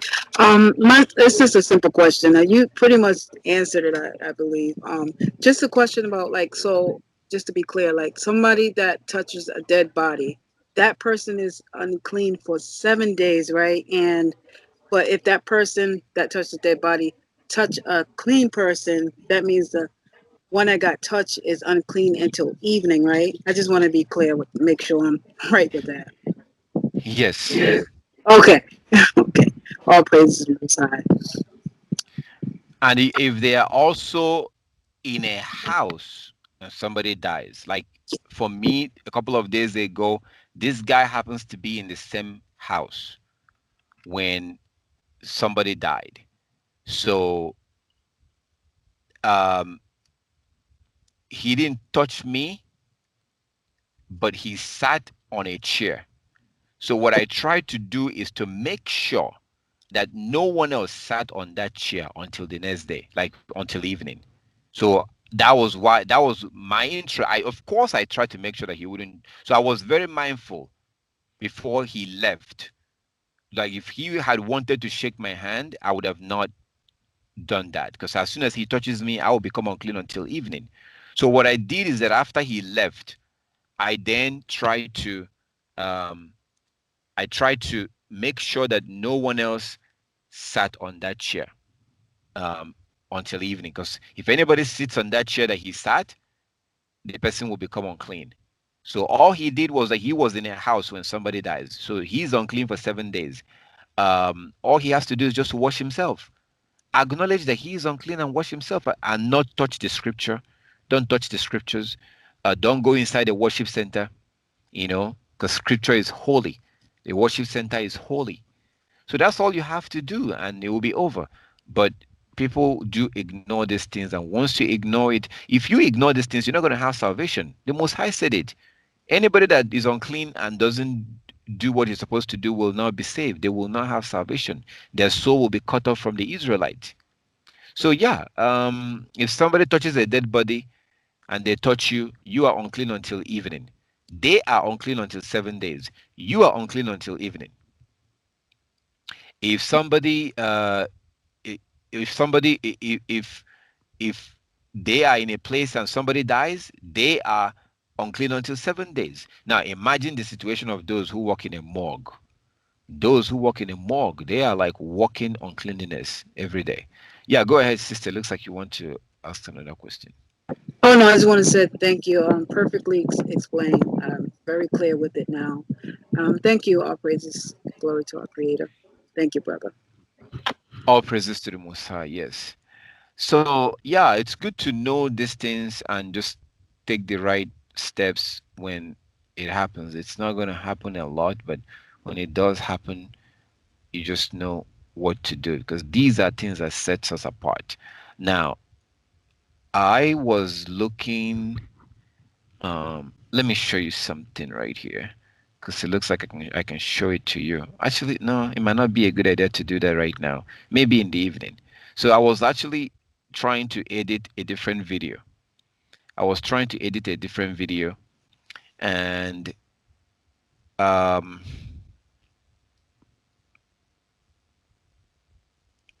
don't know. I don't want to show you a dead body, so I'm not going to show it to you right now. Today is a Sabbath day. But I was trying to edit a video yesterday, and I was looking for a picture online, and I came across this picture. I mean, I wasn't expecting what I saw.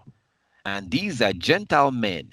One of them, his wife died, and he refused to bury his wife. He made a glass coffin, and put her body in the glass and leave this thing in his living room. And he's using that coffin as a table. In that picture, you're going to see him, another man. They say that he eats on that table. So his wife is right here, right there in the coffin. So he refused to bury this woman and just leave her dead body in a glass coffin. And he's looking at it all the time. That's the first one. I think that was the first one I saw. And the second one I saw was in Philippines. This man refused to bury his wife. He laid down, he lays down, he left his wife in the bed. There was two of them, one older guy and one younger guy. They refused to bury their wives. And they took a picture with their wife's dead body. One of them have lived for almost 18 years. I think it's from Malaysia or something, or Filipino. For almost 18 years, he has left his wife's dead body in the house and just laid the woman on the bed and just left it there, refused to bury the woman. The other guy was a younger guy. So this is what the Gentiles do. No, we don't do that. If somebody dies, you bury them. You don't leave a dead body like that. But anyways, that's why they are Gentiles, and that's why we're Israelites. We're not the same. They are the one that's supposed to become like us. The Most High, our Creator, is the one that gave us these guidelines, that gave us these laws, and we are supposed to. These nations are supposed to become like us. They are supposed to become like us, not us becoming like them. So all praises to our Heavenly Father. Does anyone else have any question before we close? Yes, I had a question, and my question is, you had mentioned that when someone dies inside of a house and you're in the house with them, or in the hospital and somebody dies, then you are unclean. My question is, the way that funerals are conducted today, and we go into a church for a church funeral, there's a dead body. Are we unclean only if we touch the body, and only if, say, for example, there's someone there that has touched the body and then you touch them? Are we only clean then, or unclean then, or are we unclean by being in the church in the presence of the dead body? So when it comes to building, it's what makes the building unclean is the time of death.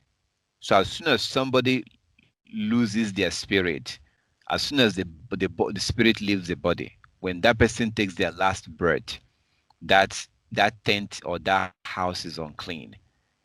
When somebody dies in the house, like as I said, somebody, I think it was like a couple of, maybe going to 2 years ago or so, somebody died in my house. That means that the whole house is unclean. So the whole house is unclean. The person was, kept.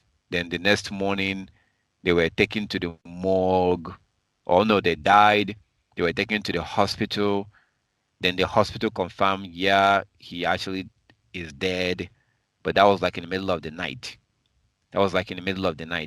That, so um, he was now taken to um, taken to the hospital. They said yes, he's dead.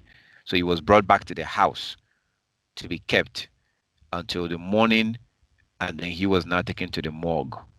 So what made my house unclean is that he actually died in the house. So he came into the house, he was alive in the house and then died in the house. That's what makes the house unclean.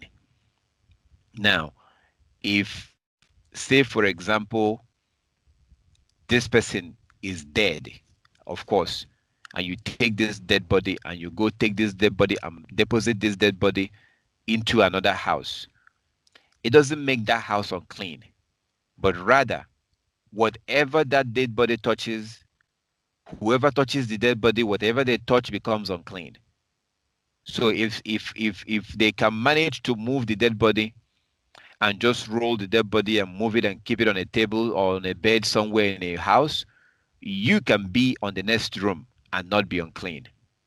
If you are the next room, as long as you don't touch anybody who is involved in moving that dead body, or you don't touch the dead body yourself, you're not unclean.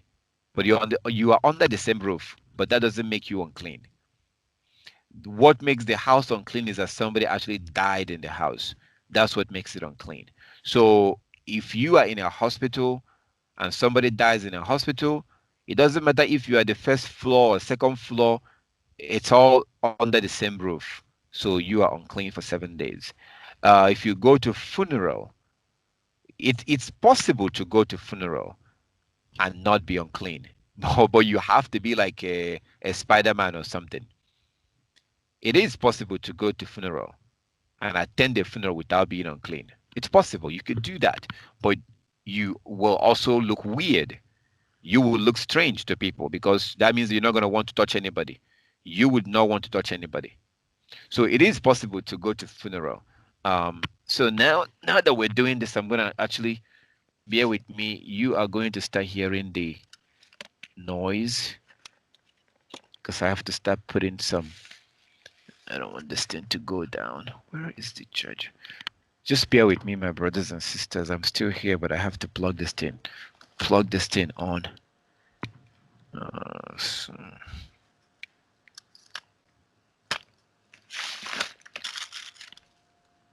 Okay.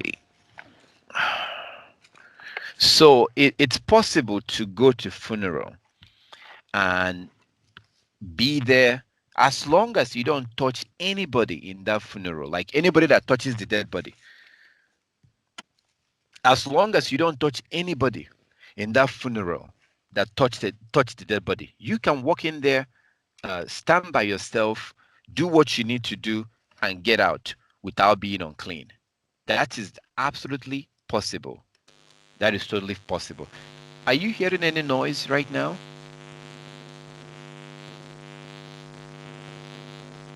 Yes. I hear a buzzing sound right now. Is it too bad? No, it's not too bad. Okay, thank you. I just have to keep this thing charging. Okay, so yeah, so it's possible to. What makes the house unclean is that somebody died in there. You can go to funeral and just walk in there, stand by yourself, um, and not really give hugs to anybody. You can stand in there. The dead body could be over there. The dead body can be there, and as long as you don't approach it or touch the casket, yeah, it's possible. But the ideal thing is not to go at all. So here's my advice when it comes to when people die. When people die, if you know someone, a relative or something, somebody dies, try and keep in contact with the family of the person that died. Call them every day if you can. Let's say you have a friend and their mom dies or their father dies or something. Call them every evening. So why am I saying to call them every evening? Because you're using wisdom. You're trying to use wisdom. So if you say you have a co-worker or a friend very close to you and their mom or their father dies and you do not want to be unclean, you don't want to put that 7 days and sacrifice that 7 days. You don't want to, you choose that you don't want to be unclean. what do? I would say call that friend every evening and ask them how they're doing. How are they preparing? How are they doing? Every day. Do it like 5 times, 6 times. Give them a call on a daily basis. The reason why I'm saying to give them a call on a daily basis is because while you're talking to them, they're going to the morgue. They're going to the morgue. They're going arranging for the funeral. They're touching they're going over there, to see the dead body. You don't know what they do when they go over there. You don't know if they leaned over and start crying over the dead body. So you don't want to be going around them, but you could be calling them on the phone. Talking to them on the phone is not going to make you unclean. You can be talking to them on the phone, and keep in touch with them to how they find out how they're doing. So as long as you're keeping up with them on the phone, you're calling more than usual.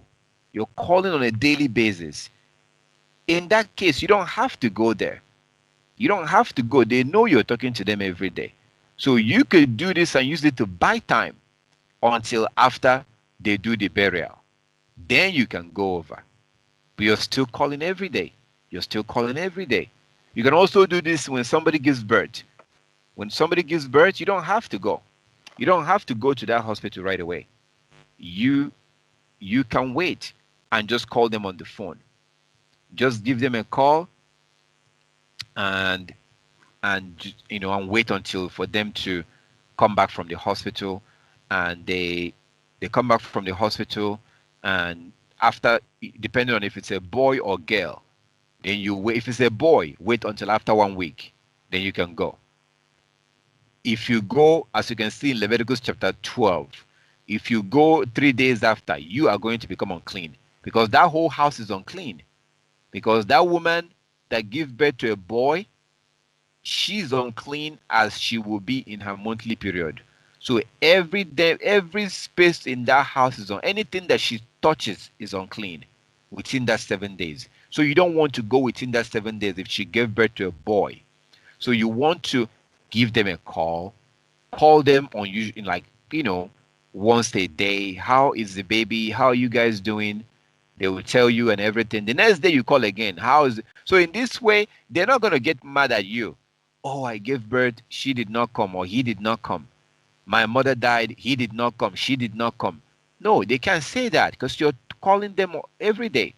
Of course, be careful not to lie. Don't tell them that you're doing this or you're doing that. No, you don't have to give them any explanation, whatever. So if you want, you can also explain to them. If you want, you can tell them, hey, read Numbers chapter 19, because you're going to the morgue. I know you're dealing with this issue right now, and this is what the scripture says about clean and unclean. I think you should know this. As soon as they read Numbers 19, they will understand where you're coming from. They will absolutely understand why you are avoiding them, and I don't think they will have any problem with that. So if it's a baby girl, if a woman gives birth to a baby girl, then you have to wait until after 2 weeks. After 2 weeks, after 14 days, then you can go. Because if she gives birth to a baby girl, then she is unclean as she will be in her, unclean as she will be in her monthly period. If she gives birth to a girl, what does this say? It says something here. Verse 5. Leviticus chapter 12, verse 5. But if she bears a female child, then she shall be unclean 2 weeks, as in her customary impurity, her monthly period, as in her customary, the monthly one. So she is unclean as she will be in her monthly period, and she shall continue in the blood of her purification for 66 days. So you don't worry about this one. You're not going to be unclean for this one. If you touch her, you're not unclean. So if a woman gives birth to a baby girl, if she gives birth to a baby girl, she's unclean for 2 weeks. You don't want to be around. If you are around here, you will be unclean until evening.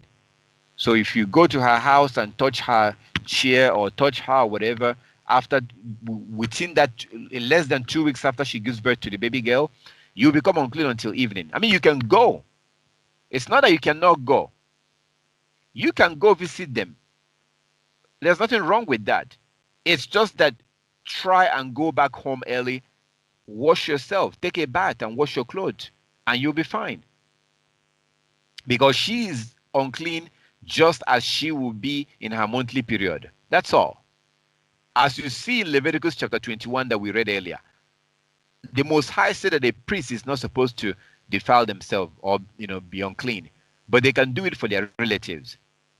So if you have a relative that died, you're not going to just pack your bag and run away. No, you're simply going to be unclean for 7 days. That's all. There's nothing wrong with that, as you see in Leviticus chapter 21.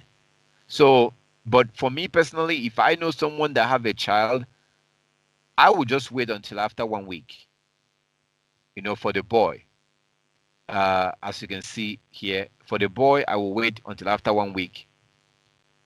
For the girl, I'll wait until after 2 weeks. But I may just call on the phone and ask them how they're doing. Maybe call them every other day, like every 2 days or something. And then after that 2 weeks, if it's a girl, then you can go. Okay, so does that make sense? Does that answer your question? Yes, that answers my question. Thank you, brother.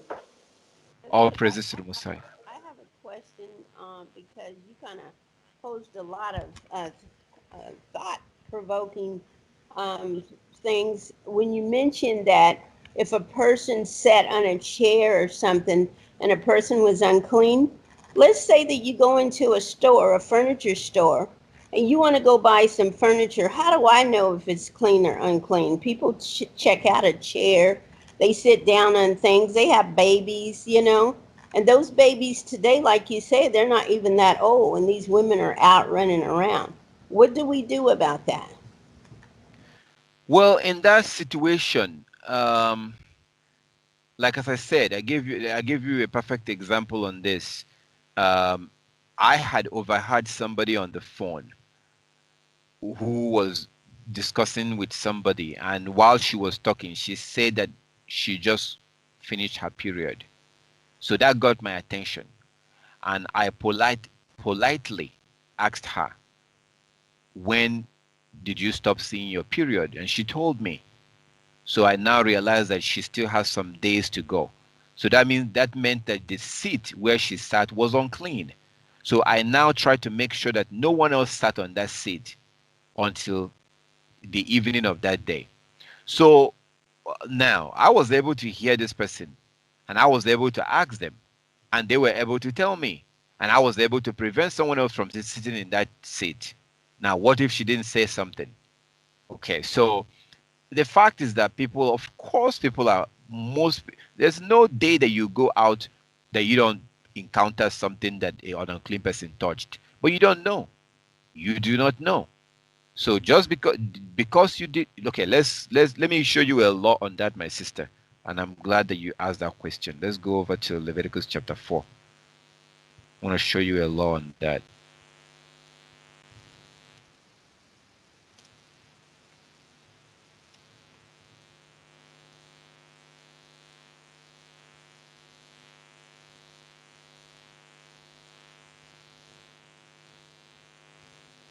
Okay, so come on. Okay, this is Leviticus chapter 4. I'm on New King James Version, which has a little bit more modern language or English words than the King James. It's pretty much almost the same thing, but this one is a little bit easier to read. So it says, but that doesn't mean that King James is bad. I still read King James. King James is fine. So it says, now Yahweh spoke to Moshe, saying, speak to the children of Israel, saying, if a person sins unintentionally against any of the commandments of Yahweh in anything which ought not to be done, and does any of them. Verse 3, if the appointed priest sins, bringing guilt on the people. Okay, so I'm not going to get into this right now, but this is actually a big deal right here. Right here, this is a big deal. There was a question that the brother was asking me yesterday, or something that the brother was saying yesterday. I was on the phone with him. This right here, you see what it says? My brothers and sisters, do you see what it says? Do you know that the priest can sin and you be held responsible? Do you know that? Leviticus chapter 4, verse 3. If the anointed priest sins, bringing guilt on the people, same thing with a man over you, your husband, he can also get you killed. Did you know that? Okay. Denton and Abiram, they were not the only one. They were killed with their people. So, but we're not going to get into this right now. We'll do it some other time. But you can clearly see that. So you have to be careful. You have to be careful because someone else can get you in trouble. That's just the way it is, because we are a nation. We are all the same as Israelites. We are all one. We're all one people. So you see David count the children of Israel. Then the children of Israel began to suffer. Now, there's nothing wrong with this. This is just the way it is. This is just the way it is. There's no point in looking at it from a Gentile perspective. No. We are one people. We are one nation. And there's order in place. So your husband can get you in trouble, like we've seen in the past. So anyway, so verse 3. Leviticus chapter 4, verse 3.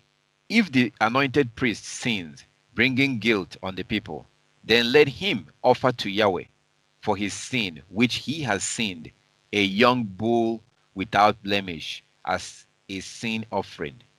Verse 4. He shall bring the bull to the door of the tabernacle of the meeting before Yahweh.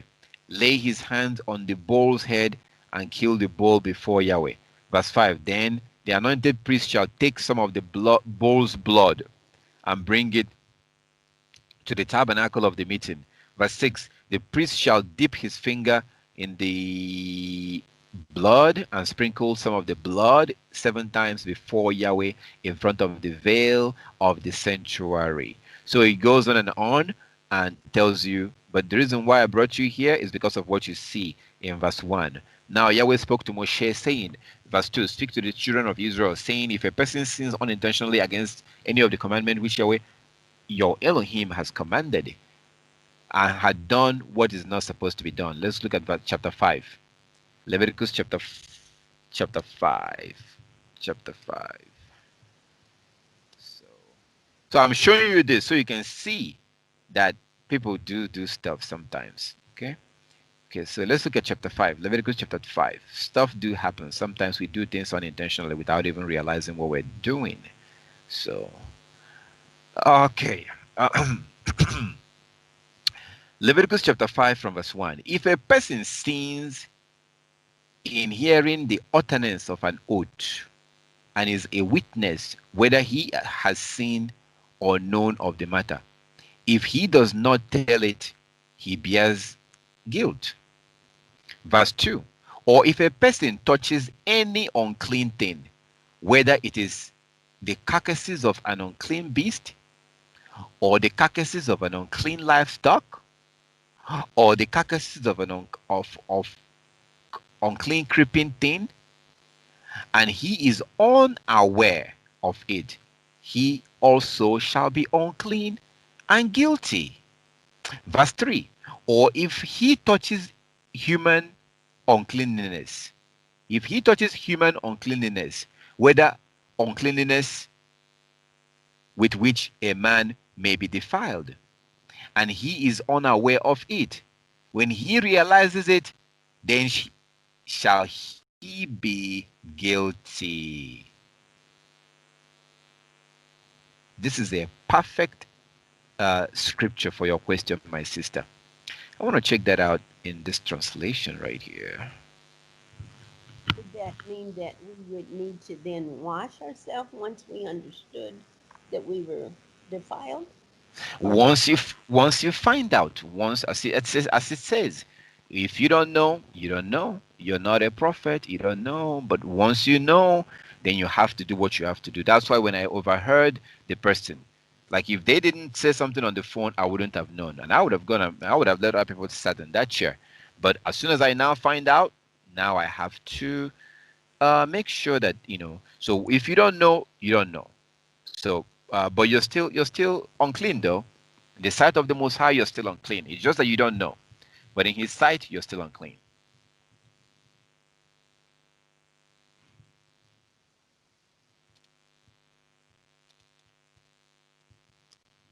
But I'm gonna come back to what you actually what's going on here.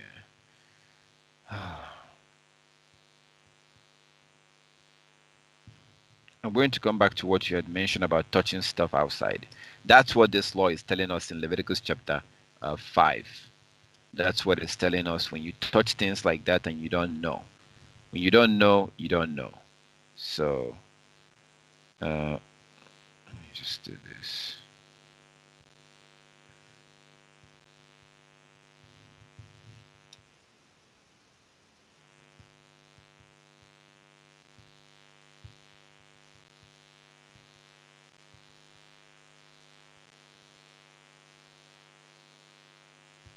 Okay, I'm not sure what's happening.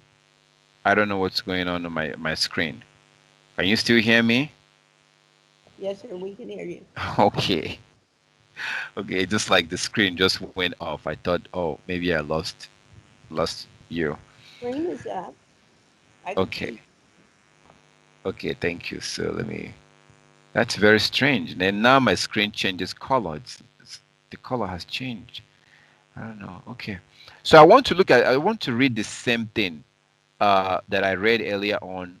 I wanted to read it in a different translation. But the answer to your question is here. I'm just coming to this website because I will be in this website. I have access to other translations. So um, so what I'm doing here is just to read the same thing I read earlier, but the answer to that question is here in Leviticus chapter 5. Leviticus chapter 5, it says,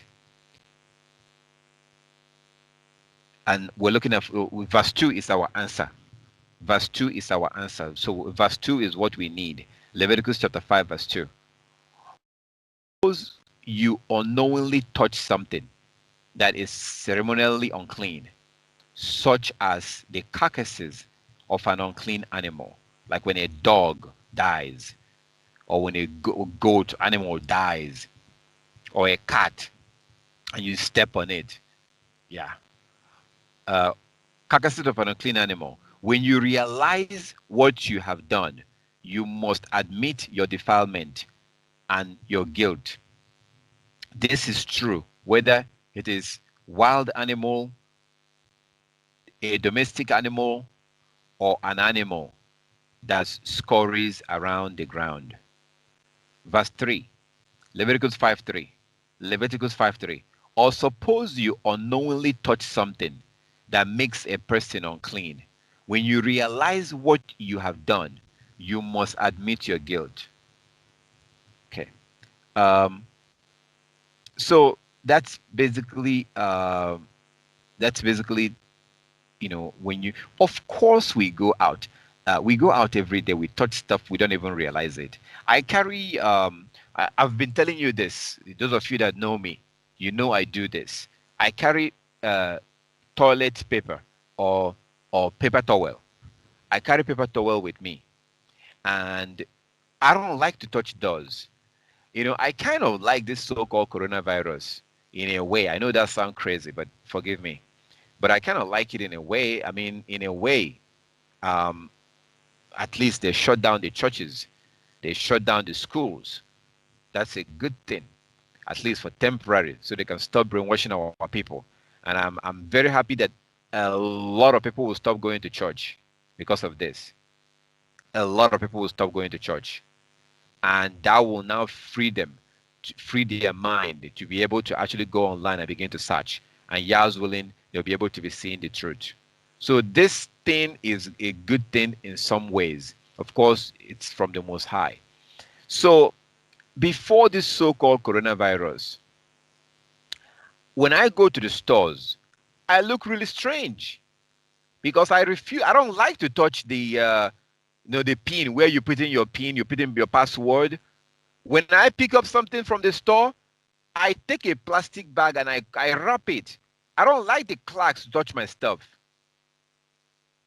I don't like them to touch my things. So I will take a plastic bag and put, especially things that you're going to eat. I will take their plastic bag from the store and wrap it up before I go to the clerk to pay.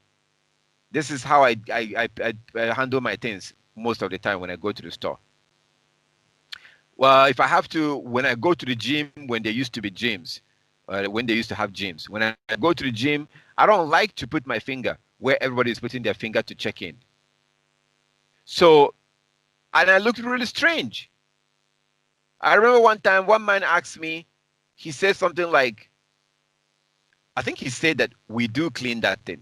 Because I always, if you see me and you search my pocket, you're going to see toilet, paper towel. I carry paper towel all the time. Most of the time I do. If you search me, you see paper towel. I use it if I want to buy fuel at the filling station or gas station. I don't like to touch that handle. When I'm walking into any door, I like to use I will just put my hand in my pocket, tear out the paper towel. I will tear it out and use it to open the handle. I was doing this before this so-called coronavirus. So now I don't look so strange anymore for doing it. So, but I don't want to touch things that people are touching. I'm always mindful. I stop using restroom in a place where they only have one restroom. I would rather not just use it. I would rather just wait. If I go to a place, I think I know what happened. Yeah, I think I know what happened. I think my screen stopped sharing. Can you see my screen? Can you see a Bible verse on the screen? A chapter? Nope. We see Nope. Google. We see Google, and then it says Leviticus 5 NLT, and it goes on down. So we see a whole lot of selections on Google. Wow. My screen is black. Yeah, I think it stopped sharing my screen because I've never seen this screen the way it looks right now. Okay, I'm going to try it because I have the scripture. So the sister can see it, but Linwood, you can't see it. It says stop sharing. Okay, so when I do go out, I'm actually very mindful. I try to be very, very, very mindful of what I touch. I don't like to touch whatever. I try to be very careful, extremely careful when I go out to stores. Because like you said, and as we saw in Leviticus, as we see in Leviticus chapter 5, verse 2, yeah, and as you can see from this law, the Most High knew. The Most High knew that it's going to happen. He knew. He knew. As you can see, it's very clear. He knew that of course, we're going to be touching stuff that we don't know that is unclean. Leviticus chapter 5, verse 2. Or suppose you unknowingly touch something that is ceremonial, something that is unclean, such as carcasses of animal, or when you realize it, what you've done, you must admit your defilement. How do you admit your defilement? By taking shower, doing what you need to do. That's all you need to do. Look at verse 3. Leviticus 5:3. Or suppose you unknowingly touch something that makes a person unclean. When you realize it, when you realize what you've done, you must admit your guilt. How do you admit your guilt? By washing yourself, cleaning up yourself, doing what you need to do. It's really that simple. That's all you need to do. That's it. And you become clean again. So, yeah, there's definitely when you go out to the stores, you go out in public places, for sure, you are going to be touching things that you're not supposed to touch. You're going to be doing things, touching things that other people touch. When you go inside a bus, you don't know who sat there before you. When you go inside the store, you don't know what the clerk has touched. Clerks are unclean every day. Clerks are unclean. They are receiving money from people who are unclean, people that work at the mortuary, people that just did an autopsy to a dead body. They come in there to the store and they're giving the money to the clerk. Heck, even your money is unclean if you receive money, because when it's touched by somebody who is unclean, that money is unclean. And once you touch it, you become unclean until evening. So as you can see from the law here, the Most High knew that this will happen. That's why he gave us a law and saying that if you do find out, when you find out what happened, then you are unclean until evening. That you admit your guilt. How do you admit your guilt? How do you admit your guilt? You admit your guilt by washing yourself once this happens. So Leviticus chapter 5 in the King James Version, same place in King James, verse 2. Leviticus 5:2. Or if a soul touch any unclean thing, whether it be a carcass of an animal of an unclean beast, or a carcass of an unclean cattle, or a carcass of an unclean creeping things, and if it be hidden from him, he also shall be unclean and guilty. Verse 3. Or if he touch the uncleanness of man, whatsoever uncleanness it be, that a man shall be defiled withal, and it be hid from him. When he knoweth it, then he shall surely be guilty. So the bottom line here is that when we are unclean like this, when we are unclean, then when we are unclean, we're unclean. That's it. When we're unclean, we do what we're supposed to do. When you don't know that you're unclean, then you don't know that you're unclean. So now let's look at verse 14. Please, my brothers and sisters, look at this. Verse 14. That's going to take me back to exactly what I was telling you earlier on. And we read this and you tell me, how can you do this today? Procedures for the guilt offering. Leviticus chapter 5:14. Leviticus 5:14. Then Yahweh said to Moshe, if one of you commits sin by unintentionally defiling Yahweh's sacred property, you must bring a guilt offering to Yahweh. The offering must be your own ram with no defects, or you may buy one of equal value with silver, as measured by the weight of the sanctuary shekel. You must make restitution for the sacred property you have harmed by paying for the loss, plus an additional 20% when you give the payment to the priest. He will purify you with the ram sacrifice as guilt offering, making you right with Yahweh, and you will be forgiven. Okay, so how do you do this? How do you do this? It says that you go to the priest. You go to the priest and you do this. You take a ram to the priest, and he will purify you. And he will purify you and make an offering for you. He will purify you. Go down to 17. Verse 17. Leviticus 5:17. Suppose you sin by violating one of Yahweh's commandment, even if you are unaware.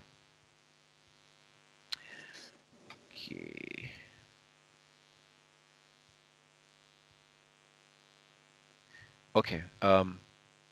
Okay, so verse 17. Suppose you sin by violating one of Yahweh's commandments, even if you are unaware of what you have done. You are guilty and will be punished for your sin.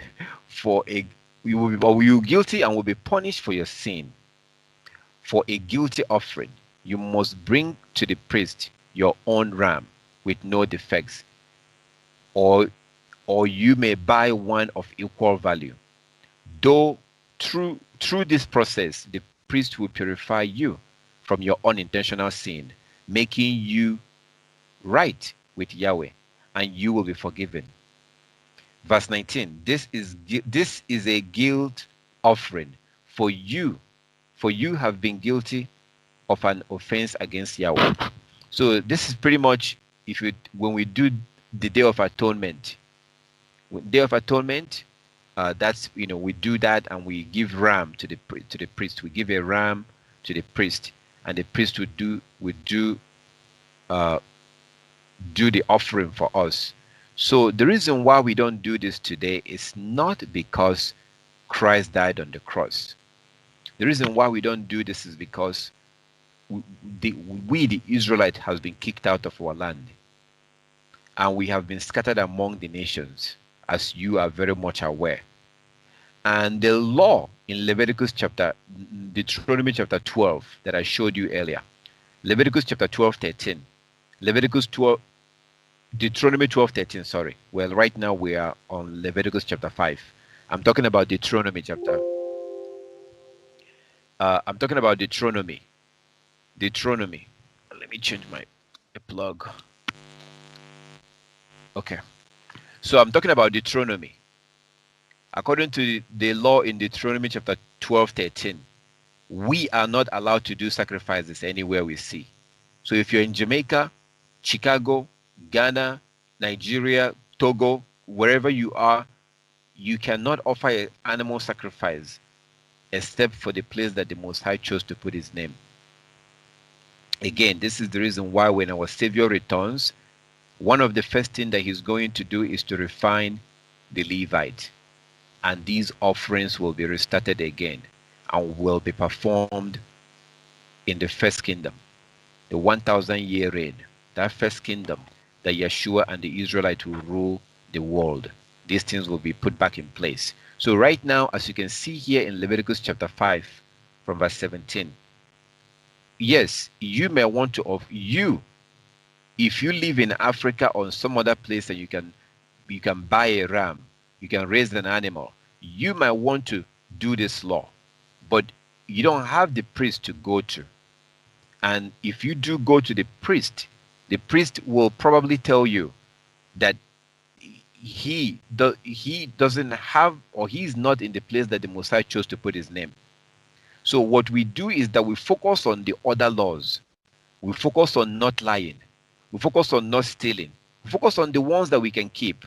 The ones that you need the priest to keep. There's no point worrying about that law right now. Because again, we have a law in Deuteronomy chapter 12, as you can see in verse 13, that makes it very clear that you are not supposed to do animal sacrifice or offering anywhere that you see. You have to do it at the place that he chose to put his name. I also referred you to 2 Chronicles chapter 6 and chapter 7. Write it down and read it. Very beautiful scripture. It is in chapter 7, 2 Chronicles chapter 7:14. That's where it says, if my people who are called by my name will humble themselves and pray, I will hear from heaven and heal their land. That is 2 Chronicles chapter 7:14. So what I'm asking is that if you want to find out where the Most High chose to put his name, all you have to do is write down 2 Chronicles, 2 Chronicles, chapter 6, and then chapter 7. Read chapter 6 and read chapter 7. By the time you're done with this chapters, you will see exactly where the Most High chose to put his name. Where he chose to put his name. And his name is only in that place. You will not be able to do animal sacrifice in China. You will not be able to do animal sacrifice in that place other than that place he chose to put his name. If you do animal sacrifice in any other country, you're breaking the law in Deuteronomy chapter 12. That's why we don't do these things right now. My screen has changed color again. So that's why we don't do this. That's the reason why we don't do these animal sacrifices right now in wherever we are. So Christians don't understand this, and they will mock you and ridicule you and ask you, yeah, if you believe in keeping the law, how come you don't do animal sacrifice? Yeah, the reason why we don't do animal sacrifice is because we are not in our land, and the Most High gave us a law against that. We're commanded not to do animal sacrifice in any other place that we see. We are only supposed to do animal sacrifice in the land of Israel. And when Christ Yeshua HaMashiach, our beloved Savior, our big brother, Christ Yeshua, when he returns, according to Malachi, the book of Malachi, when Christ returns, Christ will reestablish the Levite. Malachi chapter 3 from verse 1. He will reestablish the Levite, and we will begin to do animal sacrifice again. It's really that simple. So we don't, if you go out and you are unclean, if you work in a hospital, I will advise you to always take shower when you go home.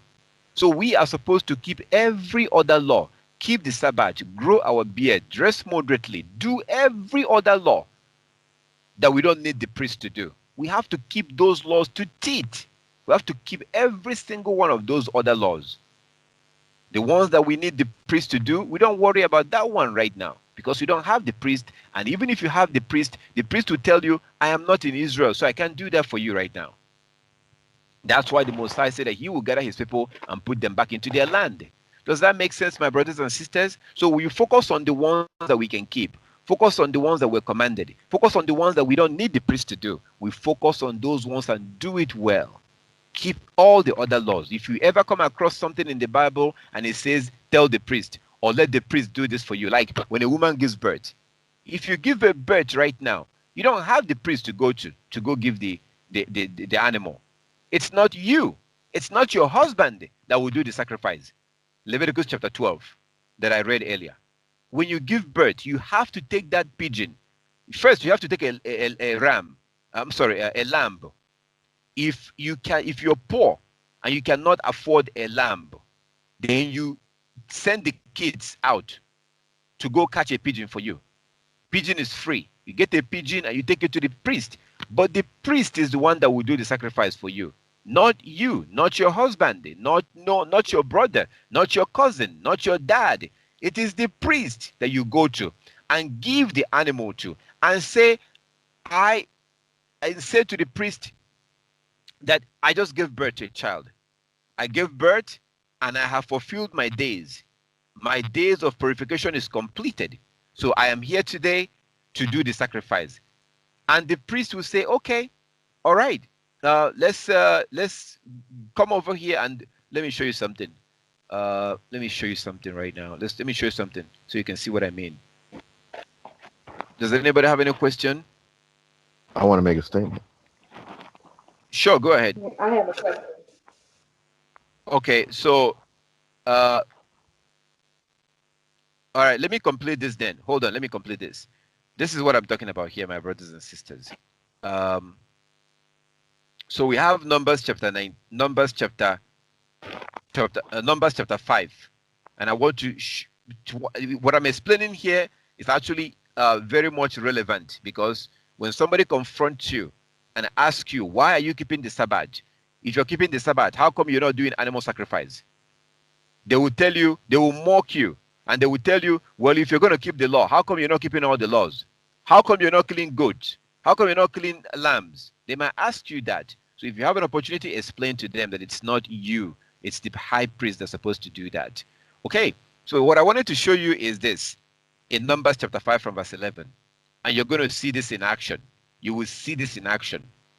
So Numbers chapter 5 verse 11. And Yahweh spoke unto Moshe, saying, speak unto the children of Israel and say unto them, if any man's wife goes aside and commits trespass against him, and a man lie with her carnally, and it be hid from the eyes of her husband, and be kept close, and she be defiled, and there be no witness against her, neither she be taken with the manner. Verse 14, and the spirit of jealousy come upon him. Now, that's a totally different topic. I'm not going to get into it right now, but actually, jealousy is supposed to be for men. Men are the ones that used to be jealous. Not anymore. Not anymore. Not anymore. So the thing has flipped. It's now backwards. So now it's the women who are jealous. But it was the men that are supposed to be jealous. But now men are not even jealous anymore. And you can see it on the street. Open your door and go outside. So now you see that the evidence that men are no longer jealous is because look at the way that their wives are dressing. A jealous man will never want another man to see his wife's breast. A jealous man will make sure that his wife covers himself or herself. So the Most High is a jealous God. And the men are the ones that are supposed to be jealous. Sarah wasn't jealous while she's trying to give another woman to her husband. Neither was Leah or Rachel.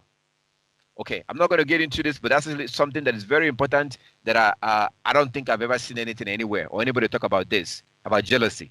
So it's important for us to understand jealousy from the perspective of our Creator. Jealousy it was supposed to be for men. Okay, I'm reading this from King James. All right.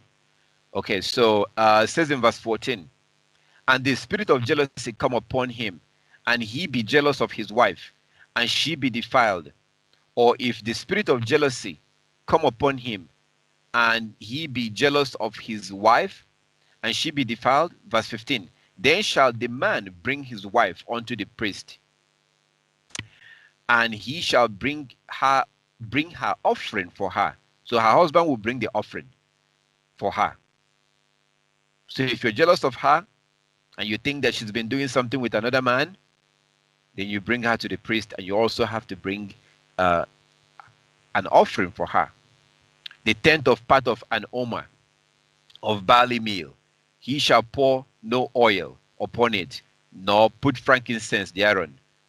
For it is an offering of jealousy, an offering of memorial, bringing iniquity to remembrance. Verse 16, and the priest shall bring her near, and set her before Yahweh. And the priest shall take holy water in an earthen vessel, and the dust that is in the floor of the tabernacle, the priest shall take and put it into the water.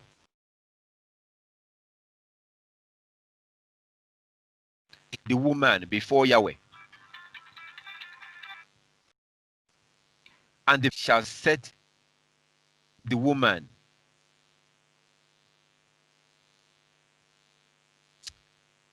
verse 18, and the priest shall set the woman before Yahweh, and uncover the woman's head, meaning taking off her veil, uncover her hair, and put the offering of memorial in her hands, which is the jealousy offering. And the priest shall have in his hand the bitter water that causeth the curse. Verse 19, and the priest shall charge her by an oath, and say unto the woman, if no man have lain with thee, and if thou had not gone aside to uncleanness with another instead of thy husband, be thou free from this bitter water that caused the curse. Verse 20, but if thou had gone aside to another instead of your husband, and if thou be defiled, and some man have lain with thee beside thy husband. Verse 21, then the priest shall charge the woman with an oath of cursing, and the priest shall say unto the woman, Yah make thee a curse and an oath among thy people, when Yahweh doeth make thy thigh to rot, and thy belly to swell. And this water that caused the curse shall go into thy bowel to make thy belly to swell, and thy thigh to rot. And the woman shall say, Amen, Amen.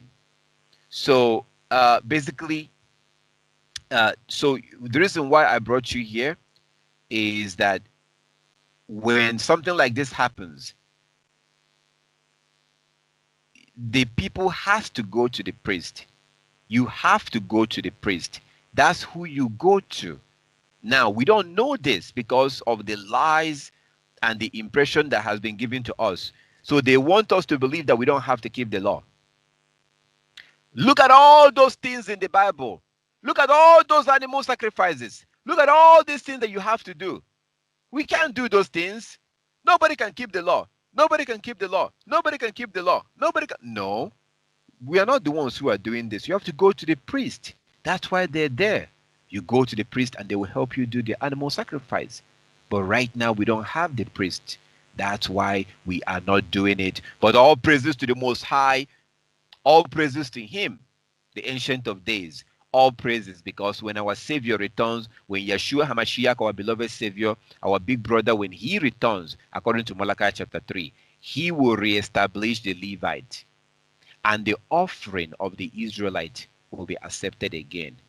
So we will go back to doing these sacrifices once again. But for now, we don't do it because we don't have the priest and we're not in our land. And according to the law in Deuteronomy chapter 12, we can only do it in our land. All praises to our Heavenly Father. I'm going to come back to you, my brothers and sisters. So let's go to you, Brother Linwood. You said you wanted to say something? Yes, it's right along with the lines of what you're talking about, asking for forgiveness. And I want to hear the sister's question, but in Hosea chapter 14, verses 1 and 2, if you would read that for the congregation, it will be a great blessing as far as us not being able to bring sacrifices now, but we have a substitute that we are to do. Yeah, go ahead and read it. Okay, it's Hosea chapter 14, verse 1 and 2. Hosea 14, 1 and 2, it says, O Israel, return unto Yah, thy Elohim, for thine has fallen by thy iniquity. Take with you words, and turn to Yah. Say unto him, take away all iniquity, and receive us graciously. So will we render the calves of our lips. So it's the confession of the heart that Yah is listening to in place of the sacrifices of animals for this time. And that's why it says, so we will render the calves of our lips. So it's the confession that he's looking for at this time, since the temple is not up anymore. Hallelujah. Yes, and as we saw in the book of Sirach 34 that I had shown earlier, Sirach 34, it does, as we saw, Sirach 34, it says, if one touches a corpse and after bathing, if one again touches a corpse after bathing, what does he gain by purification? Verse 31. So one who fasts for sins but goes and commits them again, who will hear his prayer? What is gained by mortification? So right now, we just focus on staying away from lawlessness. That's why I said we do the ones that we can do. The ones that the priests are mentioned, don't worry about that, because you cannot do those laws right now. And if you insist on doing those laws, you'll be committing a sin. I do get questions from brothers that want to do animal sacrifice or that is thinking about it. I just got one recently. Brothers who would like to do animal sacrifice. I do get questions from them. And they cannot do animal sacrifice. You can't, even if you want to. Even if you have the ability, you cannot. Because you have to do it in the land of Israel, where he chose to put his name. So right now, we don't worry about that right now. Anyone that knows the law knows that it's impossible for us to do. It's not even something we should be thinking about right now, because the purpose of doing that, the purpose of doing the animal sacrifice is to obey the Most High. That is the purpose of doing it. We're doing it to obey our Heavenly Father. So if he tells us that this is the condition, I don't know, I'm trying to see whose mic. Somebody's mic is on. Do you have a question?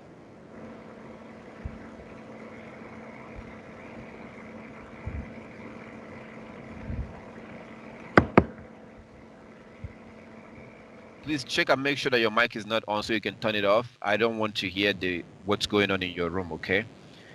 Okay, so if we focus on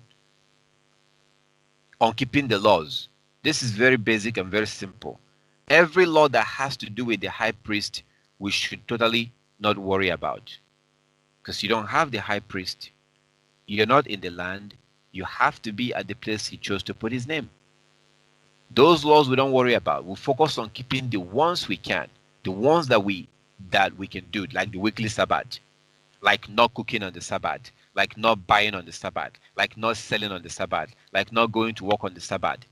All these other laws, that's what the Most High expects us to keep. The Most High himself knew.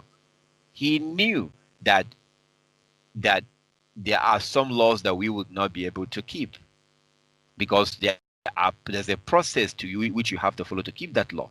And that's why I took you to Numbers chapter 5 to see the process. You have to go to the priest. Also Leviticus chapter 5 that we're reading. You see the process that you have to go through to be able to, for the priest to help you to carry out these things. So the Most High is not going to charge you for not going to the priest when you don't have the priest. So that's not something to worry about. So going back to our original topic, which is about what if you go out and people are walking around and they just gave birth like 5 days ago or 6 days ago, they are already out in the stores, they're picking it and putting it back on the shelf, and then you go pick it up. Yeah, you are unclean in a way until evening, but you don't know that. You don't know that. So it does matter, because you don't know. If you don't know, you don't know. But as soon as you know, that's why I told you, I've given you examples, 2 instances where I did not know, but somebody opened their mouth and say that they just stopped seeing their monthly period. So I went on to inquire more information from them, and I went on to take appropriate action. Somebody told me that her husband died and was 4 days ago or something. I went on to inquire more information and take appropriate action. So when you don't know, you don't know. Once you know, then you have to do what you have to do. Once you know, it says here in Leviticus chapter 5, when you realize what you have done, you must admit your guilt. So once you know, you have to, do what you need to do. Like for the men, I didn't even mention much. For the men, for the brothers, if you see a spot in your underwear, like a white spot, and you can clearly see that this is a semen, this is sperm that came out of your body, you are unclean. You cannot ignore that. You cannot ignore that. After you finish using the restroom and you touch yourself and you see that sperm came out of your body, you are unclean. Now, does that mean that there are not other days that the same thing doesn't happen? Of course, there are many days that it has happened in the past and you did not know. You did not know and you did not know. So you are not like in rebellion when you don't know something. If the Most High say that if you don't, like, you may be in rebellion if you refuse to observe the Day of Atonement. Because the Day of Atonement is when your sins are atoned for. The sins that you don't know about. These other sins that you don't know about. That's why we do Day of Atonement, to atone for our sins. The ones that we don't know about, because the Most High is a righteous God. So the only time you're going to have a problem is if you refuse to do Day of Atonement. You have to do Day of Atonement. But if as long as you do observe the Day of Atonement once a year, there will definitely be sins that you're going to be committing that you don't know about, as you can clearly see in Leviticus chapter 5. Leviticus chapter 5, there are sins you are going to be committing that you don't know about. When you do find out, then you do what you need to do. If you find out that somebody you gave a hug to somebody, you saw them and you both hugged each other, then you started talking, and while you're talking, they told you, oh, that so and so died and they went to the mortuary, or they did this or they did that, or somebody died in the house, or blah blah blah. Once you hear that, see, when you hug that person, when you hug them, you became unclean. That person that was in the house when somebody died, they did not know that they did not know. But now that they told you, now you know. Before they told you what happened, you did not know. But you were still unclean. But you did not know. But as soon as you start a conversation and the person happened to tell you, oh, so and so died, I helped to put his body or her body inside the car to take them to the morgue. I helped to carry the body downstairs to the car. I helped to do this. I touched the dead body. So what they're telling you is that the dead body. And you realize that about 10 minutes ago, you have shake their hand or hug them. You did not know 5 minutes ago that you were unclean. But as soon as they now told you what happened, you're supposed to know, okay, I am unclean. So what do you do in that case? You now make sure that you take a shower before the sun goes down, as you see in Leviticus chapter, or as you see in Numbers chapter 19. That's all you have to do. That's what it meant here. When you find out that you are unclean, that you're guilty, you acknowledge your uncleanliness. When you realize it, you must admit it and do what you need to do. So that's basically it. It looks like somebody else has a question. If you have a question, please go ahead, my brothers and sisters. Yes, I had another question, and my question is concerning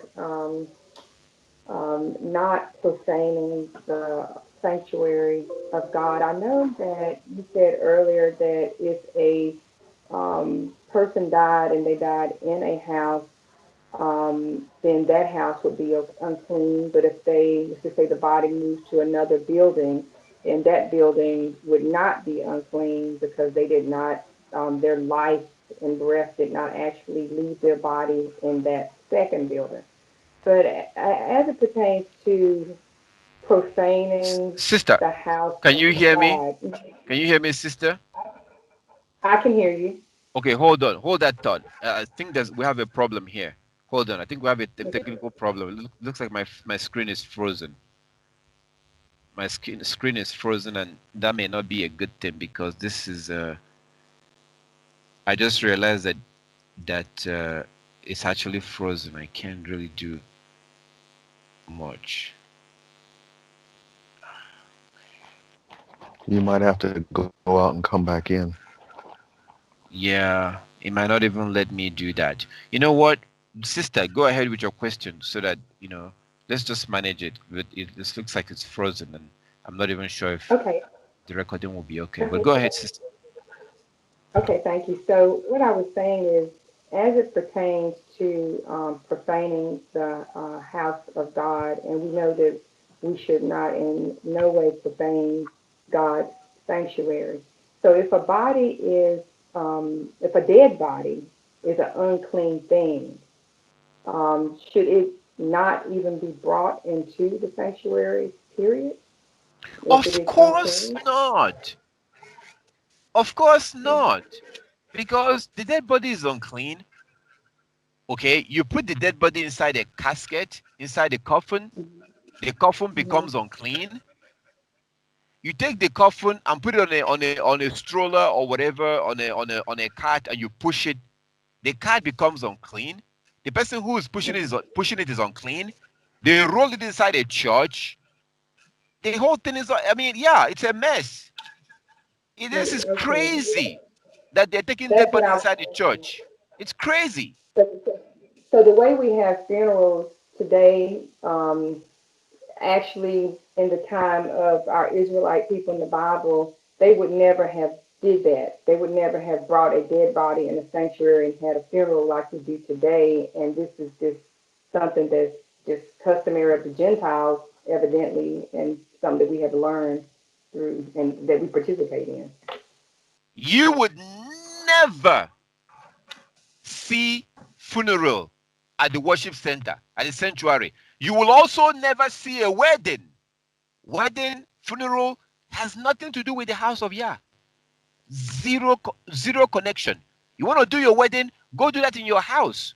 You want to do a funeral, go do that in your house. So no, we don't do funeral at the. Yeah, this is one of the signs that the church system belongs to Satan. Literally the opposite. This is the act of uncleanliness. One time I was driving and I saw these people, a bunch of Israelites that took a dead body into a church. Yeah, that's what we do. No, absolutely not. When somebody dies, you bury them.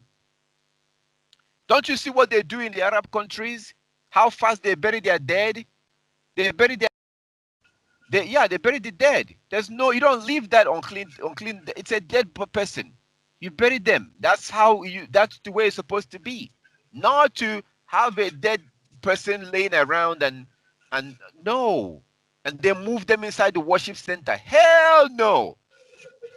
If we Thank ever you. do such a thing, if we ever take a dead body, that would be like taking a stone and throwing stone at the Most High in heaven.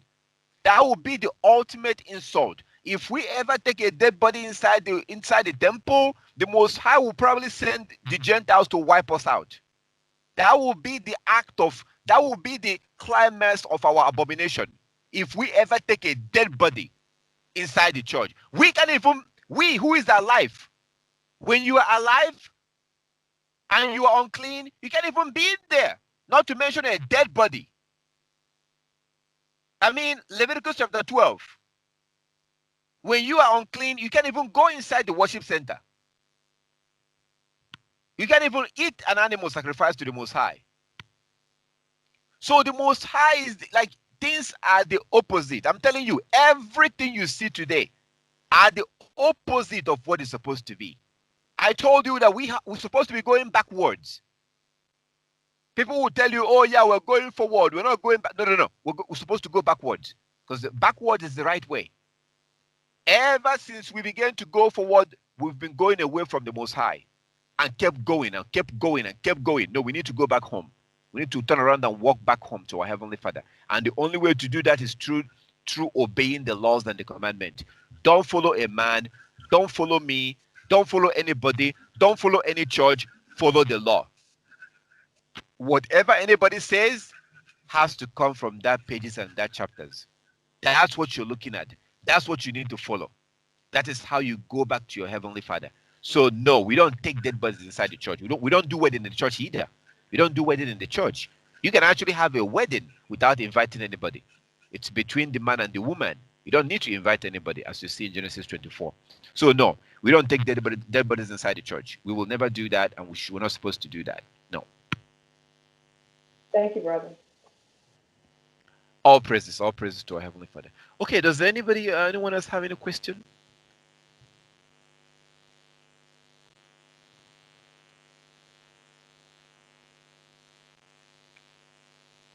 See, the Most High told us to be holy.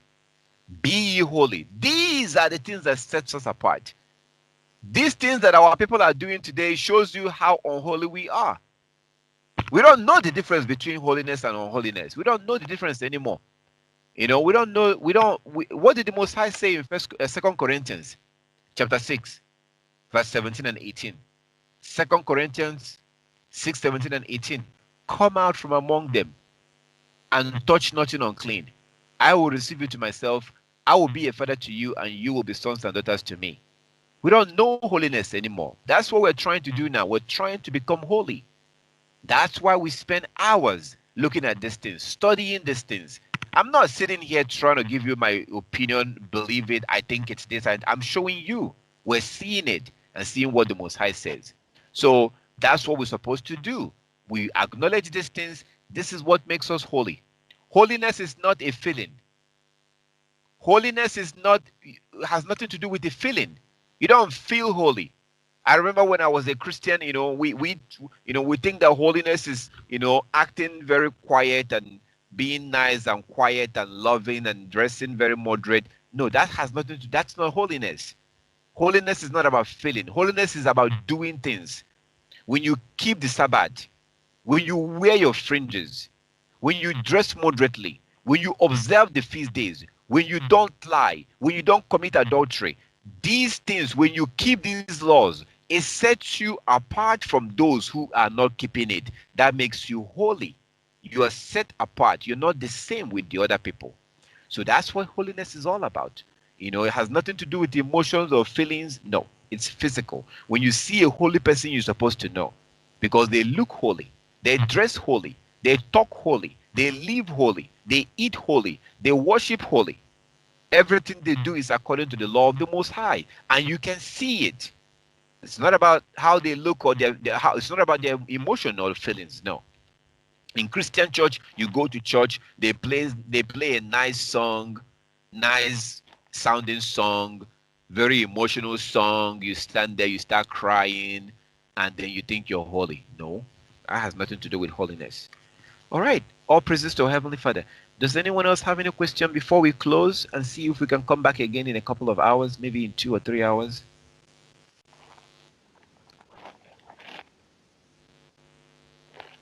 This is we were talking yesterday, you and I. This is why people don't understand leaders, because they don't understand how holy he really is. We just got a glimpse of it today, just a glimpse. Absolutely. And that's why we have to focus on these laws. We have to focus. If you want to know the Most High, you have to focus on the law, because that is His word. That is the only way you get to know Him. That is the reason why He accused Moses in Numbers chapter 20. The Most High accused Moses of not believing in Him, because Moses did not do what He says. So if Moses did not do what the Most High says, the Most High now said, "You did not believe me." And the Most High basically prohibited Moses from entering into the promised land. He was not allowed to enter into the promised land because he did not believe the Most High. How did he not believe the Most High? Numbers chapter 20. How did he not do that? Because he did not do what the Most High told him to do, exactly the way the Most High told him. So his word is the Most High is his word. So the way we get to know him, as we see in First John, is by keeping these laws and the commandment. That's how we get to know him. That's why we have to stick to this law. Stick to it. This law is beautiful. It's not that difficult to keep. It just depends on where we are. This law, if you think of your neighborhood, think of those that you know, and think of our people, and think of how everything would have been if we will all keep this law. Just imagine if we will all keep the laws of the Most High. Again, I cannot steal from you. You cannot steal from me. We will not lie to each other. We will not deceive each other. Just imagine a world like that. Imagine a world where we don't lie to each other, we don't steal from each other, we don't oppress each other, we don't just imagine a world like that. It's a perfect world. That's why the world is a mess today. So we have to stick to this law. That's the only solution. The only solution. Don't take it for granted. Keep learning these laws. Keep meditating on these laws and keep learning it. Don't give up. Do it every day, every night, every day, every night. And Yah's willing, as long as I'm alive, we will do it here. We will be doing it here and keep. And actually, next week, Yah's willing, we're going to be doing something very, very, very, very, very important, very special next Sabbath. So Yah's willing, do not miss the next Sabbath. If you can, join in. If you can, it will be recorded, so don't feel bad if you happen to become unclean. If you see your flower, don't feel bad. It will be recorded, but it will be even better if you can join in next Sabbath. We're going to be doing something very, very interesting, and you will see when we do it why it's interesting. So does anyone else have any question before we close? Because we'll still try and be here later on. This is very timely because of the subject matter we studied today, Malachi 3:16. Then they that feared Yah spake often one to another, and Yah heard it, and a book of remembrance was written before them that feared Yah, and that thought upon his name, and they shall be mine, saith Yah of hosts. In that day when I will make up my jewels, I will spare them as a man spareth his own son that serveth him. Then shall you return and discern between the righteous and the wicked, between him that serves Elohim and him that serves him not. Hallelujah.